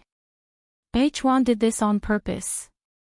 He deliberately walked away with Li Xianxian in front of Ni Yang, hoping to provoke Ni Yang's jealousy. In Baichuan's view, the only reason Ni Yang had embarrassed Li Xianxian in public was because of him. Why else would Ni Yang have provoked Li Xianxian for no reason? What Baichuan didn't expect, however, was that Ni Yang would not cast him even a single glance. Is she still playing? Baichuan's eyes dimmed, and without realizing it, his grip tightened. Li Xianxian gasped involuntarily, hurt by his strong grasp. Was Baichuan gripping her wrist so tightly because he was afraid of losing her? Yes, it must be so. With this comforting thought in mind, Li Xianxian glanced coyly at Baichuan, her eyes full of playfulness. Knowing that she was about to meet her future parents-in-law, Li Xianxian's heart raced with excitement. Mom, Dad, this is Xianxian, Baichuan introduced Li Xianxian to Mo Rongping and Xiao Jiao. But Mo Rongping and Xiao Jiao's attitude wasn't as enthusiastic as Li Xianxian had expected. They merely nodded politely, then quickly excused themselves. They didn't even initiate a conversation with Li Xianxian. What was going on? Li Xianxian, who had managed to stay calm, instantly paled. She couldn't shake the feeling that Baichuan's parents didn't seem to like her. But she was the chosen future daughter-in-law of the Mo family. Baichuan's gaze unwittingly swept over Ni Yang. Seeing Ni Yang walking over in high spirits, chatting and laughing with Madame Jing, he lowered his head to Li Xianxian and said, "You shouldn't care too much about my parents' attitudes. They're just like that." Comforted by Baichuan's words, Li Xianxian felt at ease. She gave a soft nod and said, "I understand." The sight of Baichuan walking hand in hand with Li Xianxian aroused envy in many of prominent families' daughters. Baichuan, the most eligible bachelor in the Mo family. Baichuan was near perfect, his only flaw being his taste in women. How could he fancy someone like Li Xianxian who was so vain and pretentious? Despite parading Li Xianxian all over the hall, Baichuan failed to attract a single glance from Ni Yang. As 10 minutes ticked by, he felt increasingly frustrated. He loosened his tie, let go of Li Xianxian's hand, and made his way to the upstairs study citing some work-related reason. Li Xianxian, always understanding, followed suit. "Baichuan, let me accompany you. Perhaps I can be of some help." Without turning back, Baichuan said, "No need. I can handle it myself." Disappointed, Li Xianxian halted, standing there, gazing at Baichuan's receding figure in a daze.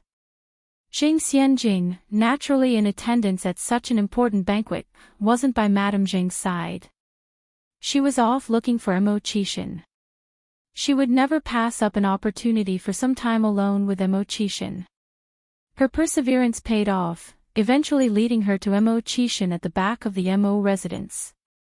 "Uncle Mo," Jing Xianjing greeted, rushing towards him with a smile.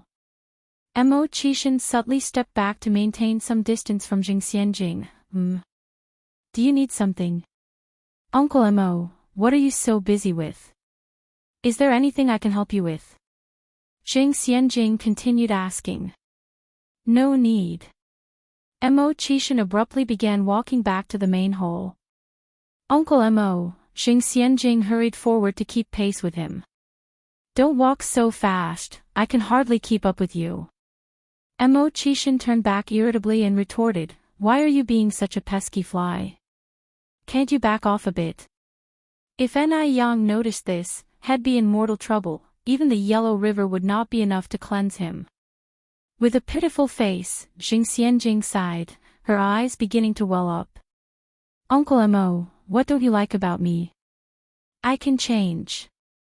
Chapter 242 The truth about plotting against Mo Hyudi, torturing Li Xianxian _7 Mo Qishan gave her an up and down look. "I'm just a worthless reject who's had his engagement broken off, Miss Jing. You'd better not waste your time on me." "No. You're not worthless. Jing Xianjing declared firmly, even if the whole world looks down on you, I want. Uncle Mo, in my heart, you're just like a hero. Only someone as blind as Zhao Jingrong would consider Mo Qishan worthless. Just wait. Soon there will be a day of regret for Zhao Jingrong. At that point, she will be envied by everyone. With this in mind, a light quickly flashed in Jing Xianjing's eyes. Hero. Mo Qishan sneered with a curl of his lip, may I ask what heroic deed I've accomplished to move you? To make you so sure that I'm not worthless. Mo Qishan, to the outside world, is a complete loss. No education. No respectable job. Every day he just idles about, waiting for death. He is avoided by the spoilt rich girls in their circle. Jing Xianjing knows nothing about Mo Qishan, yet firmly believes that he isn't worthless. These words are just too hypocritical. Jing Xianjing is so set on him, she must have seen something that she's not supposed to see. In Mo Qishan's heart, Jing Xianjing and Zhao Jingrong who climbs and steps on people are no different, both carrying a mask of vanity that is just nauseating. Mo Qishan narrowed his eyes inconspicuously. Jing Xianjing continued, Uncle Mo, I know you're not worthless. One day, you will rise to great heights. Stay away from me, Mo Qishan said coldly with a disgusted look in his eyes, you're just making me feel nauseous. Upon finishing his statement, Mo Qishan turned and walked away abruptly. Jing Xianjing was left stunned. The development of events seemed a bit off. She believed in Mo Qishan so much, he should be very touched. At this time, apart from her, there was no one else who would believe in Mo Qishan. No way. She can't admit defeat so easily. She must hold on to Mo Qishan tightly and get him to stay by her side. Jing Xianjing turned and followed Mo Qishan out the door. As soon as she reached the lobby, she saw a very disturbing scene. There she saw Ni Yang, the little wench, affectionately addressing Madame Zhang as grandma. Madame Zhang was beside herself with joy. Jing Xianjing knew Madame Zhang all too well, she knew Madame Zhang's smile was genuinely happy. This damn old lady. Does she even know who her real granddaughter is? Ni Yang, that little wench, was absolutely shameless too, daring to call Madame Zhang grandma. Who did she think she was? Jing Xianjing swallowed her anger and walked over to Madame Zhang with a smile, Grandma, young divine doctor. Xianjing is here, Madame Zhang warmly took Jing Xianjing's hand, just look, I just acknowledged a younger sister for you. Don't call me divine doctor anymore, it's too formal, just call her sister, it's much better. Madame Zhang genuinely liked Ni Yang, otherwise, she wouldn't have said so. Damn old woman. Jing Xianjing cursed Madame Zhang in her heart 1,000 times over, but her voice was still soft when she said, Hello, sister. One should never hit a smiling face. Although Ni Yang knew Jing Xianjing didn't like her, she still greeted her with a smile, Sister Xianjing. Jing Xianjing didn't want Madame Zhang and Ni Yang to be alone together. Her intuition told her that if these two were left alone for a long time, something bad was bound to happen. Grandma, it's too stuffy in here. Let me take you out for a walk. Ni Yang, you come too, Madame Zhang pulled Ni Yang along. Since Jing Xianjing didn't like Ni Yang wasn't going to make herself uncomfortable either. She wasn't a masochist, Grandma, you go with Sister Xianjing.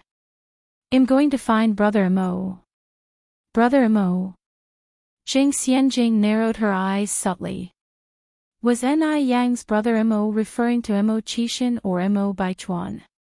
It should be Mo Baichuan, right? A social climber like Ni Yang would surely not see Mo Qishan as worth her time. Thinking about this settled Jing Xianjing's heart somewhat, and she took Madame Zhang out the door. Ni Yang elegantly walked towards the right side of the lobby. Here, Ni Yang had to admit to Li Xiangxian's superior socializing skills. Li Xianxian, who was initially disliked by everyone, was now surrounded like a star among a crowd of rich young ladies.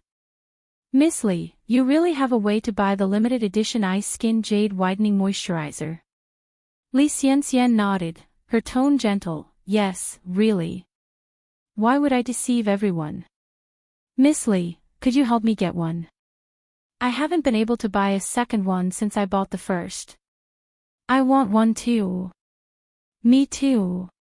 Li Xianxian raised her hand. Don't worry, one at a time. I have some connections with the boss of Ice Skin Jade. One believe he will do me a favor. The brand Ice Skin Jade had already gained popularity in the upper social circles, especially the whitening moisturizer, which was highly sought after by this group of people. Because the effects were just too good, and almost as soon as it was produced, it was bought out immediately. Honestly, owning a bottle of whitening moisturizer was a sign of status in this circle. Ni Yang's moisturizer for the next month had already been ordered by a mysterious buyer. Looking at Li Xianxian's confident look now, this mysterious buyer was probably her. Seeing Xianxian's confident look, Ni Yang lightly curled her lips. An opportunity to make money was in sight. Chapter 243. Jing Xianjing, who was almost angry to death, made a fortune. _1 She not only wants to make money, but she also wants to earn a hefty sum. Ni Yang looked at Li Xianxian standing amidst the crowd and suddenly had an idea. She beckoned Mo Hudy, who was playing hide and seek with her friends not far away. Shoutai, come here. Mo Hudy immediately ran over. Sister Ni Yang. Ni Yang squatted down and whispered something into Mo Hudy's ear. After hearing Ni Yang's words clearly, Mo Hudy nodded her head and thumped her chest. Okay, Sister Ni Yang, I promise to complete the mission. Ni Yang patted the top of Mo Hudy's little head. Mo Hudy ran back to the original spot and continued playing hide and seek with her friends. Li Xianxian was talking with a group of the rich ladies about skincare products when she suddenly heard someone shouting, Sun Dalian. Sun Dalian. If a person has been called a particular name for a long time, they would unconsciously respond to that name out of habit. An excellent example of this was Li Xianxian. Upon hearing these three words, her first reaction was to turn around and respond, What? At her words, all the rich ladies around her froze. If they did not mishear, the name that was just shouted seemed to be Sun Dalian. What was the relationship between Sun Dalian and Li Xianxian? At this moment, before Li Xianxian could realize anything was wrong, Mo Hudy walked towards her step by step, speaking puzzledly, Sister Xianxian, I was calling Sun Dalian. Could it be your name is Sun Dalian too? At her words, the color drained from Li Xianxian's face. Unpleasant memories from her past instantly flooded her mind. No. She was not Sun Dalian. She was Li Xianxian. How did Mo Hudy know about the name Sun Dalian? What on earth was going on? No, she must not let anyone know about her past. Li Xianxian forced herself to calm down and laughed. Perhaps Sister Xianxian misheard. Mo Hudy nodded with an appearance of understanding yet not quite understanding. I thought that Sun Dalian was Sister Xianxian's nickname. No, it's not. Li Xianxian's expression looked slightly rigid. At this moment, a child ran over. Shoutai, were you calling for me just now? Mo Hudy no longer paid attention to Li Xianxian as she left with the child. Yes, let's go continue playing. Watching Mo Hudy's departing figure, Li Xianxian felt cold sweat pouring down her back. Fortunately, it was just a misunderstanding. Ni Yang stood aside with a faint smile in her eyes. She guessed right. Li Xianxian was indeed Sun Dalian, and Sun Dalian was indeed Li Xianxian. The reason why Li Xianxian was desperately trying to hide her past was because there must be something from her past that she didn't want anybody to see. Things were starting to get interesting. The smile in Ni Yang's eyes grew stronger and a slight dimple appeared at the corner of her mouth. It was as if that slight dimple could swallow people up. A tall figure stood by the carved balustrade on the third floor above. He leaned over the balustrade, his gaze lost in the crowd below. To be exact, his gaze was fixed on Ni Yang. Ni Yang. What sort of person was she? Mo Baichuan, who had always looked down on women, was for the first time unable to read a woman. She was obviously trying to get close to him, to attract his attention, but whenever he tried to approach her, she kept him at a distance.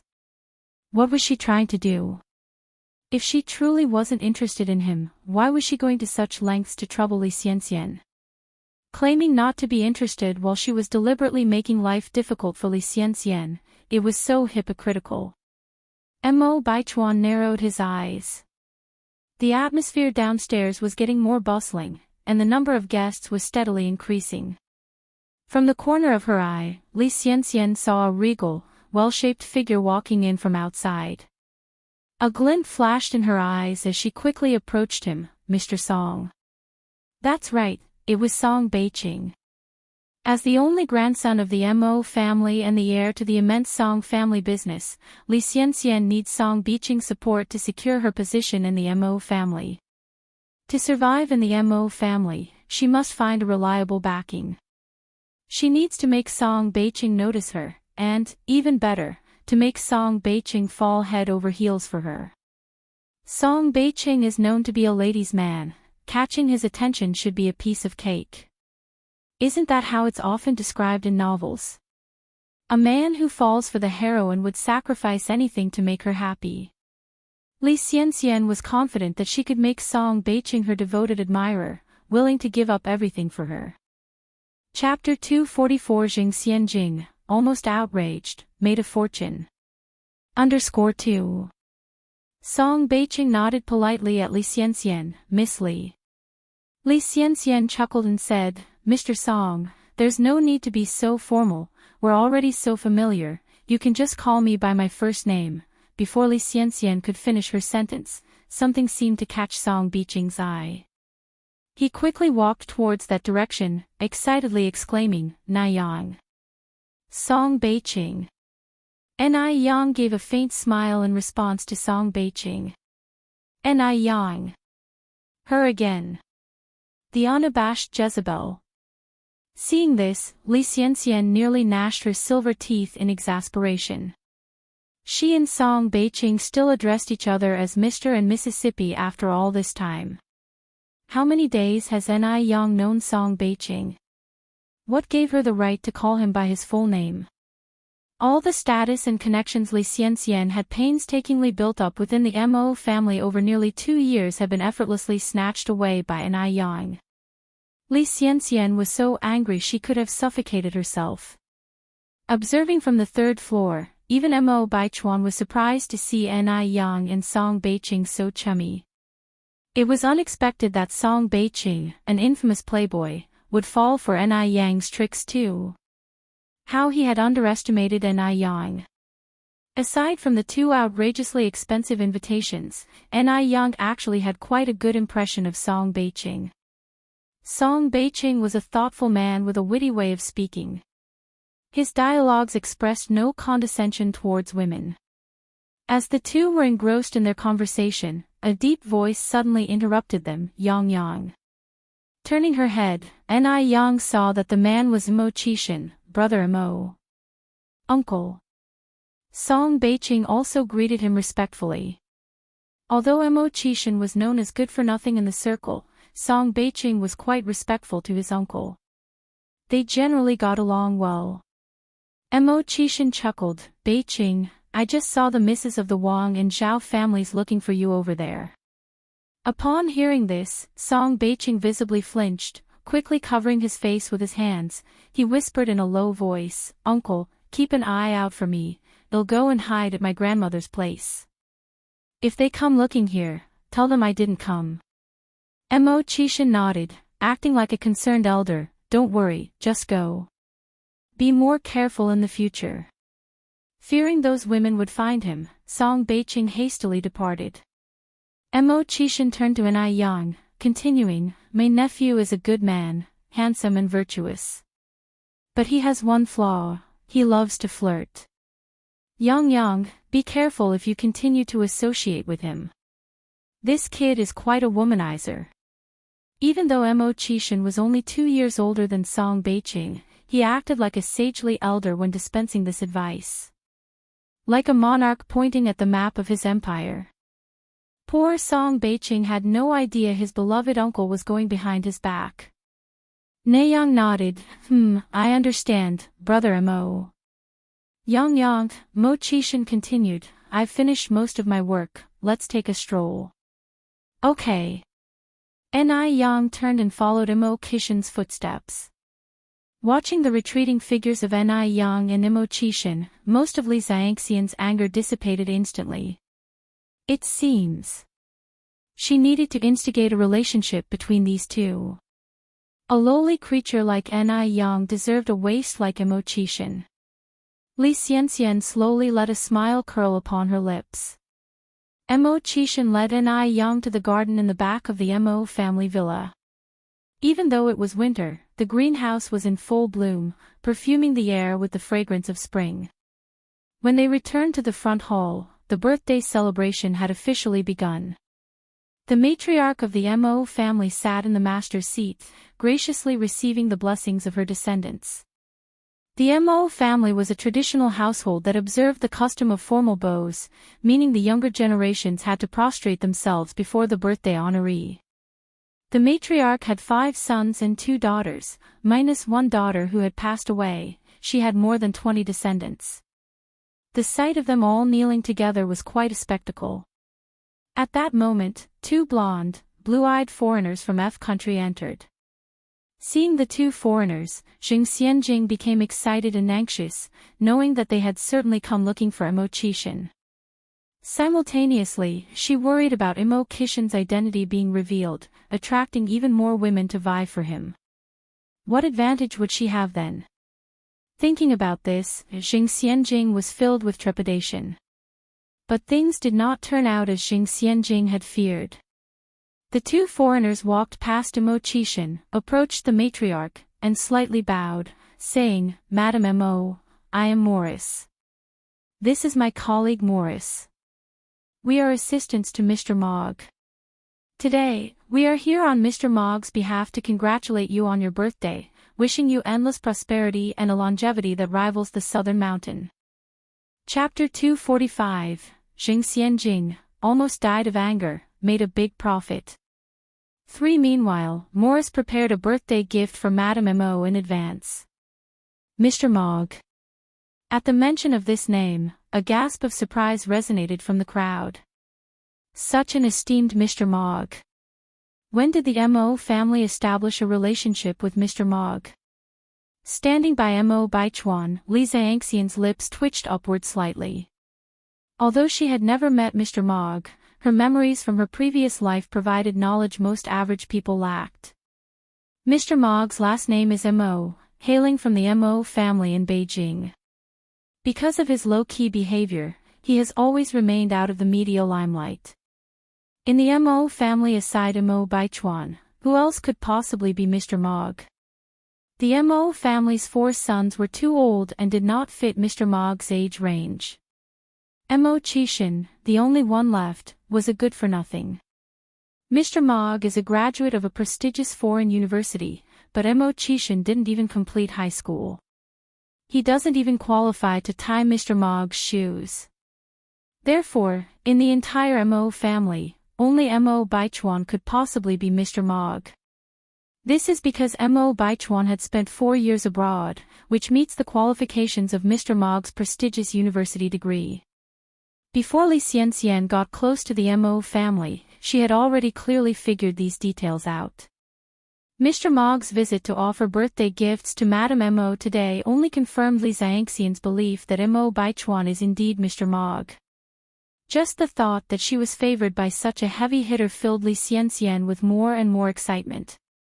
What she couldn't get in her previous life, she would now grasp firmly in this lifetime. Madame Mo had also heard of the famous Mr. Mogg. She stood to receive the gift from Morris' hand and chuckled, "Please extend my thanks to Mr. Mogg." Actually, Madame Mo was somewhat puzzled. Why would Mr. Mogg suddenly send her a birthday gift? After all, before this, there was no interaction between the Mo family and Mr. Mogg. However, Mr. Mogg's act of sending birthday gifts today did save the Mo family a lot of face. Marcus said, "Our Mr. Mogg is a junior in front of you, and it is only appropriate that we offer you a birthday gift. As it's not convenient for Mr. Mogg to personally celebrate your birthday, he had us two come on his behalf. We hope Madame Mo won't mind." Madame Mo chuckled and replied, "Not at all, it's an honor for both of you that Mr. Mogg is here. After all, he is Mr. Mogg. 100 Mo families would still not compare to Mr. Mogg." For a while, Morris and Marcus became the center of everyone's attention. Everyone wanted to establish a connection with Mr. Mogg. If they couldn't meet him in person, they'd settle with pleasing his two assistants. Li Xianxian observed these people with a cold eye, full of contempt in her heart. Without meeting Mr. Mogg, what's the use of pleasing two assistants? She just wondered what kind of expressions they would wear when these people found out that Mr. Mogg was actually Mo Baichuan. That would definitely be a sight to behold.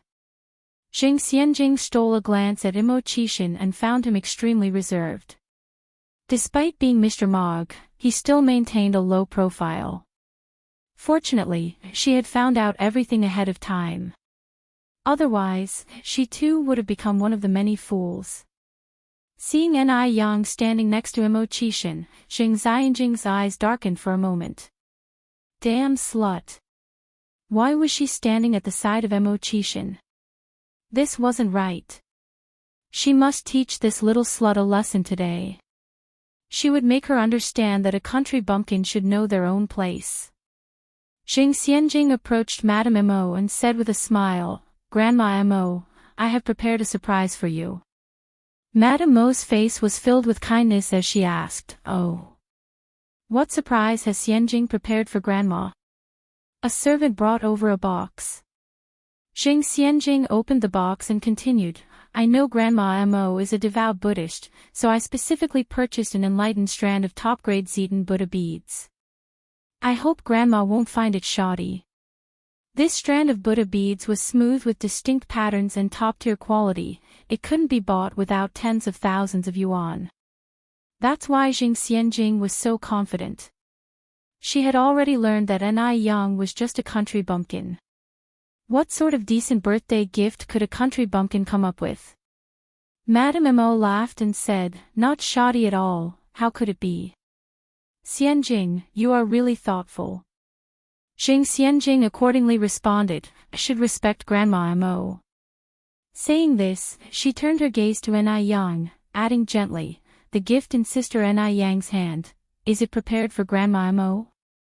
"I've heard Sister Ni Yang is modest and has a unique perspective. Surely the gift you've prepared for Grandma Mo would also be original. Why not show it now and let the rest of us broaden our horizons?" You're tuning into the Path of the True Immortal YouTube channel. Don't forget to subscribe and join us on this journey to catch the most captivating stories.